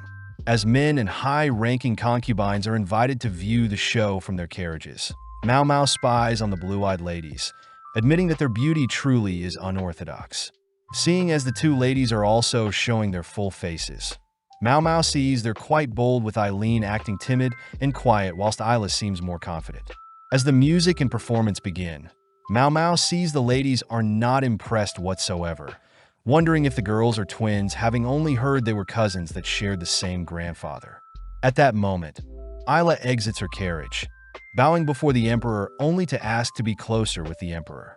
Isla also asks where the Emperor's brother may be, upsetting several people, as they know Isla and Eileen seem to be after the Emperor and his brother. Before Isla can say anything else, Eileen appears, asking Isla to stop, both bowing as they return to their carriage. Off to the side, Mao Mao wonders if the cousins truly believe there is no one more beautiful than themselves and that the mirrors weren't a gift but a declaration of their beauty. But nonetheless, Mao Mao heads to show them a new Moon Fairy, heading into a shack, only to ask Gao Shun how preparations are going. With no time left, Mao Mao helps escort Jinshi, all whilst Isla praises the banquet's colorful music, but even still the overall performance is subpar. With the cousins moved elsewhere, they begin to grow skeptical of the Moon Fairy their grandfather told them about. But as the carriage comes to a halt, Mao Mao is seen standing off to the side. In an instant, Mao Mao unveils Jinshi as the Moon Fairy, catching the cousins' attention as Jinshi works his magic. With elegant movements and the night breeze working in his favor, Jinshi puts on a show, dazzling the girls only to disappear. Having not had enough, Isla demands to know who the lady before them was, but Mao Mao merely utters the name Diana, the name Westerners give to the moon goddess. Returning to Jinshi, Mao Mao reports that the performance was a success, revealing that Jinshi appearing out of nowhere was due to a black cloth placed and removed over him. As for the bright lights in Granny's painting, Mao Mao says they were simply mature moths, having remembered that Granny was sabotaged when other ladies rubbed insect carcasses on her dress. But surprisingly, the carcasses drew in other moths, giving Granny the effect of lights dancing beside her at night. Mao Mao adds that Jinshi's cross-dressing was only for the eyes of the cousins, having placed Gao Shun and few other eunuchs to deal with any intruders. As for Jinshi, he had to leap into the lake to avoid any others from noticing. Seeing Jinshi annoyed, Mao Mao helps to dry Jinshi's wet hair, cutting to later that night where Ayla is seen scheming something. The next day, Mao Mao runs into Xiaolan, happy to hear that Jinshi's school for servants has actually been put in place, wishing Xiaolan and several others the best whilst Mao Mao herself sits under a tree. Mao Mao mentions how she's bored, seeing as the quack doctor is busy with scented oil stuff, seeing as scented oils in bulk can become poisonous. Even Jinshi admitted he wasn't able to track down the buyer of the scented oils, seeing as ladies from across the rear palace purchased them, meaning the envoys can't be blamed. Mao Mao does utter that she fears the envoys could care less about being a concubine, reassessing the situation as Mao Mao sketches out the 4 current concubines. Starting with Lulan, Mao Mao knows she's the most powerful, being backed by her father Shishou, a retainer that existed during the previous emperor's reign. Next is Li Hua, being quite favorable having given the emperor a baby boy, but sadly he passed shortly after birth. Then there is Li Shu herself, who is also quite powerful, coming from a persistent family, willing to hand over Li Shu for power, but luckily the emperor favors voluptuous women. Finally is Gyokyu, the emperor's favorite, having given the emperor a princess and soon another child, even having support from her western nation. Mao Mao reiterates that there have been 2 attempts on Gyokyu's life, one being at the garden party, but that turned out to be Duo's lady in waiting targeting Li Shu, but misfiring onto Gyokyu. As for the second one, Mao Mao remembers that someone had tried to poison Gyokyu around the time Lingli was born, something Hongyan believes to be the work of Jin, but the question is how Jin learned about the poison in the first place. Mao Mao also remembers that Suirei has still not been found, wondering why Suirei had tried to assassinate Jinshi as well, but seeing as things are getting complicated, Mao Mao goes on a walk.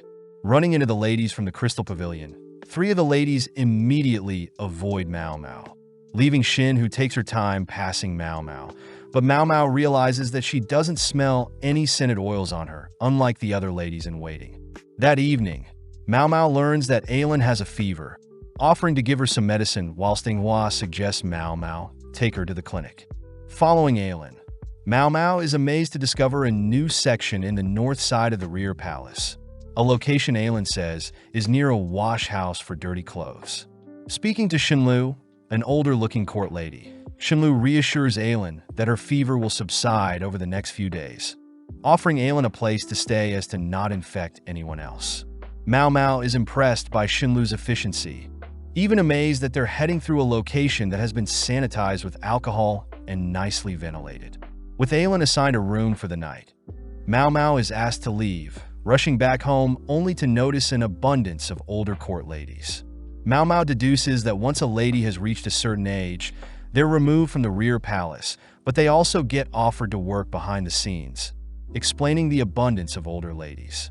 Just then, Mao Mao bumps into Jinshi, who asks Mao Mao to pay more attention to her surroundings, but this only annoys Mao Mao. Jinshi asks what Mao Mao was doing just now, hearing that Mao Mao only recently learned of their current location, but Mao Mao admits she didn't listen when she was given a tour after being sold off.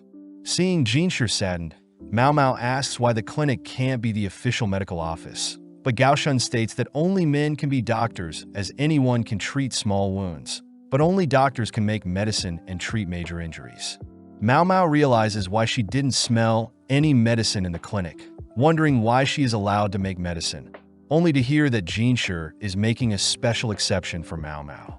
Seeing as things are quite complicated, Jinshi wishes he could allow non-eunuchs to create medicine, reminding Mao Mao that the current emperor had banned the surgery that created eunuchs, wondering how long it'll take to be understaffed. As Jinshi leaves, he advises Mao Mao to keep her medicine practices a secret, cutting to later that night where Ailin is taking the medicine she received from Mao Mao, but at that moment Xinlu appears, asking if Mao Mao was the one who created the medicine.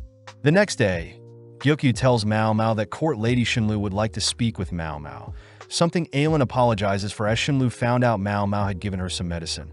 Seeing Gyokyu worried, Ailin reveals that Xinlu wants to borrow Mao Mao, prompting Inghua to help escort Mao Mao, only to formally greet Xinlu.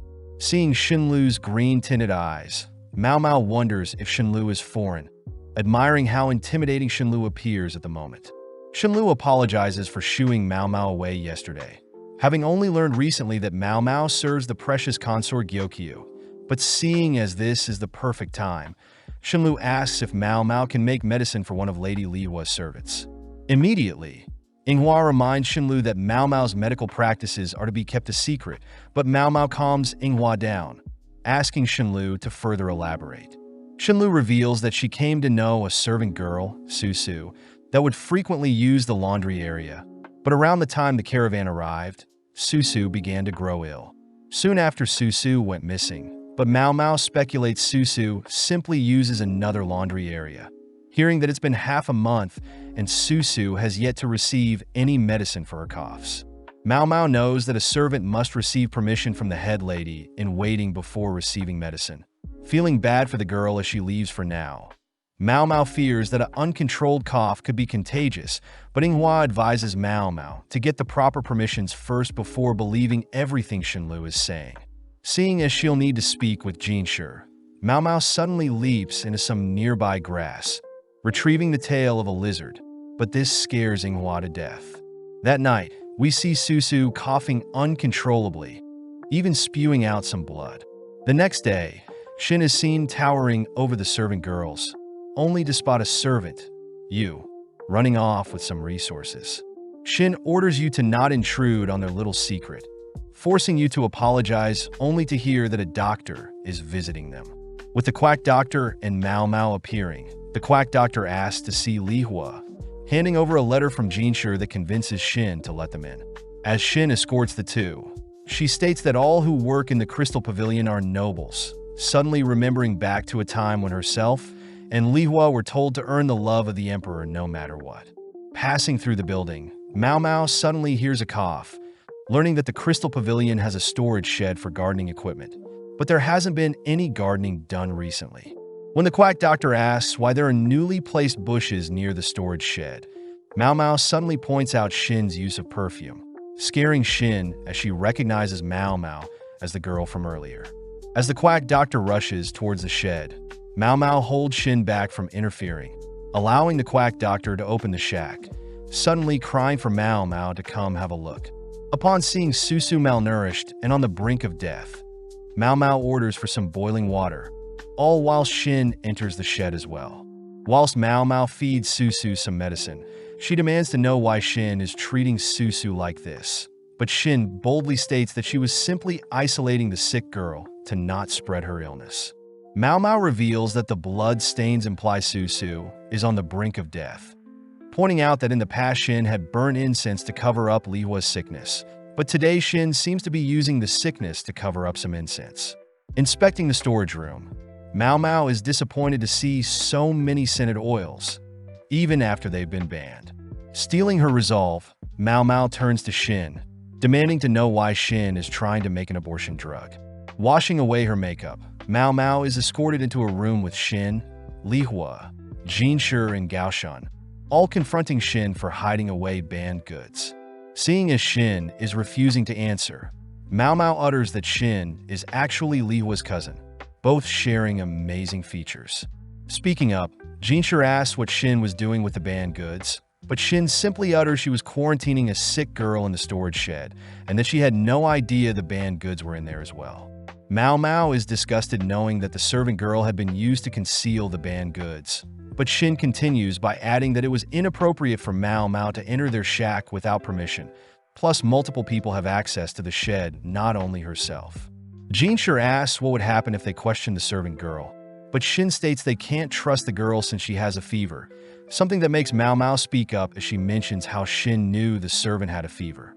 Mao Mao also adds that Shin has the smell of incense on her, whereas the other day, she smelt of nothing, choosing to retrieve a scented oil that best suits Shin's current smell. Mao Mao says that the oil Shin used is quite strong, rushing to confirm her suspicions. But before Mao Mao can investigate, Shin slaps Mao Mao, accidentally scratching Mao Mao in the process. Seeing as Shin won't let her through, Lihua offers to check Shin's smell, asking what would happen to Shin if she were guilty. Jinshi reluctantly states that an attempt on the Emperor's child would mean death, prompting Lihua to reveal that she fears Shin was after her child, something Mao Mao realizes seeing as Li Hua's dress is similar to Gyokyu's dress.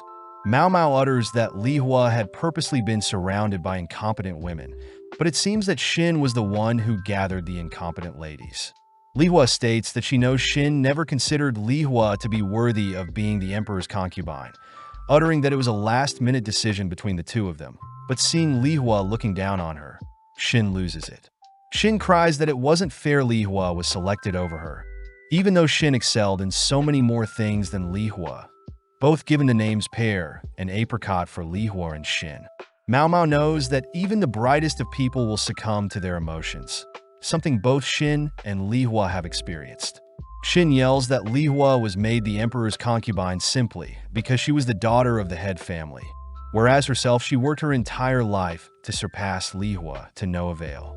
With Jinshi hearing Shin's confession, Shin rushes over to the scented oils, preparing to douse Li Hua in the poison, all whilst cursing Li Hua's child.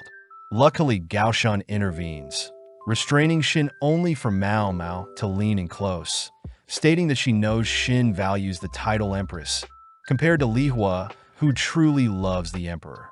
With Shin defeated, Li Hua walks toward Shin, choosing to slap Shin, something that surprises everyone.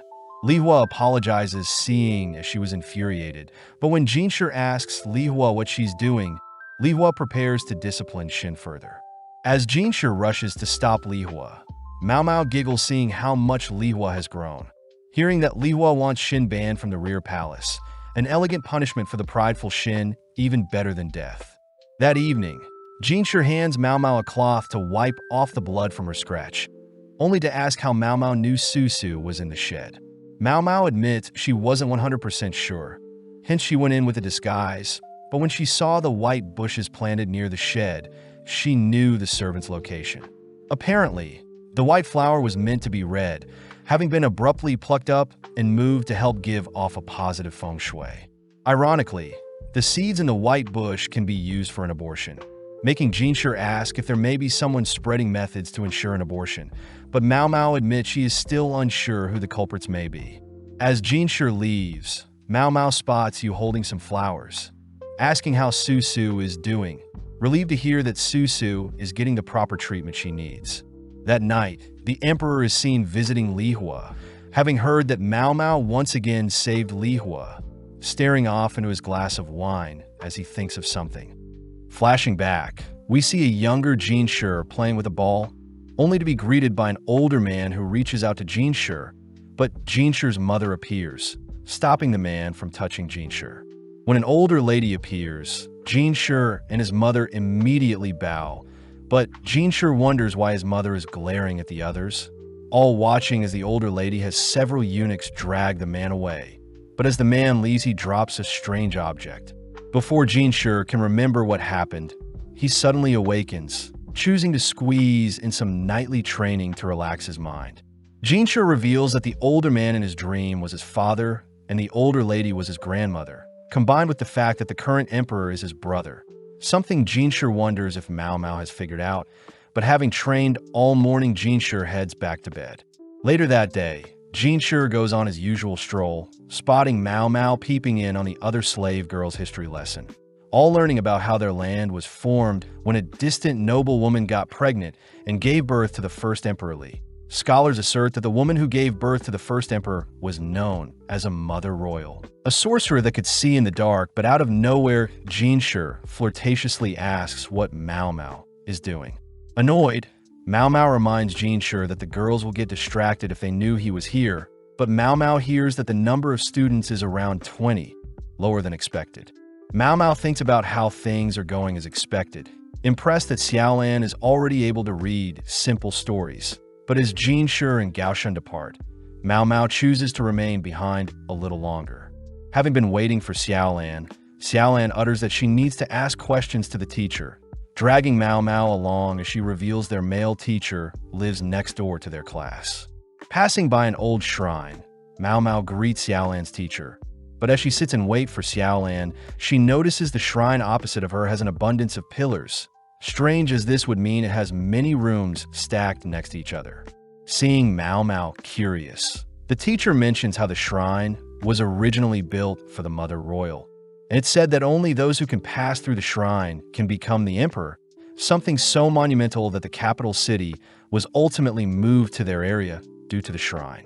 Sadly, the teacher says the shrine hasn't been used in a while, seeing as the previous emperor's brothers all passed away, meaning the previous emperor was the only one to inherit the throne. The teacher also mentions how a quirky doctor in the past shared the same interest as Mao Mao. Someone Mao Mao confirms was Luo Min, surprising the teacher as he smirks hearing that Mao Mao is Luo Min's adopted daughter. Before Mao Mao can ask how close her father and the teacher were, Xiaolan shows off her new writing, cutting to later that night, where Mao Mao finishes testing for poison in Gyokyu's food. Before Mao Mao can leave, the emperor asks Mao Mao to follow him, declaring that they'll be visiting the Shrine of Choosing. With Jinshi and Gao Shun tagging along, Mao Mao realizes the shrine from earlier is the Shrine of Choosing, surprised to see the teacher has been waiting for them. When the emperor asks to try the shrine once more, the teacher reminds the emperor that he has already failed in the past, surprising Mao Mao as the teacher's tone is more serious than before. Regardless, the teacher allows the emperor through, having chosen to bring Jinshi and Mao Mao along, only for all four to enter into the first room. With 3 colored doors in front of them, a sign asks the visitors to not enter the red door, but seeing as the only options are red, green, and blue, Mao Mao wonders if they should enter green or blue. Hearing that the emperor chose green last time, he'll enter the blue door, all guided by the teacher through a long passage that leads to 3 other doors. Seeing a green, brown, and light blue door, a sign instructs the visitors to not enter the brown door, prompting the emperor to choose the green door immediately. As several minutes pass, the emperor is prompted with the same puzzle multiple times, leading the gang in circles, all whilst Mao Mao wonders why she was brought with them. Seeing as they've reached the final door, a sign tells the visitors to not pick the blue door out of the blue, yellow, and purple doors. Mao Mao notes how another set of doors opens into the room, intrigued to see another path converges into their room. But as the emperor decides on the yellow door, the gang open the door into an empty room. Strung on the wall, a message declares that the visitor has failed and is not the son of the mother royal. Mao Mao hears the emperor admit to failing again, wondering why Jinshi is so serious as well. But as the emperor begins to despair, the teacher reassures the emperor that he'll continue to look over the shrine until a suited candidate passes by. Mao Mao realizes that the teacher must have been the shrine's guardian even before the rear palace was built, all guided outside. But Mao Mao is so curious as to where the emperor went wrong. Using a stick, Mao Mao sketches out the shrine's layout, wondering why there were so many rooms and colored doors. But suddenly the teacher utters that Luo Min would have been able to figure out the shrine's meaning. Hearing that the teacher holds her father to such a high regard, Mao Mao states she doesn't compare to the medical genius that is her father, but getting annoyed that the teacher is underestimating her, Mao Mao begins to rack her brain. As Mao Mao brushes through the rooms, colored doors, and the final message, the emperor chooses to ask about the final message as well, reminding Mao Mao that stories about the birthing of the emperor only mentions the mother royal and no father figure. Ironic seeing as their nation runs on men governing most of their infrastructure. Remembering that all the siblings of the previous emperor had passed away before anyone needed to enter the shrine, Mao Mao asks if the previous emperor's siblings all shared the same mother. Hearing that the previous emperor and his siblings were all birthed by the same mother or her sisters. Having realized something, Mao Mao asks if the previous emperor's siblings have poor eyesight, something that makes the teacher tremble, all whilst the emperor confirms Mao Mao's suspicions. With Mao Mao asking to re-enter the shrine, the teacher calms himself, stating that Mao Mao can't willingly enter seeing as she is not a concubine. Jokingly, the emperor offers to take Mao Mao as a concubine, laughing as he wonders what Lakan will think. As an alternative, Jinshi enters with Mao Mao and the emperor tagging along, all listening to Mao Mao as she chooses to pick the same blue door as the emperor. When greeted by the green, brown, and light blue door, Mao Mao opts to choose the blue door over the green one, all following Mao Mao as she states that the colors of the doors will be the deciding factor. Reaching their 10th room, they're greeted by a white, purple, and green door, all whilst a sign asks the visitors to choose the red door. Seeing as there is no red door, Mao Mao immediately picks the green door, surprising everyone as the door opens up to a balcony overlooking the palace. The teacher congratulates the gang for picking the right path, hearing that in the past the mother royal would choose who would become king, even making use of concubines to help them solve the shrine's puzzle. The teacher remarks that it's the first time an outsider like Mao Mao solved the shrine's puzzle, annoying Mao Mao as the teacher asks Mao Mao to explain her thought process. Mao Mao utters that the stories wrote that the royal mother could see in the darkest of nights, meaning that those who carried the mother royal's bloodline would share her genetic eyes and not be able to discern colors. Going through the first room, Mao Mao states that both green and blue doors are correct, but with the color genetic defect, true descendants would only be able to recognize the blue door as the correct option. Mao Mao says that the color genetic defect makes men unable to discern red and green colors, with only 1 in 10 Western men affected, something Mao Mao learned from her father. As for the next room, brown and green would have appeared the same, leaving the blue door. Finally, the 10th room reversed the trick, meaning purple and white were visible, but the green door would have been blank for those afflicted by the genetic defect, meaning the green door was the only option. The emperor wonders how such an illness was never noticed, but Mao Mao says those who grow up with it live normally with said illness, and in exchange those afflicted can see well in the dark, just like the tales of the mother royal's brilliant eyesight. Mao Mao adds that although people may have been chosen from lucky guesses, the abundance of runes and doors whittles down the chances of a non-descendant passing. Plus, the mother royal had supposedly arrived from the west with many servants. Jinshi points out how the mother royal apparently didn't have a husband to pass down the genetic trait, but Mao Mao says this was all part of the mother royal's plan. Seeing as the genetic trait is so rare, the mother royal needed to keep such a trait in the family, allowing concubines with such a Western trait to take the shrine test, ensuring that royals would marry someone with the genetic trait. The emperor wonders if he is a descendant of the mother royal, but Mao Mao reassures the emperor that not all descendants carry the genetic defect, impressing the teacher as he suggests that the emperor marry Mao Mao, seeing as she is quite intellectual. Sadly, the emperor doesn't want to anger Locken, nor is he interested in Mao Mao's childish body. But as the gang leave the shrine, Mao Mao suspects that Jinshi is more than the emperor's favorite eunuch, choosing to suppress her suspicions as she doesn't want to pry too much. Several days later, Hong Yang assigns Mao Mao a storage shed, reminding Mao Mao of her antics, cutting back to when Mao Mao scared Yinghua and made her faint. When Yinghua woke up, she warned Mao Mao to conserve her weirdness, afraid Hong Yang would move her room to a storage room. But Mao Mao said a storage room would be more beneficial for her, rushing off to personally ask Hong Yang for a room change. In the present, Mao Mao gleefully thanks Hong Yang for her new room, rushing to assign spots for her medicine making. But later that evening, Giyuan and Ailin are surprised to learn that Mao Mao is now living out of a storage room. Hearing that Mao Mao has stopped collecting insects and now collects lizard tails, Yinghua points out a strange rumor of a girl running around catching bugs. But Mao Mao realizes such a rumor may be about Shi Sui.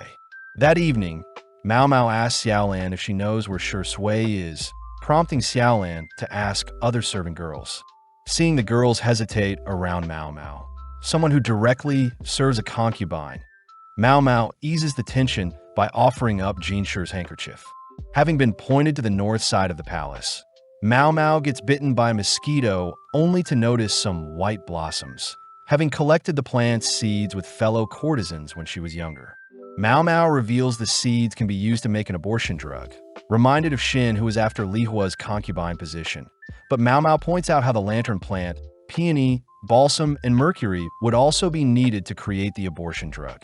Although all the plants can be found in the rear palace, Mao Mao still wonders how Shin learned of the drug, believing Shin acquired the ingredients from the caravan. But the question is who and where is the person feeding Shin the information. At that moment, a bush rustling can be heard nearby, only for Shi Sui to leap out of said bush, having been hunting down bugs. When Shi Sui tries catching a bug that landed on Mao Mao's head, she accidentally smashes it, forcing Mao Mao to rinse off nearby. When Mao Mao asks about the bug Shi Sui caught, Shui gleefully drags Mao Mao elsewhere, crying that the bugs she's caught are unique in the East, but that moment loud noises can be heard in the distance. Rushing to check out the noise, Mao Mao spots the Empress Dowager passing by, amazed that such a youthful lady could be the current emperor's mother. Shui mentions that there is a clinic solely run by court ladies, and that it was the Empress herself who founded the clinic. Shui reveals that the Empress Dowager is very kind, being the one that banned slaves and eunuchs. Sadly, courtesans still offer up their bodies in exchange for money and goods, a loophole that bypasses the slave ban. Before the girls leave, Mao Mao wonders if the Empress Dowager visiting the clinic is connected to what happened with Shin, holding back from digging further, not wanting to be scolded by the other girls. That evening, Mao Mao notes how serious Hong Yang is, having ordered the girls to clean the pavilion until it's spotless. It's revealed that the Empress Dowager was personally visiting them, formerly known as Lady Ungshi, as Ungshi, someone who knows of Gyokyu's pregnancy. As Ungshi plays with Lingli, Mao Mao notes how close Ungshi and Gyokyu are, only for Ungshi to personally greet Mao Mao. Ungshi says she's heard of Mao Mao through Suiren, surprised that Suiren used to be Ungshi's lady-in-waiting, but as Ungshi gives Gyokyu a stare, Gyokyu requests to put Lingli in her bed. With everyone leaving the room, Mao Mao is left alone with Ungshi, asked to sit down only for Ungshi to voice the rumors she's heard of Mao Mao solving mysteries throughout the palace. Staying humble, Mao Mao says she simply advises people with her limited knowledge, intriguing Ungshi as she personally asks Mao Mao to look into something for her, asking Mao Mao to see if Ungshi herself had placed a curse on the late emperor.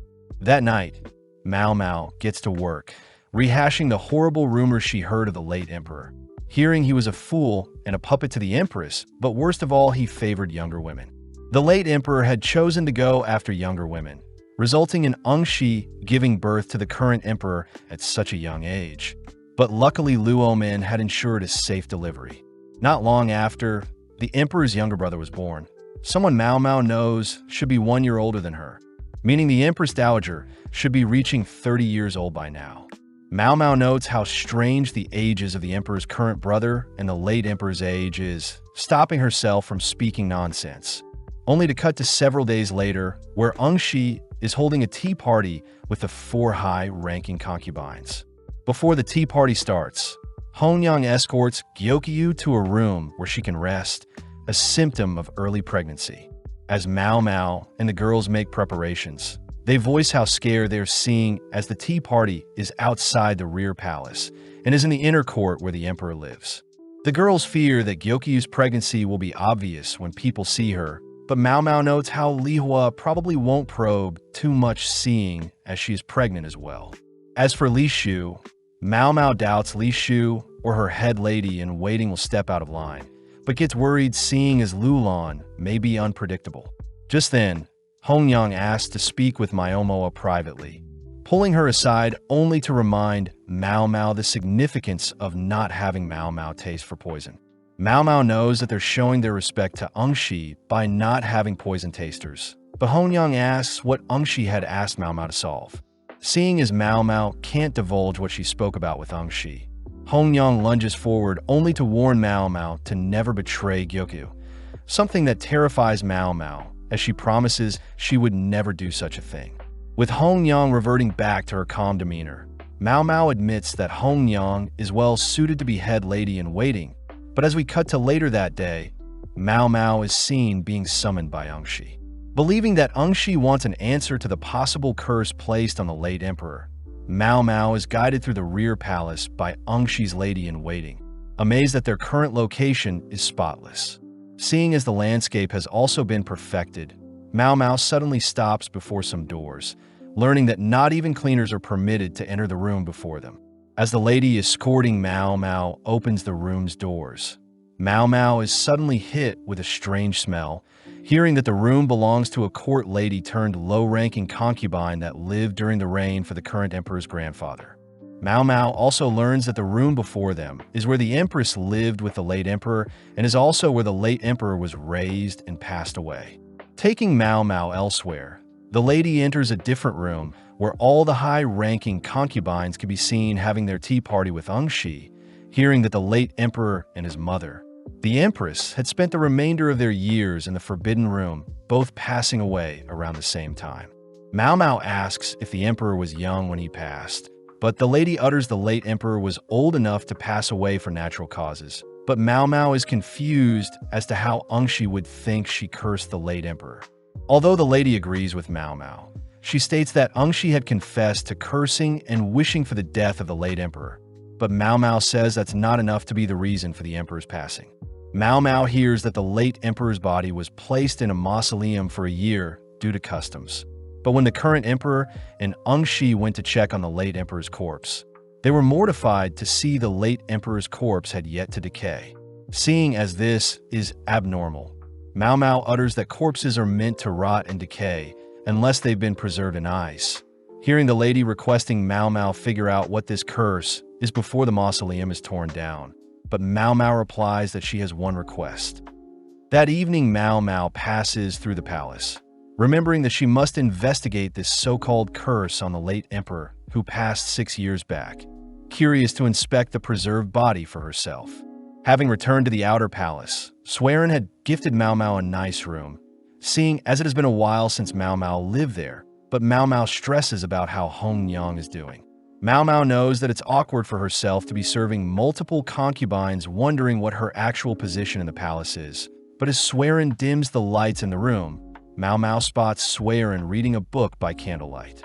Swearin suggests Mao Mao pick out a book of her own to read, heading into the back room only to notice that Swearin has such young taste with the abundance of romance novels. Before Mao Mao can inspect other items, Swearin catches Mao Mao, but Mao Mao rushes to explain she was only looking around. Opening a basket, Swearin shows off some toys Jinshi used to play with, asking what Mao Mao thinks of Jinshi, but Mao Mao simply utters Jinshi is a great boss as long as he gives her rare materials. Swearin mentions how she always took away Jinshi's favorite toys, something that made Jinshi cry often even when Gaoshan would try and show off other toys Jinshi could play with. Mao Mao wonders why Swearin took away his favorite toys, hearing that Swearin was simply training Jinshi to not hone in on one thing at a time, something especially important for Jinshi's position. Mao Mao feels sorry for Jinshi, learning that Jinshi was forced to mature at such a young age. But Mao Mao is relieved to know Jinshi is okay with acting vulnerable around her. Seeing a piece of paper, Mao Mao picks it up and opens it, but Swearin quickly snatches it away from Mao Mao, uttering that she was supposed to throw the paper away, but forgot. Seeing another item in the basket, Mao Mao picks up a shiny object, but Swearin said she had to confiscate the object, seeing as it looked like a dirty pebble Jinshi was playing with. Mao Mao declares that it was the right call, seeing as the so-called pebble is poison. Racking her brain, Mao Mao asks if Jinshi would often visit the inner court, confirming that Jinshi did. Having come up with a hypothesis, Mao Mao promises to explain why Jinshi was in possession of the poisonous pebble tomorrow once she solved the curse on the late emperor.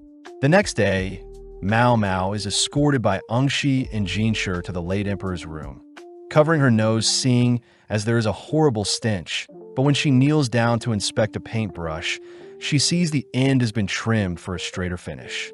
Mao Mao asks if the late emperor loved to paint, prompting Ungshi to explain that the late emperor only ever painted one painting for Ungshi, having hid the painting so as to not get in trouble. Mao Mao notices Jinshi getting more restless, but seeing as she needs more information, Mao Mao hears that the late emperor only had one servant before he passed, asking to speak to this mysterious man. As Ungshi's lady-in-waiting heads to retrieve the servant, Mao Mao notes a strange odor on the brush along with various shards of colors on the floor, all mixing and growing more frequent as it approaches the nearby wall. Touching the wall, Mao Mao feels several pieces of paper layered along the wall along with paint coatings, something Mao Mao is saddened to discover. Having brought the late emperor's servant, Ungshi recognizes the man, but before Mao Mao can ask the man questions, Ungshi reports that the man is sadly unable to speak. Mao Mao knows it's common practice to have servants unable to speak in fear of private information leaking, But as a compromise, Mao Mao asked the man to nod or shake his head, starting off by asking the man if the late emperor's room was once filled with paintings. Seeing the man not replying, Mao Mao wonders if the man is refusing to answer. But when Mao Mao states she knows something is on the wall beside them, the man begins to behave strangely. With Mao Mao getting permission to tear down the paper plastered on the wall, she notices the servant glaring at her, but taking the time to delicately remove the layer covering the wall. Mao Mao reveals a painting the late emperor was working on. With Jinshi demanding to know what this painting is, Mao Mao thinks about how unfortunate it was for the late emperor to have passed before he could show off his hidden talent as a painter. Seeing the yellow color used to paint, Mao Mao knows a mineral known as orpiment, a material similar to arsenic that prevents decay of living things. Mao Mao had initially believed that the wallpapers had contained orpiment when made, but it turns out the late emperor had used orpiment to paint, and unknowingly the chemical was absorbed by the late emperor's body, explaining how the late emperor's body didn't decay even after death. Thinking about the late emperor's life, Mao Mao deduces that the emperor had spent the remainder of his years confined in a room to indulge in painting, explaining the mute servant that would keep such a look down upon a hobby secret from the outside world. Pushing against the painting, Mao Mao knows that there are multiple layers of paintings behind their current one, but seeing the lady in the yellow dress, Mao Mao realizes that the lady must be the late emperor's mother. Mao Mao wonders how the empress felt when she found out her son was not fit to be the emperor, suspecting that the empress took over the role of ruling to protect her son, only to give the late emperor a room filled with paint where he could express his deepest desires. Sadly, the empress's gift to the late emperor was ironically poison, but regardless, Mao Mao declares this is the secret curse Ongshi was looking for. Satisfied, Ongshi takes a moment to appreciate her husband's painting, something that makes Mao Mao tear up. That evening, it's revealed that Ongshi actually despises the late emperor's painting, pissed to see the empress had been painted, but not herself. Ongshi reveals that her giving birth at such a young age was due to her family pressuring her to give herself to the despicable emperor in order to give her family political advantage. Flashing back, Ongshi was working as a lady and waiting in the rear palace for a mid-ranking concubine, her half-sister. That night, Ongshi and her sister had met up with the late emperor, but when Angshi's sister had tried to touch the late emperor, he threw her away, quaking in fear. Seeing the late emperor in such a pathetic state, Ongshi had taken the chance to check on the late emperor, immediately captivating his eyes. As several years passed, Ongshi grew pregnant with the late emperor's child, even dodging several assassination attempts, but luckily gave birth to a son that was accepted by the empress at the time. Ongshi had heard of a case where a lady had claimed her daughter to be the child of the late emperor, but the late emperor had refuted such a claim, instead assigning a random doctor to be the true father of the baby girl. Ongshi knows that all doctors have to be castrated in order to enter the rear palace, feeling bad for the doctor that helped her give birth, but even more sad for the lady that was forcibly separated from her baby girl. With more time passing, the late emperor no longer visited Ongshi, but one day whilst Ongshi was touring the palace, she noticed the late emperor passing by. Seeing his head hung low, Ongshi despised the late emperor who wouldn't even look at her, growing more infuriated when she sees the late emperor prioritizing younger women over her. One night, Ongshi had confronted the late emperor, taking out all her frustrations on him for the scar on her belly along with the lack of attention he had shown her over the years, and not long after that the late emperor shut himself away from the outside world. Thinking back, Ongshi admits that the late emperor truly had no ambitions except painting, remembering the only time when the late emperor had painted her, but Ongshi reveals she had swearing her lady-in-waiting at the time throw it out. As Ongshi leaves the room, she notices Jinshi waiting for her, uttering that the late emperor did visit him in the past. Taking out the pebble he had as a kid, Ongshi feels sad for Jinshi, seeing as Jinshi was born out of mistake, but still Ongshi values Jinshi. Jinshi reveals that he had seen the painting of Ongshi the late emperor had painted for her, reminding Ongshi that her favorite dress color was yellow, something that makes Ongshi wonder if the painting was truly about her and not the empress. brushing that fact off as a coincidence. Jinshi wonders what the late emperor was trying to tell them in the past, but Ungshi admits she doesn't know, nor does she want to know. Ungshi takes the chance to ask what Jinshi thinks about Mao Mao. Noticing Jinshi acting shy as he utters Mao Mao is a useful asset to him. But having raised Jinshi from birth, Ungshi reminds Jinshi to hide his favorite toys, or else someone will take them from him. A few days later, we see Gyokyu introducing Mao Mao to her 3 new ladies-in-waiting, Haku, Koku, and Saiku, 3 sisters. Mao Mao notices the sisters are actually quite close with the other girls. Hearing that they're all from the same hometown, and Haku is the eldest seeing as she is the same age as Gyokyu. Mao Mao respects the decision to only hire people Gyokyu knows, but when Mao Mao introduces herself to the sisters, she accidentally gets the girls' names wrong. The sisters agree to wear headbands to distinguish themselves moving forward. But later that day, we see Inghua wrestling Mao Mao as she wants Mao Mao to leave the storage and go back to living in a normal room. Mao Mao sadly refuses, holding strong against Inghua, all whilst the 3 sisters watch. But out of nowhere, Hongyang appears, dragging Mao Mao and Inghua back to work. That evening, Gyokyu agrees to give Mao Mao both the storage room and her original room, asking Mao Mao to rest up in her room when she sleeps, something that excites Mao Mao. As Mao Mao works on cleaning the pavilion as usual, she realizes that the amount of work has decreased since the sisters joined them. But the sisters ensure Gyokyu's pregnancy goes well along with evening out the head count due to Lolon's increase in servants. Wrapping up work, Mao Mao sprints off to her shed, worrying the sisters as they wonder if Mao Mao truly sleeps in a shed even though she is a lady-in-waiting. Working on some medicine, Mao Mao notices Inghua spying on her, but Mao Mao knows that Inghua is only looking out for her along with Gyokyu.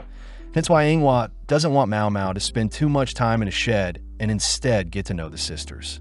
Heading to apologize to Inghua for earlier, Inghua asks if Mao Mao is free tonight, declaring Mao Mao will accompany her tonight to make up for what happened earlier. Heading to the north side of the rear palace at night, Mao Mao wonders what could possibly be out there, but suddenly Inghua instructs Mao Mao to place a cloth over her head. Stopping in front of an old building, Inghua knocks on the door, only to be greeted by a mysterious lady. Mao Mao notes the beautiful old court lady, but as the trio head through the house, the lady utters that the number of court ladies have plummeted in the past years. Entering a room filled with other ladies, they all sit around a fireplace. But Mao Mao thinks about how strange it is for 12 people to gather in a closed room on such a hot day. Starting their gathering, the lady states that they'll begin telling 13 scary stories, starting off with a tale of a lady being pushed into a moat. As the story reaches its climax, Inghua is seen clinging onto Mao Mao, only for the one telling the story to blow out their candle. Seeing as the stories are basically scary rumors, Mao Mao gets bored as she wants something more scary. But suddenly Mao Mao notices Shui is amongst them, gifted a snack to munch on. Up next is a lady talking about a story from her hometown, uttering that her village was near a forest filled with demons that would curse whoever entered. But one day a child had wandered into the forest in search of food when their village was low on crops. When the boy had returned to his mother, they both tried keeping a secret, but when the town found out, the mother and boy were ostracized and cut off from the town. As the child and mother grew weak and pale from the lack of food, a villager one night saw a beam of light enter their home. But when the villagers checked on the pair the next day, they were horrified to see the boy had passed. Checking on the mother was barely alive, managing to let out some cryptic words only to pass soon after with a demented smile on her face. As the girl telling the tale blows out her candle, Mao Mao yawns, seeing as she has figured out something, promising to tell Shui about it later. But seeing as it's Shui's turn, she starts by telling a story from the Far East. The story follows a monk that performs funeral ceremonies frequently, but having finished late, the monk hurried home through some tall grass late at night. Hearing wild dogs in the distance, the monk hurried to a nearby home, greeted by a wife and husband only to ask them for a place to rest for the night. Luckily, the wife warmly welcomed the monk, feeding him and giving him a place to stay, and in exchange the monk prayed for the wife and husband's safety. As the monk prayed, he heard the husband and wife arguing about something, but before he could intervene, his senses told him to continue praying. Out of nowhere, a monster enters his room, searching for the monk, but the monk seemed to have been protected as long as he remained to pray. Having prayed for a long time, the monk noticed the monster had disappeared, heading out to search for the husband and wife, but they had disappeared with only insect wings left behind. As Shui wraps up her tale, Mao Mao is surprised at how serious Shui looks, wondering who Shui reminds her of.